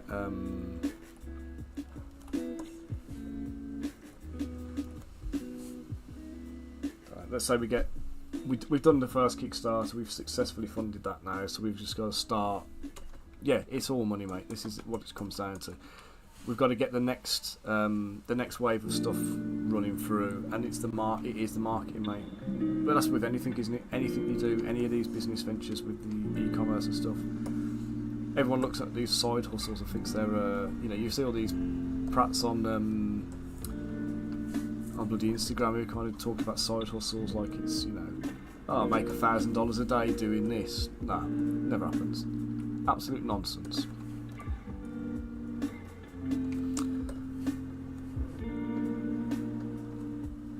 Yeah, exactly. Well, it's not so much Trench Crusade. I'm not even looking at it like that. I'm looking at it from I mean, let's look at Crystal Collapse in reality, right? So we've got 147 backers on the initial project, right? We've got a load of people who backed on the first wave.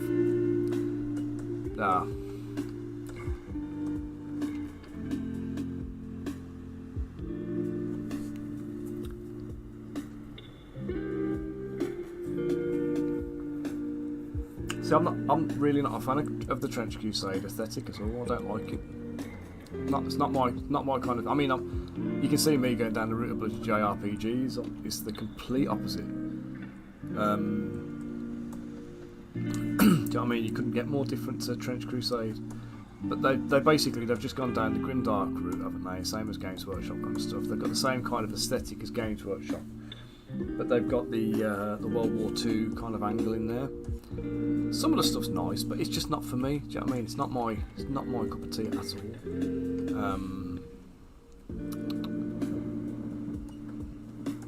And I had quite a lot of people saying, you know, oh, I'd fancy doing some Trench Crusade stuff, but like, I don't know where to start with it. It doesn't come naturally to me to kind of get enthusiastic about that kind of thing.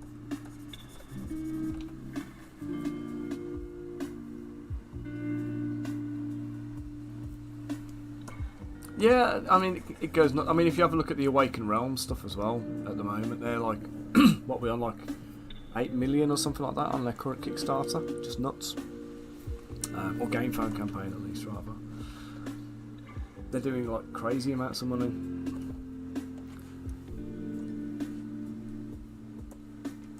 But yeah, it's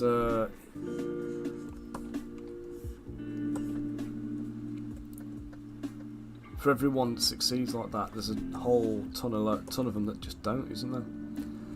But I mean, for us, we've made profit on the Kickstarter, on the campaign for Crystal Collapse, you know. You know, we've made a little bit of profit on there. We haven't made loads, but the main thing is we've got a player base now, which obviously we didn't have before. So we've got to keep maintaining. We've got to keep that going now. We've got to maintain it, and we've got to keep things interesting for them.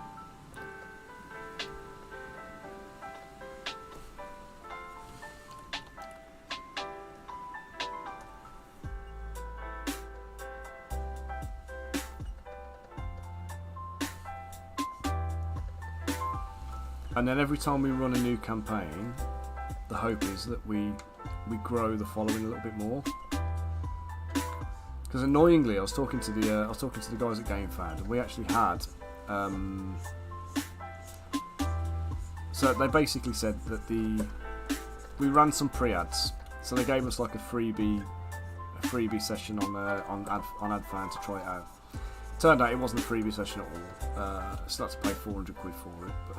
But they used 400 quid of ad credit, but they didn't charge us anything to run the ads. They just ran them for us as the freebie kind of thing.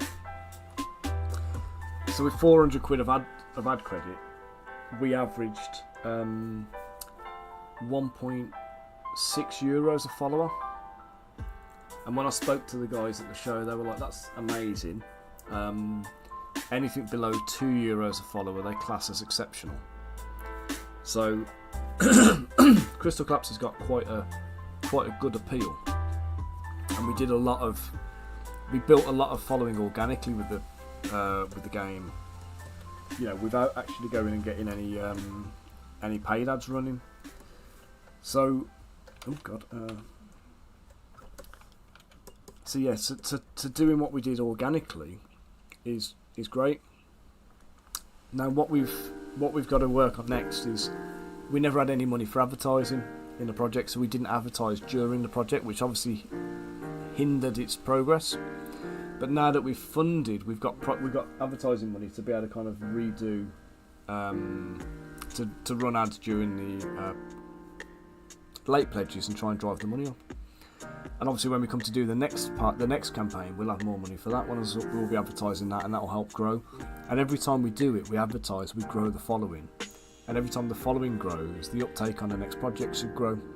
So the next one we're working on, in fact, not at the moment because we're not advertising it yet. We've had about 5, I think, so it's not been a big uptake, but I've not advertised it deliberately because I've fluffed up some of the thing. I've noticed with some of the comments that were coming through that the people were questioning what they were getting. And when I looked at it, we've updated all of the campaign page, and I completely forgot to update the actual pledge information. So if you go to the all-in pledge and you look at it on the campaign page, you get everything except for Ifrit in the all-in pledge. And the only reason you don't get Ifrit in there is because I didn't want to change the price of the all-in pledge. And Ifrit's 35 quid and costs quite a bit to produce. And if we'd have bundled him in with the all-in pledge, it would have just eaten into our profit margins too much, because we've already given a massive discount off everything in there, and it'd just crush us a little bit. We wouldn't be able to afford to produce it, so we left Ifrit out. So a couple of people were asking why he wasn't included, and we weren't even going to put Ifrit into the campaign at all originally. And he went in like literally the day the campaign went live. We made the graphics and slammed him in. I think it's Max getting a bit excited, but yeah. So when we did the original all-in pledge, it was all of the hero characters, and it didn't include the hobgoblin, the goblins. It didn't include the Goblin King. It was just all the heroes and the stretch goal unlock heroes. And then we were like, well, that's kind of what the War of the Roses pledge was, except the with the all-in pledge, you also got the neoprene game mat. And people were like, well, it's not really all-in, is it? If you're still going to buy all these extra add-ons. And we just wanted to remove some barriers and stop people from kind of, from not pledging. So we said, right, what we'll do is we'll include all the hobs. We'll include the Hob Archer unlocks as well. The Hob King, put him in there. All of the hero unlocks. We'll give everybody the extra hero as well, which is like the female Rosalind, the white mage. So we've done all of these extra little bits to bump it up, but none of that shows on the product. So when you go to the, it's all in the campaign on the campaign page, but when you go to what am I buying, it goes, here's the original stuff that was on offer, and I need to make sure that the graphics and the description all reflect the current stuff, but I can't even edit that. It's once the campaign closes, all of that stuff gets locked down, and you're not allowed to change it or edit it. So I've got to get all the graphics made up and adjusted, and I've got to send all the descriptions and stuff over to our account manager and get him to manually unlock it. That's kind of what we've done, but you can't create new stuff either now. So the problem is, like, all of the stuff that's in the campaign is just completely locked out because it's completed. They don't want you to go after the event and kind of edit it so it looks like you're giving different stuff out, because you've got the potential to be a blagger there, haven't you, and kind of knock stuff off and remove things and whatever. And obviously, if people have pledged you in good confidence, they don't want you to be able to stitch them up and stiff them. So yeah, so that's kind of where we're at. I've got to do these manual. No, you can from a kind of a reprint point of view, but we've kind of got because the campaign's already finished. The campaign actually succeeded and completed, so that's fine. This is late pledges, so we're just running late pledges before we do the thing. So we can't do another campaign until we've completed and delivered on this one. So it'll probably be about December before we roll all of this lot out. But everything's right. Everything's in there. It's fine. It's just an admin update we've got to do, but it's got to be done by our account manager because they've got access to do it. But running ads through the late pledge, I'm optimistic if we've achieved that good an uptake on on the pre-campaign. Hopefully the uptake of the late pledge kind of like jumps a bit, so we should do all right, I think. But we've already got the next one ready, so let me show you quickly some of the artwork we've got done. Oh, you bastard!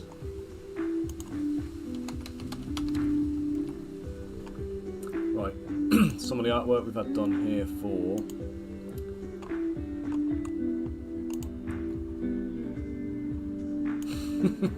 Here we go. So she's going to be one of our first Sky Pirates for the next game, for the next version of Crystal Collapse. This is an exclusive first insight into it. You didn't see this anywhere. This is a secret. So this is actually two characters who will also come as a paired one. So she's like a little Sky Pirate captain who rides around on this big beast thing. And they're going to be individual characters as well.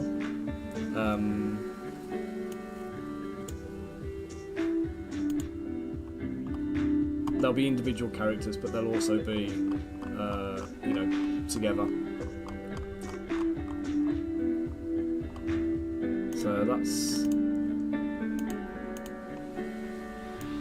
that's him on his own, and this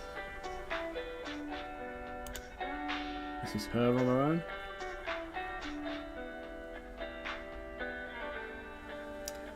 And then we've got the Valkyries who are going to be fighting these guys. So there's one of our Valkyries.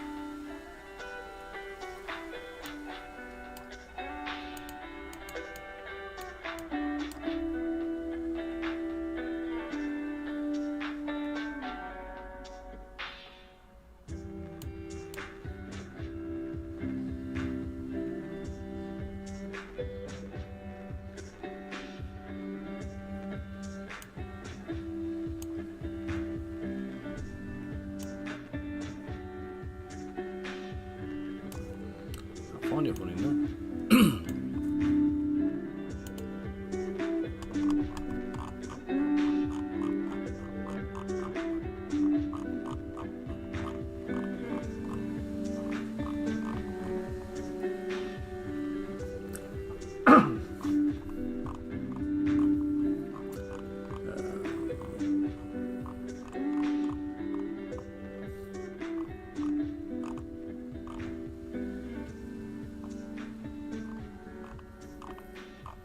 I'm in the wrong chat, that's why. Max sent it to me.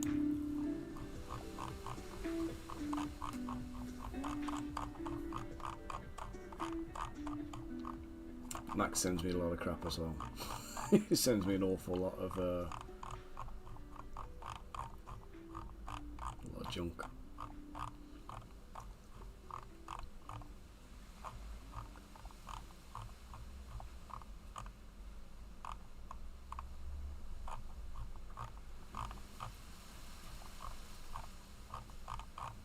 Come on, where are you?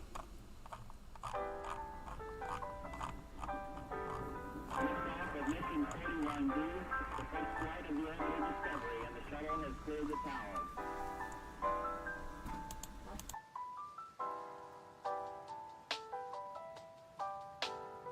Every core computers now have primary control of critical vehicle functions.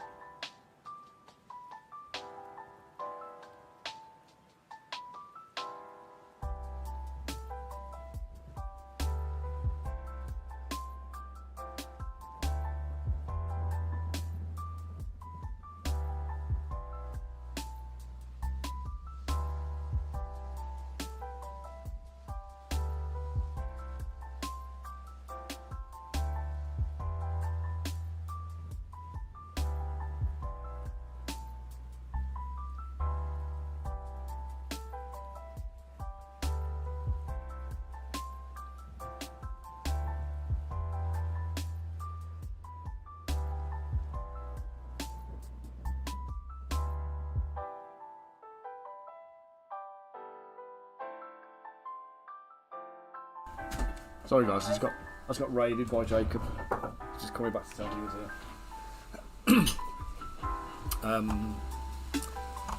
Right, so What was I saying about them? Oh yeah, I was just trying to find the picture of the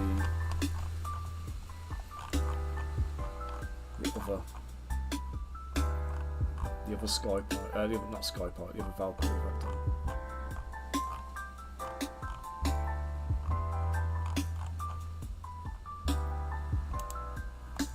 Here she is.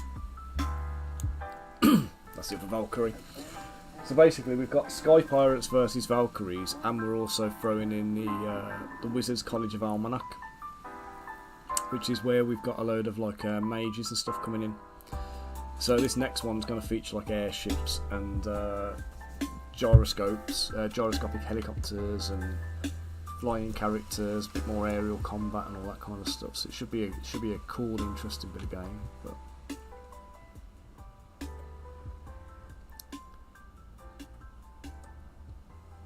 I've got to convince Max that we're not calling the big pink beast Pinky Winky though.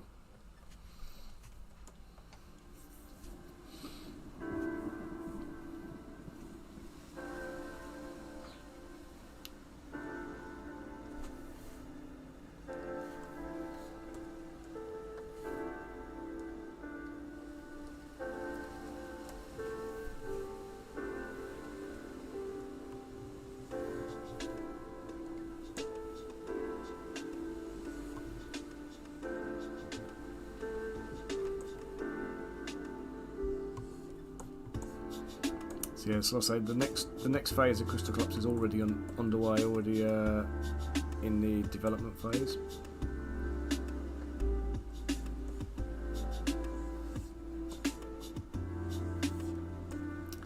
So we're gonna have the once we've got a few more character artwork pieces done to show off what it's about, as in we've got a couple of the mages done. We're gonna start showcasing them on GameFound. Set up a page for it for the project.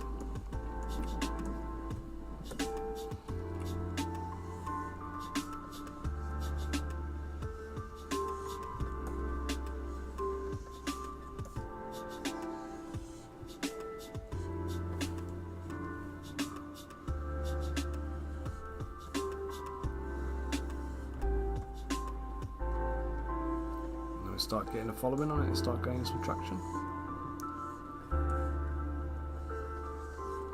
And then hopefully beginning of next year we launch it.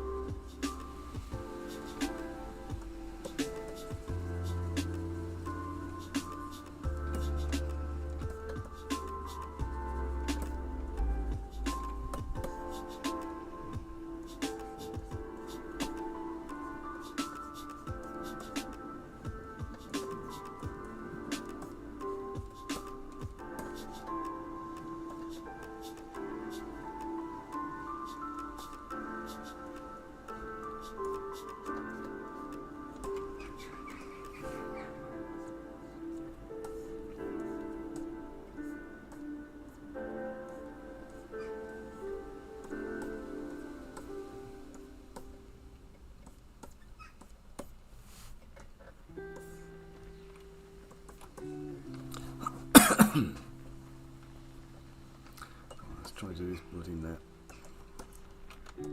Or shall I pose him first?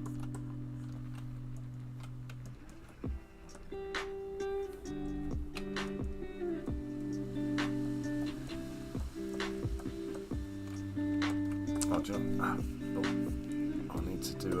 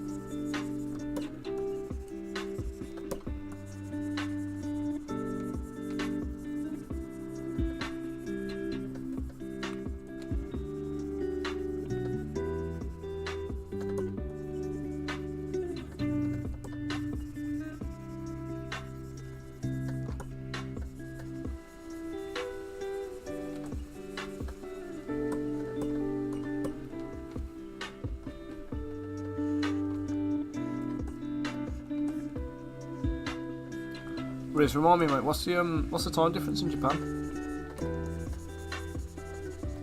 You got 10 to 4 here. What time are you working at now?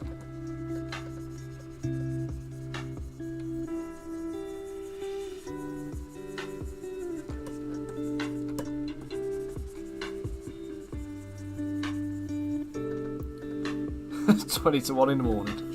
For God's sake. Oh, 20 to 12.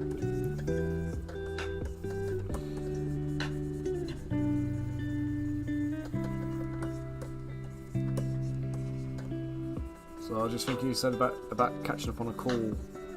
I know on Tuesday I've got to drive over to Telford. It's going to be I'll be about an hour in the car. So I've probably got a bit of time around about from about 9 o'clock to 9 in the morning till about 11 o'clock. Got 2 hours in the morning. Which try to figure out what time that'd be for you, if that's any good for you.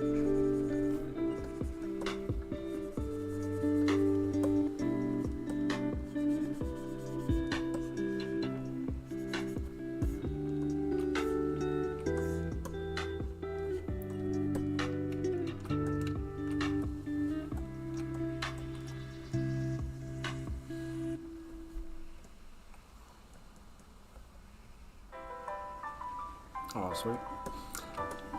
I'll call you then when I'm on the road moving around then. So my plan is to get to Telford, take my laptop. I'm gonna do a little bit of work in a cafe or something for an hour or whatever it is before my meeting, and then I'll just call it. Get off and do what I need to do afterwards.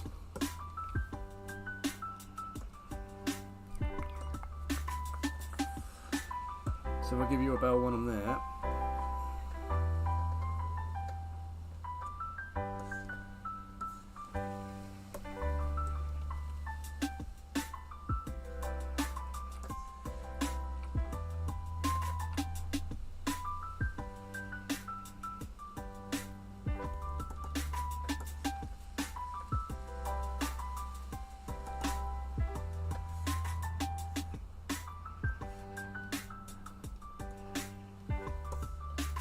Good one.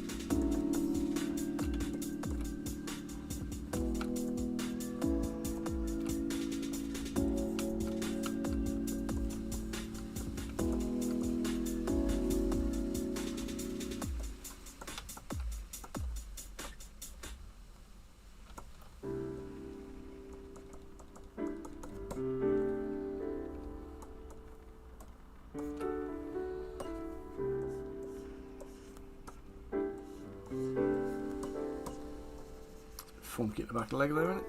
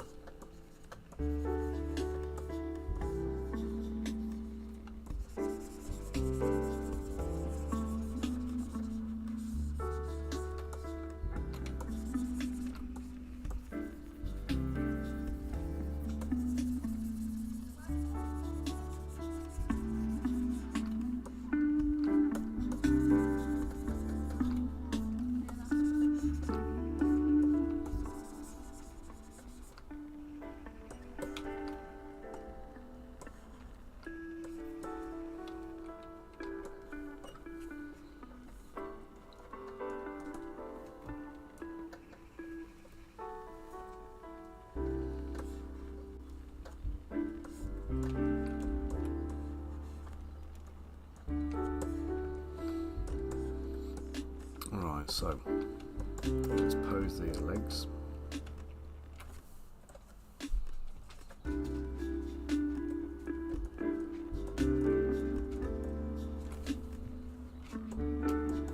Actually, I've got the pipes to do up here, haven't I? Balls.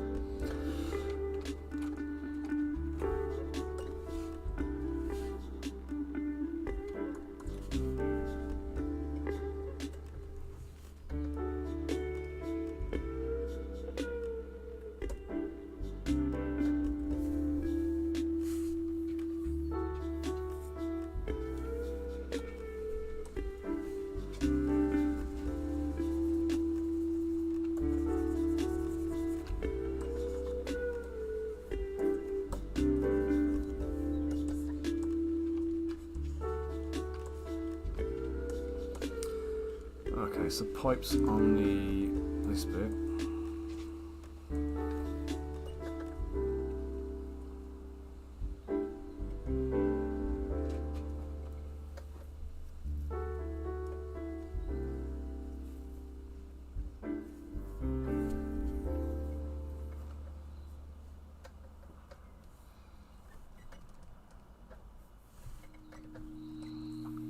Okay, so see, it is longer because when you're sculpting, so if you do what a lot of the guys do when they make like a giant or something like that, they sculpt like a dwarf and then they scale it up to be a giant. Right? So it's just a case of like physically making something bigger. But when you're doing something that actually is sculpting in scale, everything's got to be relative. So you still want to have, you've got to put that much more detail into it, so it doesn't just look like a big small model, if that makes sense, like an oversized small mini. So the amount of time you spend on it is kind of relative, really, but it's hard to say. I don't know how much longer I would normally spend on something like that. I mean, I've done all of this in this one stream. The stream is about as long as it would have been if I'd started at normal time. So I've got as far on this big guy, with loads of chat in between, obviously. But I've got as far on this one now as I did when I finished this guy yesterday. And he ain't got that. I've still got to make his gun, and I've still got to do this mesh, this web thing on the back, a bit of chain, some posing and stuff. So there's still a bit of work to do. Probably take an extra stream, maybe. Maybe. I'd say a monster for 2 or 3 minis. So something like Ifrit I would do in place of like three other models.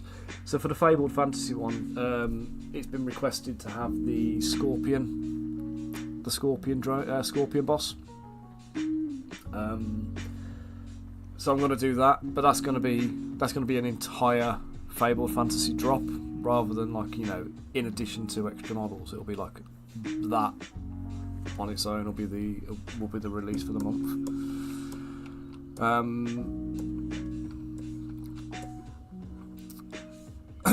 So yeah, it's just, again, it depends on, you know, for something like a dragon and stuff like that. That'd kill me making scales and stuff. That'd be a whole month's worth of work to make a dragon, really.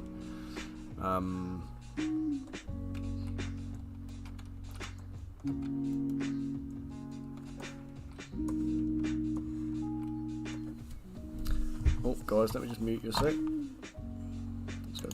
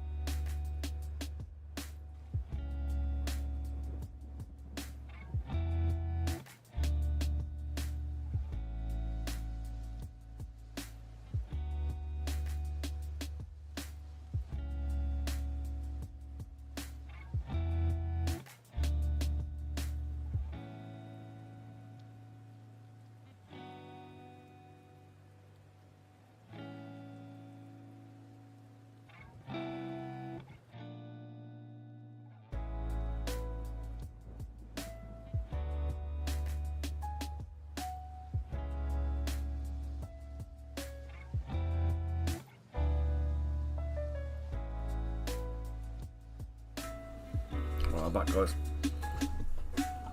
Is that toe, not scales? Yeah,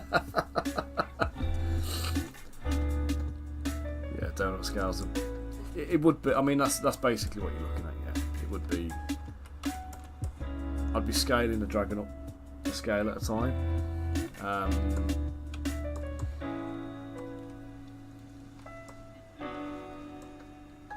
So yeah, it would be hard going, I think. So this thing I've sculpted here, this is a former, or a form rather. This is just a template for me to draw over. What you doing, Mabel?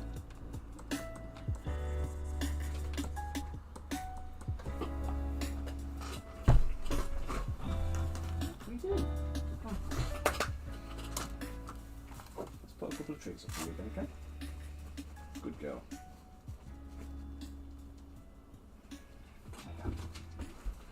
Good girl, Mabel.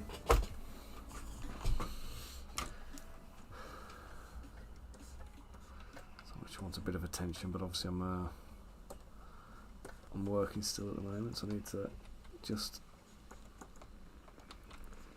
palm off with some treats for now.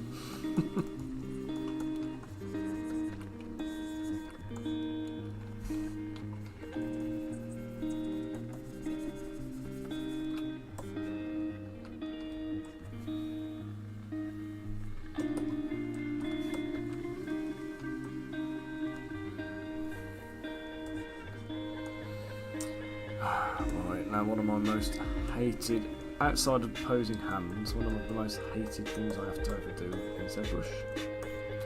Curves. Oops.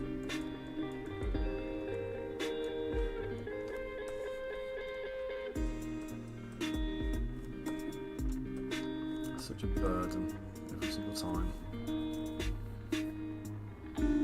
Well, Barmot is coming as part of the Fable Fantasy release. Not Fable Fantasy, Crystal Collapse. So, let me show you.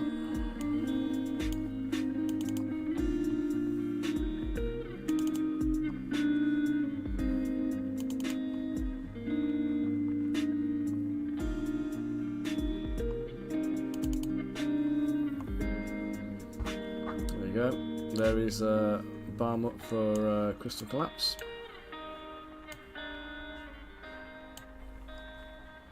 That should be a big glowing orb in his chest or something there, I think. But... And then Tiamat. Tiamat is definitely on the cards because by the time I pick back up with what's it called it now?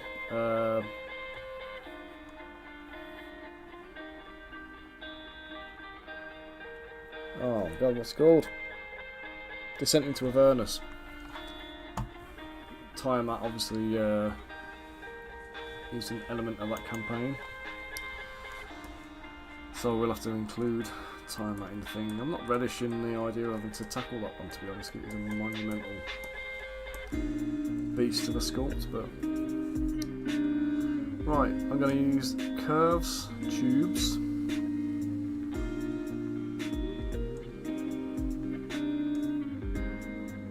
Cheers, mate.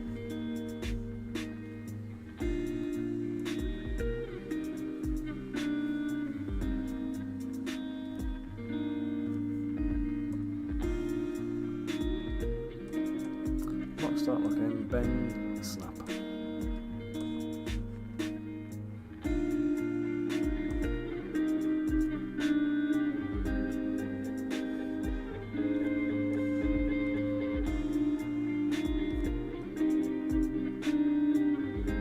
Dude, yeah, it's gonna be fun.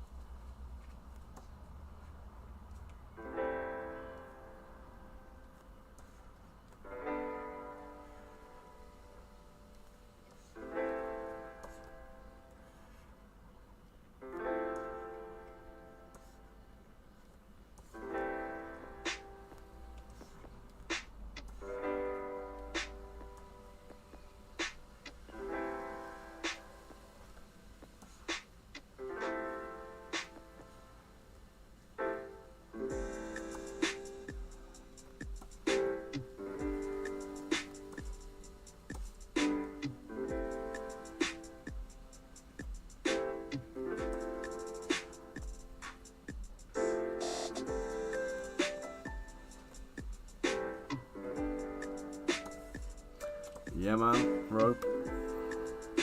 Ropey ropes.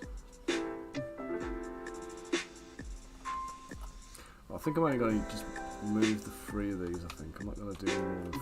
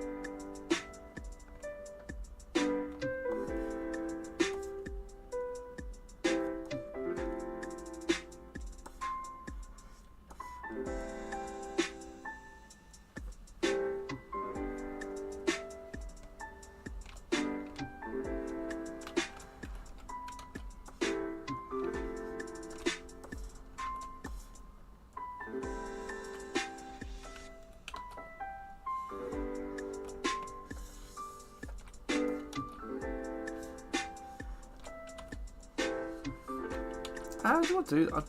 I've just done it. I can't make it happen again. Just do that.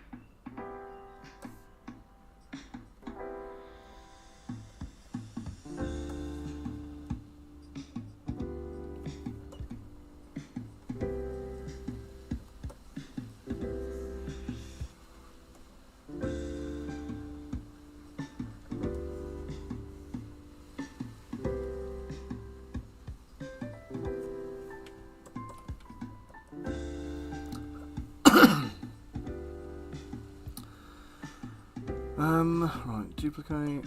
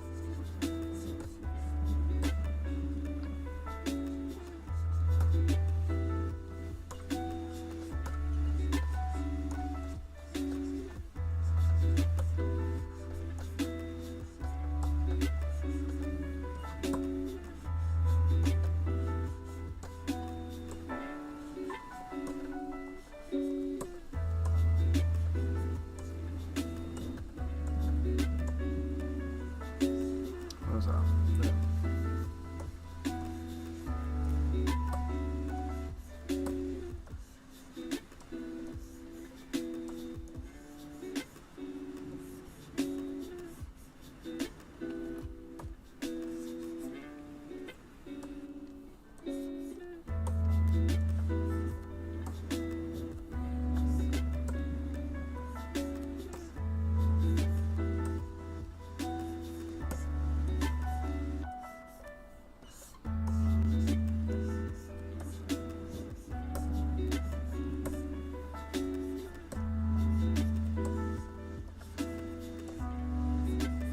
I realise there are rope brushes, but I've never liked any of the rope brushes I've ever tried, so.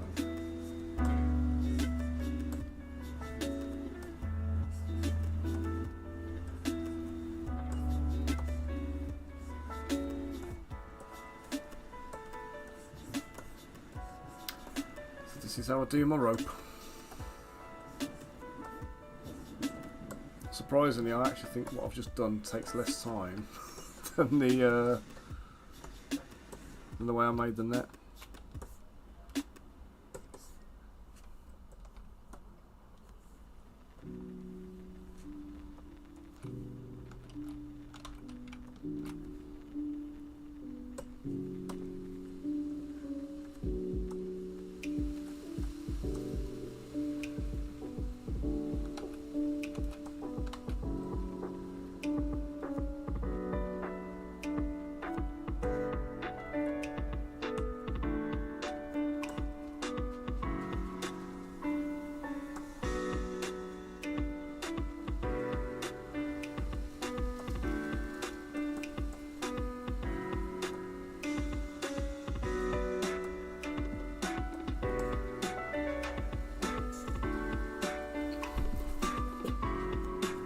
It is, but I say relatively speaking, depending on what you're trying to do, you can spend a lot of time faffing around trying to manipulate these ropes, or you can just go straight in and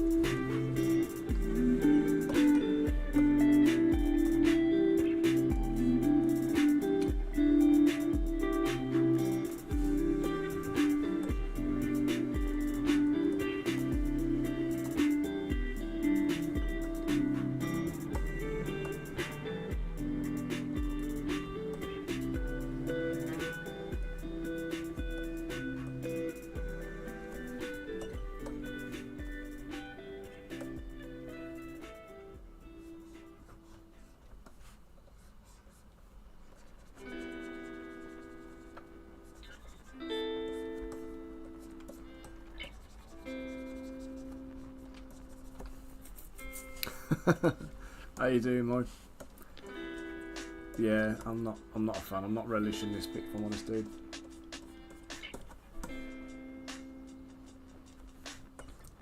Ropes, nets, all that kind of stuff is just frankly a bloody nightmare, but it is what it is, and it's part of the model, unfortunately, so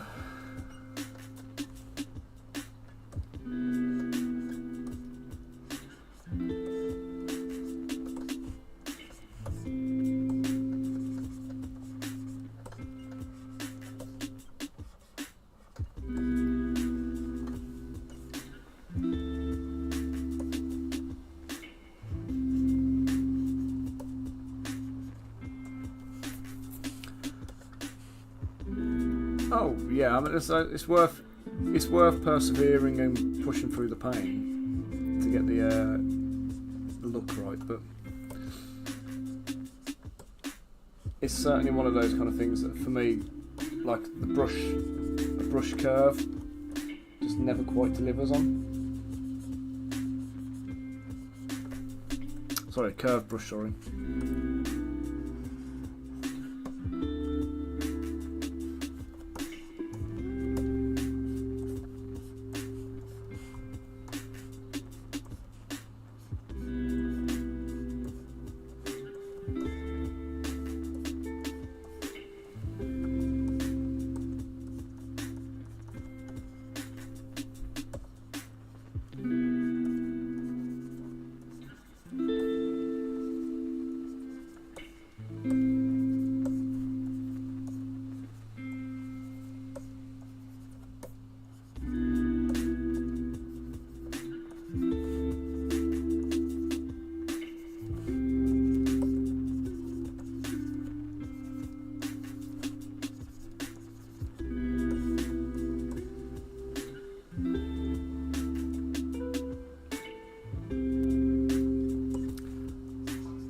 Yeah, I mean, at one point I sculpted a big long rope, a big long straight length of rope to use for things like this, but I think trying to manipulate that using the curved brush, I think would even be a pain in the arse for this one.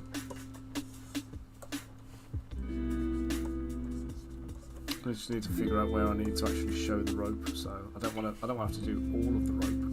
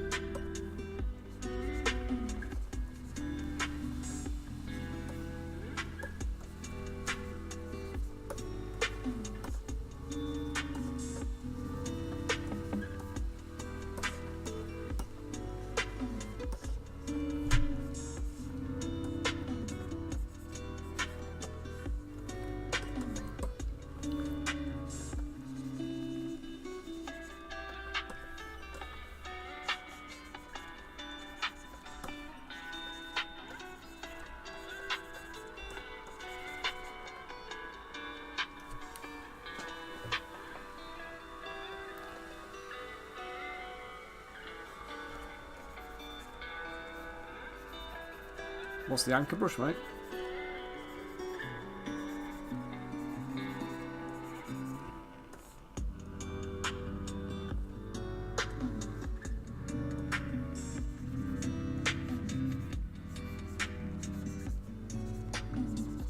You got a bit of commission work on, have you, mate?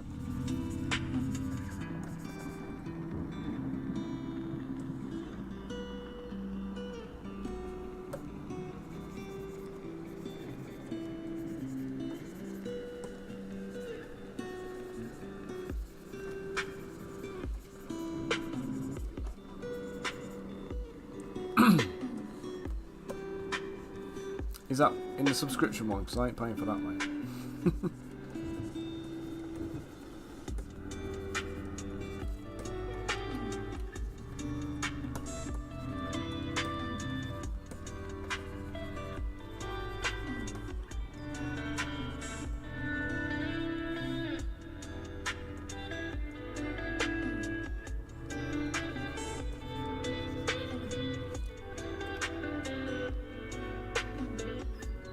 Nice.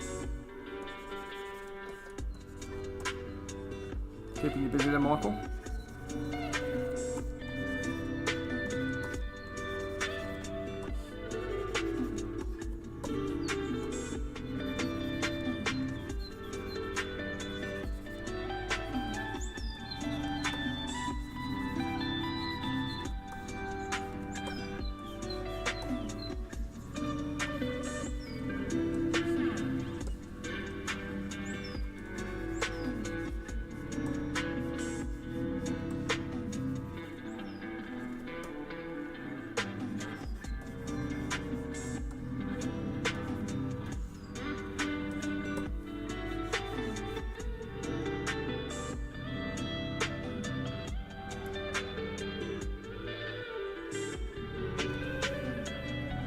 do you mean MIA, mate? He just disappeared, has he?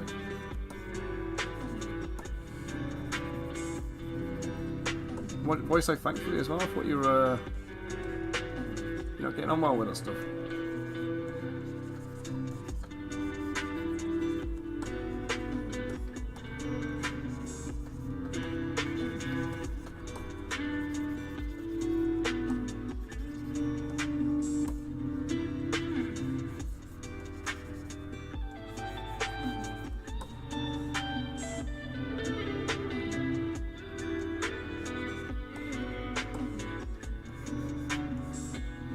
Yeah, I've got Max on off on holiday for 3 weeks at the moment, so I'm trying to get stuff sorted for Crystal Collapse while I can.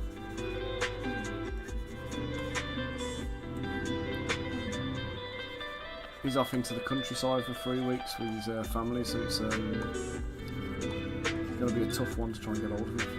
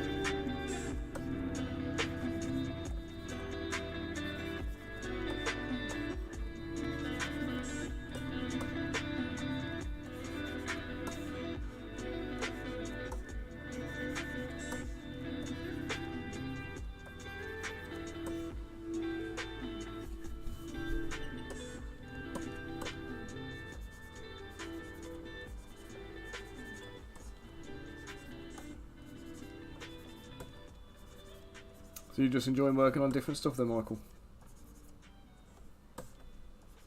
Being able to kind of like change it up a little bit. You can get stale, can't it, sometimes when you're stuck on one project for a long time. I had that with Descent into Avernus. It started to like bore my brains out.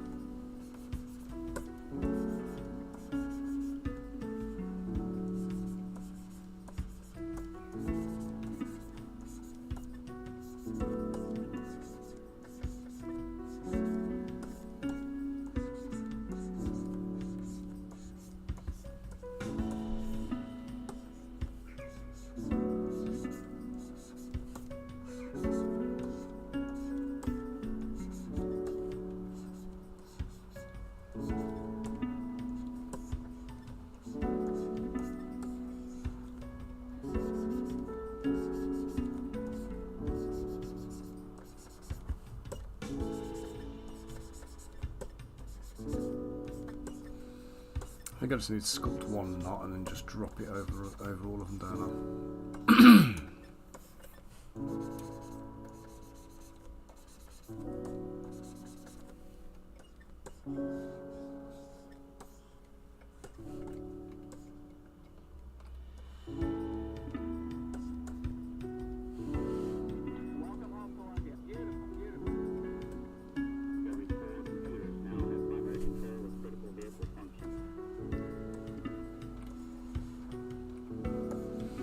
That not too bad, does it?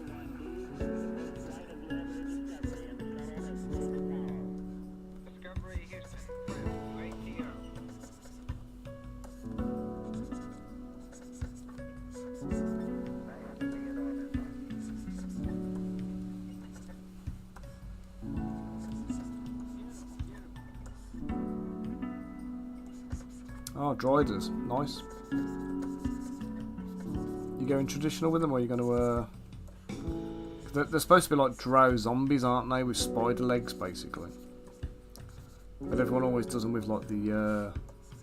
you know, almost like a drow centaur, which isn't quite... They're supposed to be like monstrous things.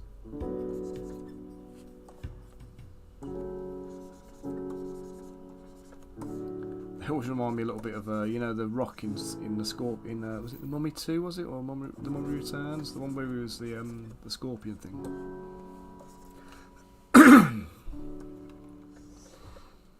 Yeah, I mean that's the point of doing them like this. It's all stylised, isn't it? So it's it'll paint well, it'll dry brush nice.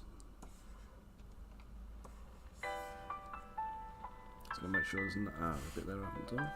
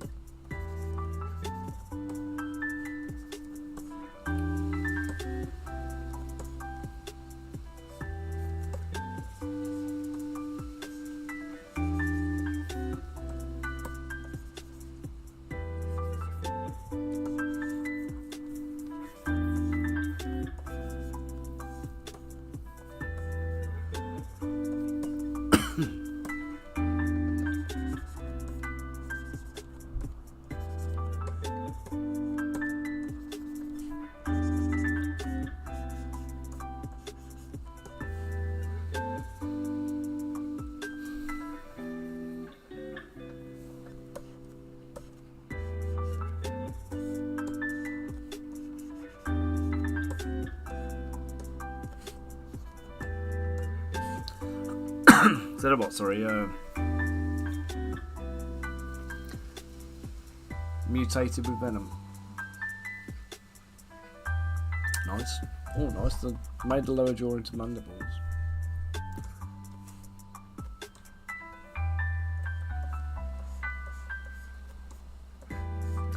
Here's another one then. Aren't they normally male, the Driders?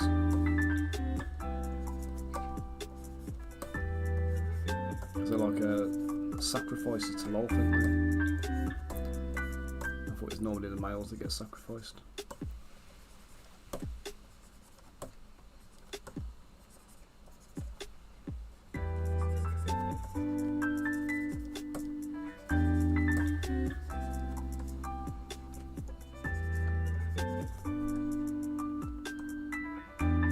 I suppose that's the beauty of doing D&D stuff, isn't it? You know, you're writing custom campaigns and stuff like that. You just do what they bloody want. Anybody tries to tell you that you're wrong, you just go, my world. Not in my world, it's not.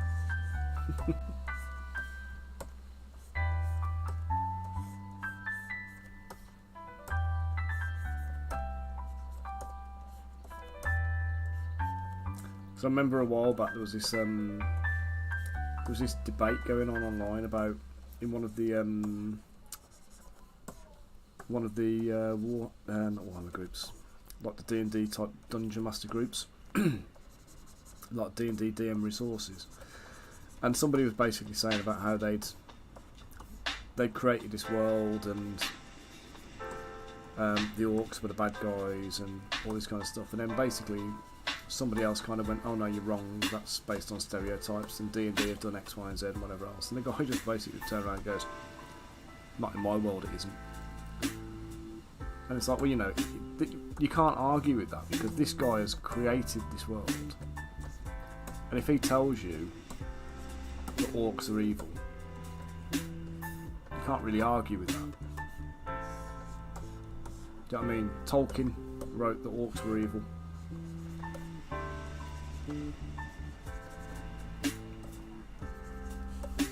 In his world, do you know what I mean? The world he created, orcs were bad guys.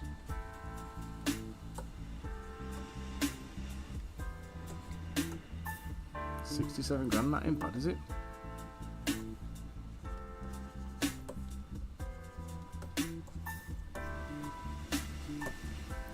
I think anybody funding anything at the moment, anything at all, is bloody well done, because it's hard as nails right now.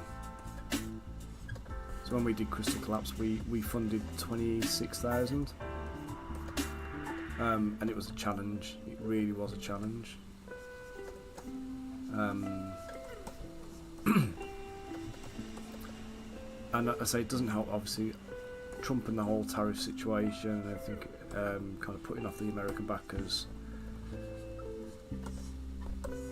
It was not ideal timing, if I'm honest.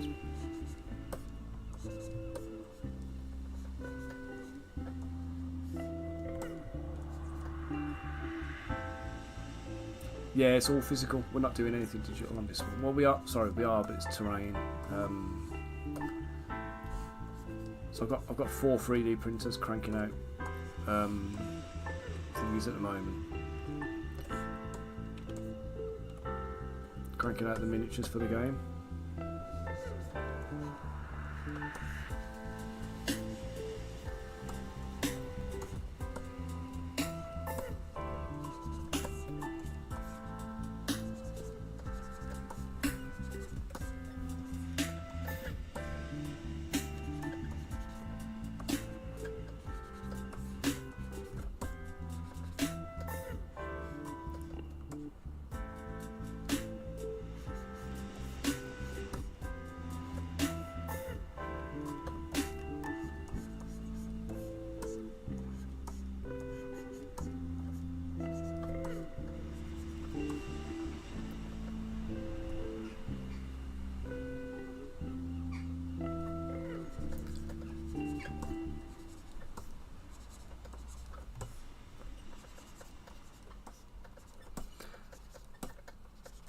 I mean, here's a little workaround for you though. So, did you know, if you import components from China and then assemble them yourself, you can call it made in the US.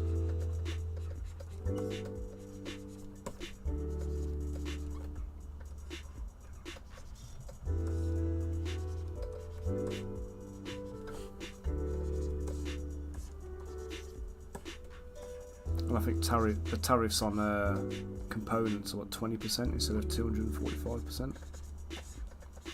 And I think it's 100 and something percent at the moment, 130% or something like that. But yeah, tariffs. The tariffs don't apply to components in the same way.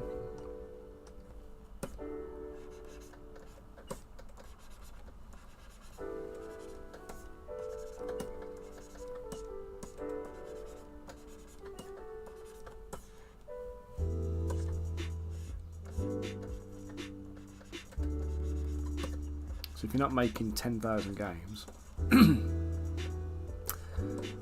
if you're not making like 10,000 copies of it, then it might be a feasible option to try and do a little bit of DIY and do some assembly on it.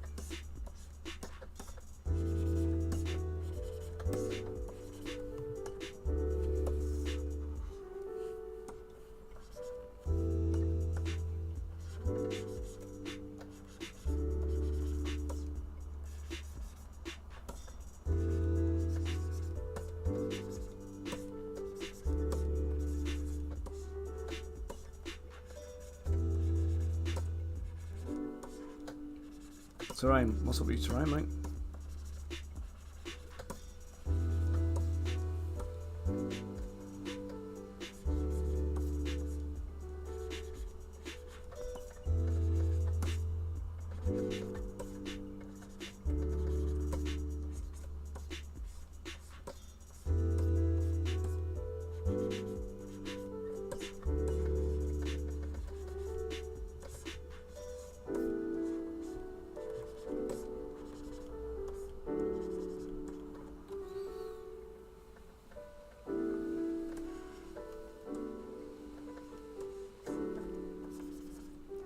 So how are you doing the train? Are you doing the train 3D printed, or are you doing it as a having it plastic injection molded, or what's the crack?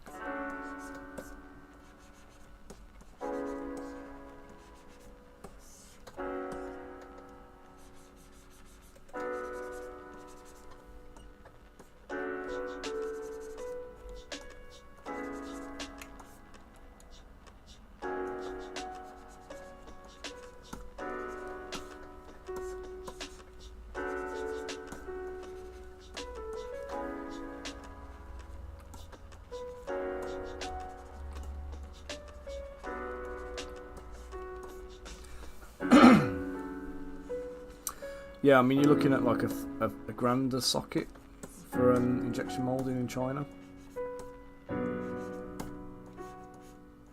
So a socket is like a single miniature. Also, I don't know how it works with like tiles. I'd imagine you do like 3 or 4 different tiles, wouldn't you? And then they'll stack up, and you'll pay per tile to have them made. But then each pack will be £5 a tool. God, get it done in China, mate. It's components. You don't pay the same. You're fine. Well, that's just burnt my brain out, that has, but there you go, we're done.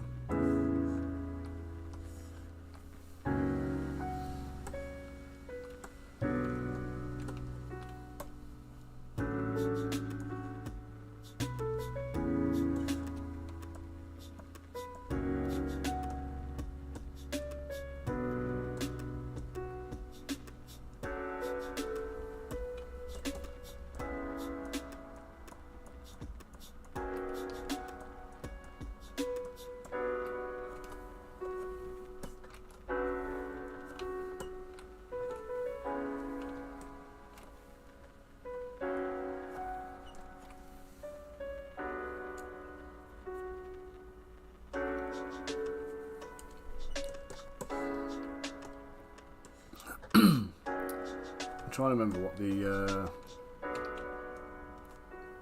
I was talking to somebody the other day, Chris at Cursed Empire, and he was telling me that he has got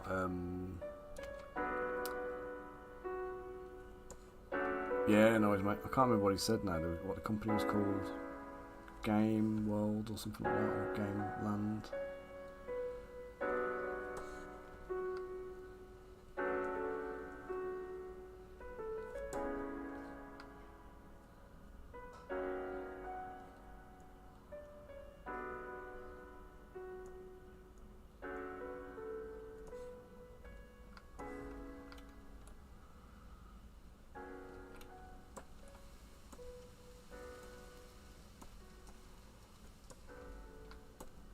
But you reckon that they came in really competitive on the pricing?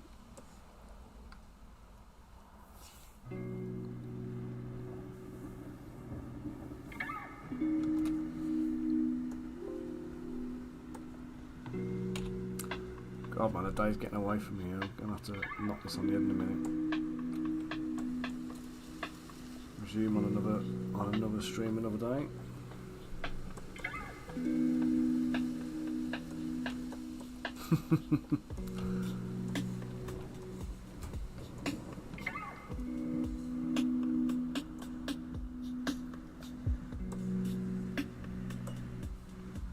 Yeah, I was just saying, there's a company called Gameland. Chris was telling me about from Cursed Empire, and he's had quotes through from them, and their quotes have come through far better, including the miniatures and tooling and stuff like that, than most of the other companies he's spoken to.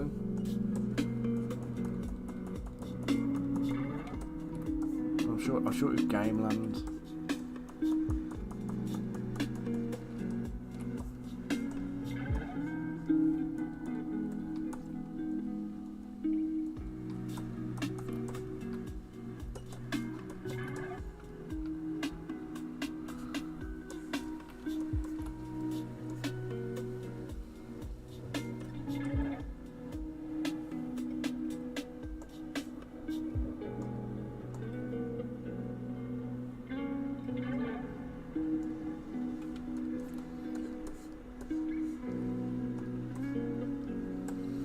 is run some tubing over the back.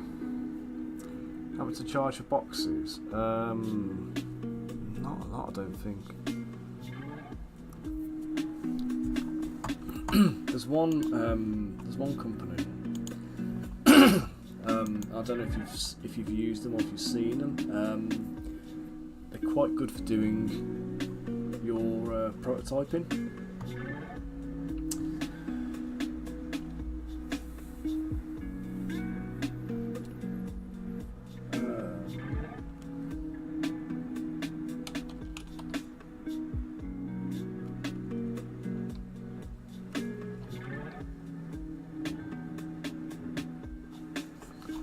I must have saved them in the bookmarks. Let me have a little look.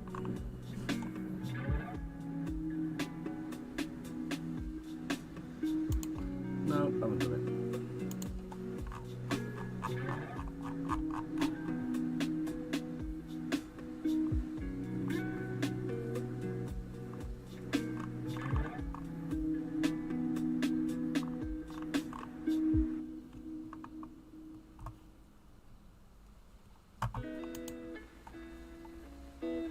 I can't remember what they're called, but they do like the game content for you, but they do it in small quantities. It's not game craft, but it's called something Boost or.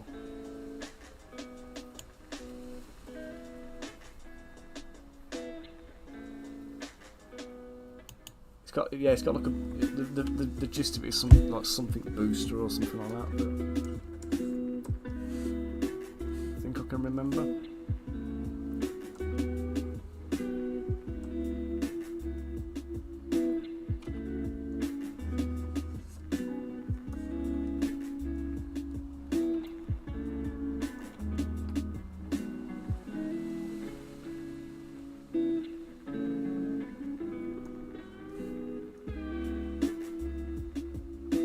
Like print and play for prototyping.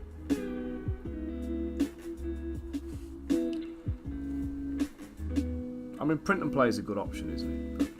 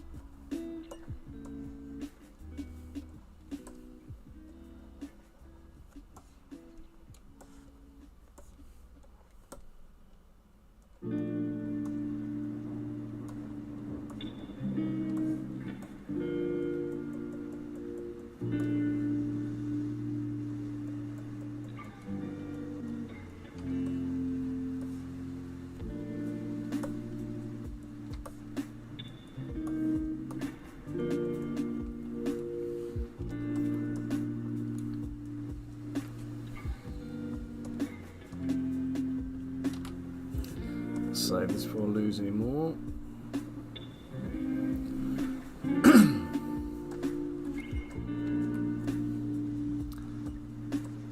Just smooth these buggers out.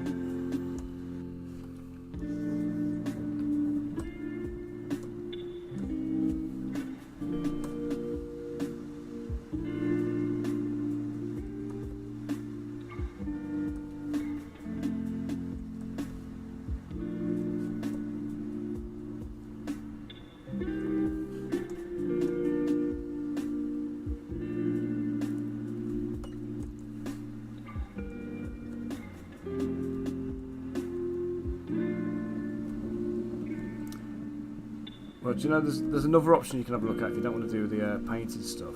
You want to speak to a company that's got a Mamaki printer, because because you can actually 3D print directly on. Sorry, you can 2D print directly onto plastic as long as it's flat enough.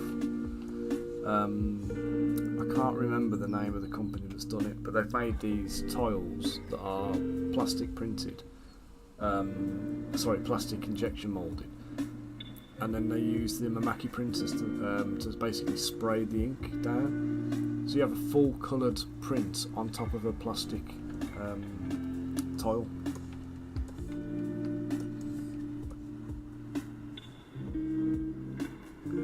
Basically, the further away, the deeper the ink has to spray into, the less kind of intense it becomes. So the saturation becomes weaker, and the print's not as good quality and whatever else. But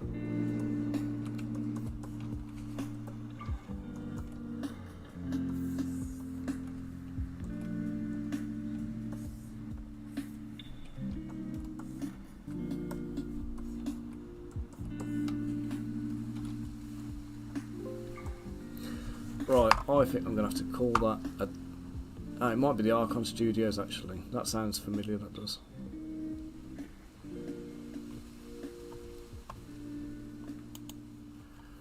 Right guys, let's do a little raid out. Who's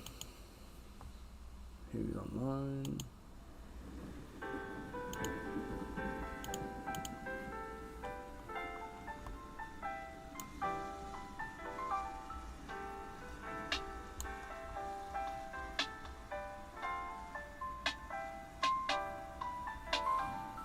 Right, Brush for Hire's on. Let's go and raid Brush for Hire. I have to go and get dinner ready because it's getting on for 5 o'clock here. Guys, thank you all for joining me today. I'll be back next week, possibly Wednesday, to get this guy finished, I think.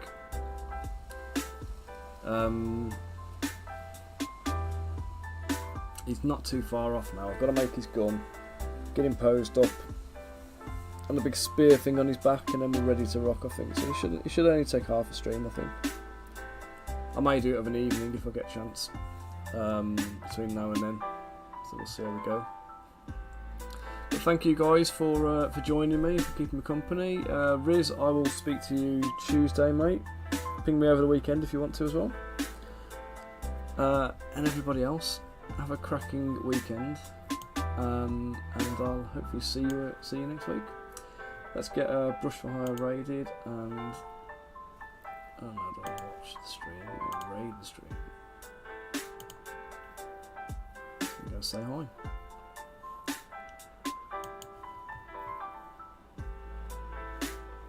Right. Catch you later, peeps. Catch you later, taters. Adios.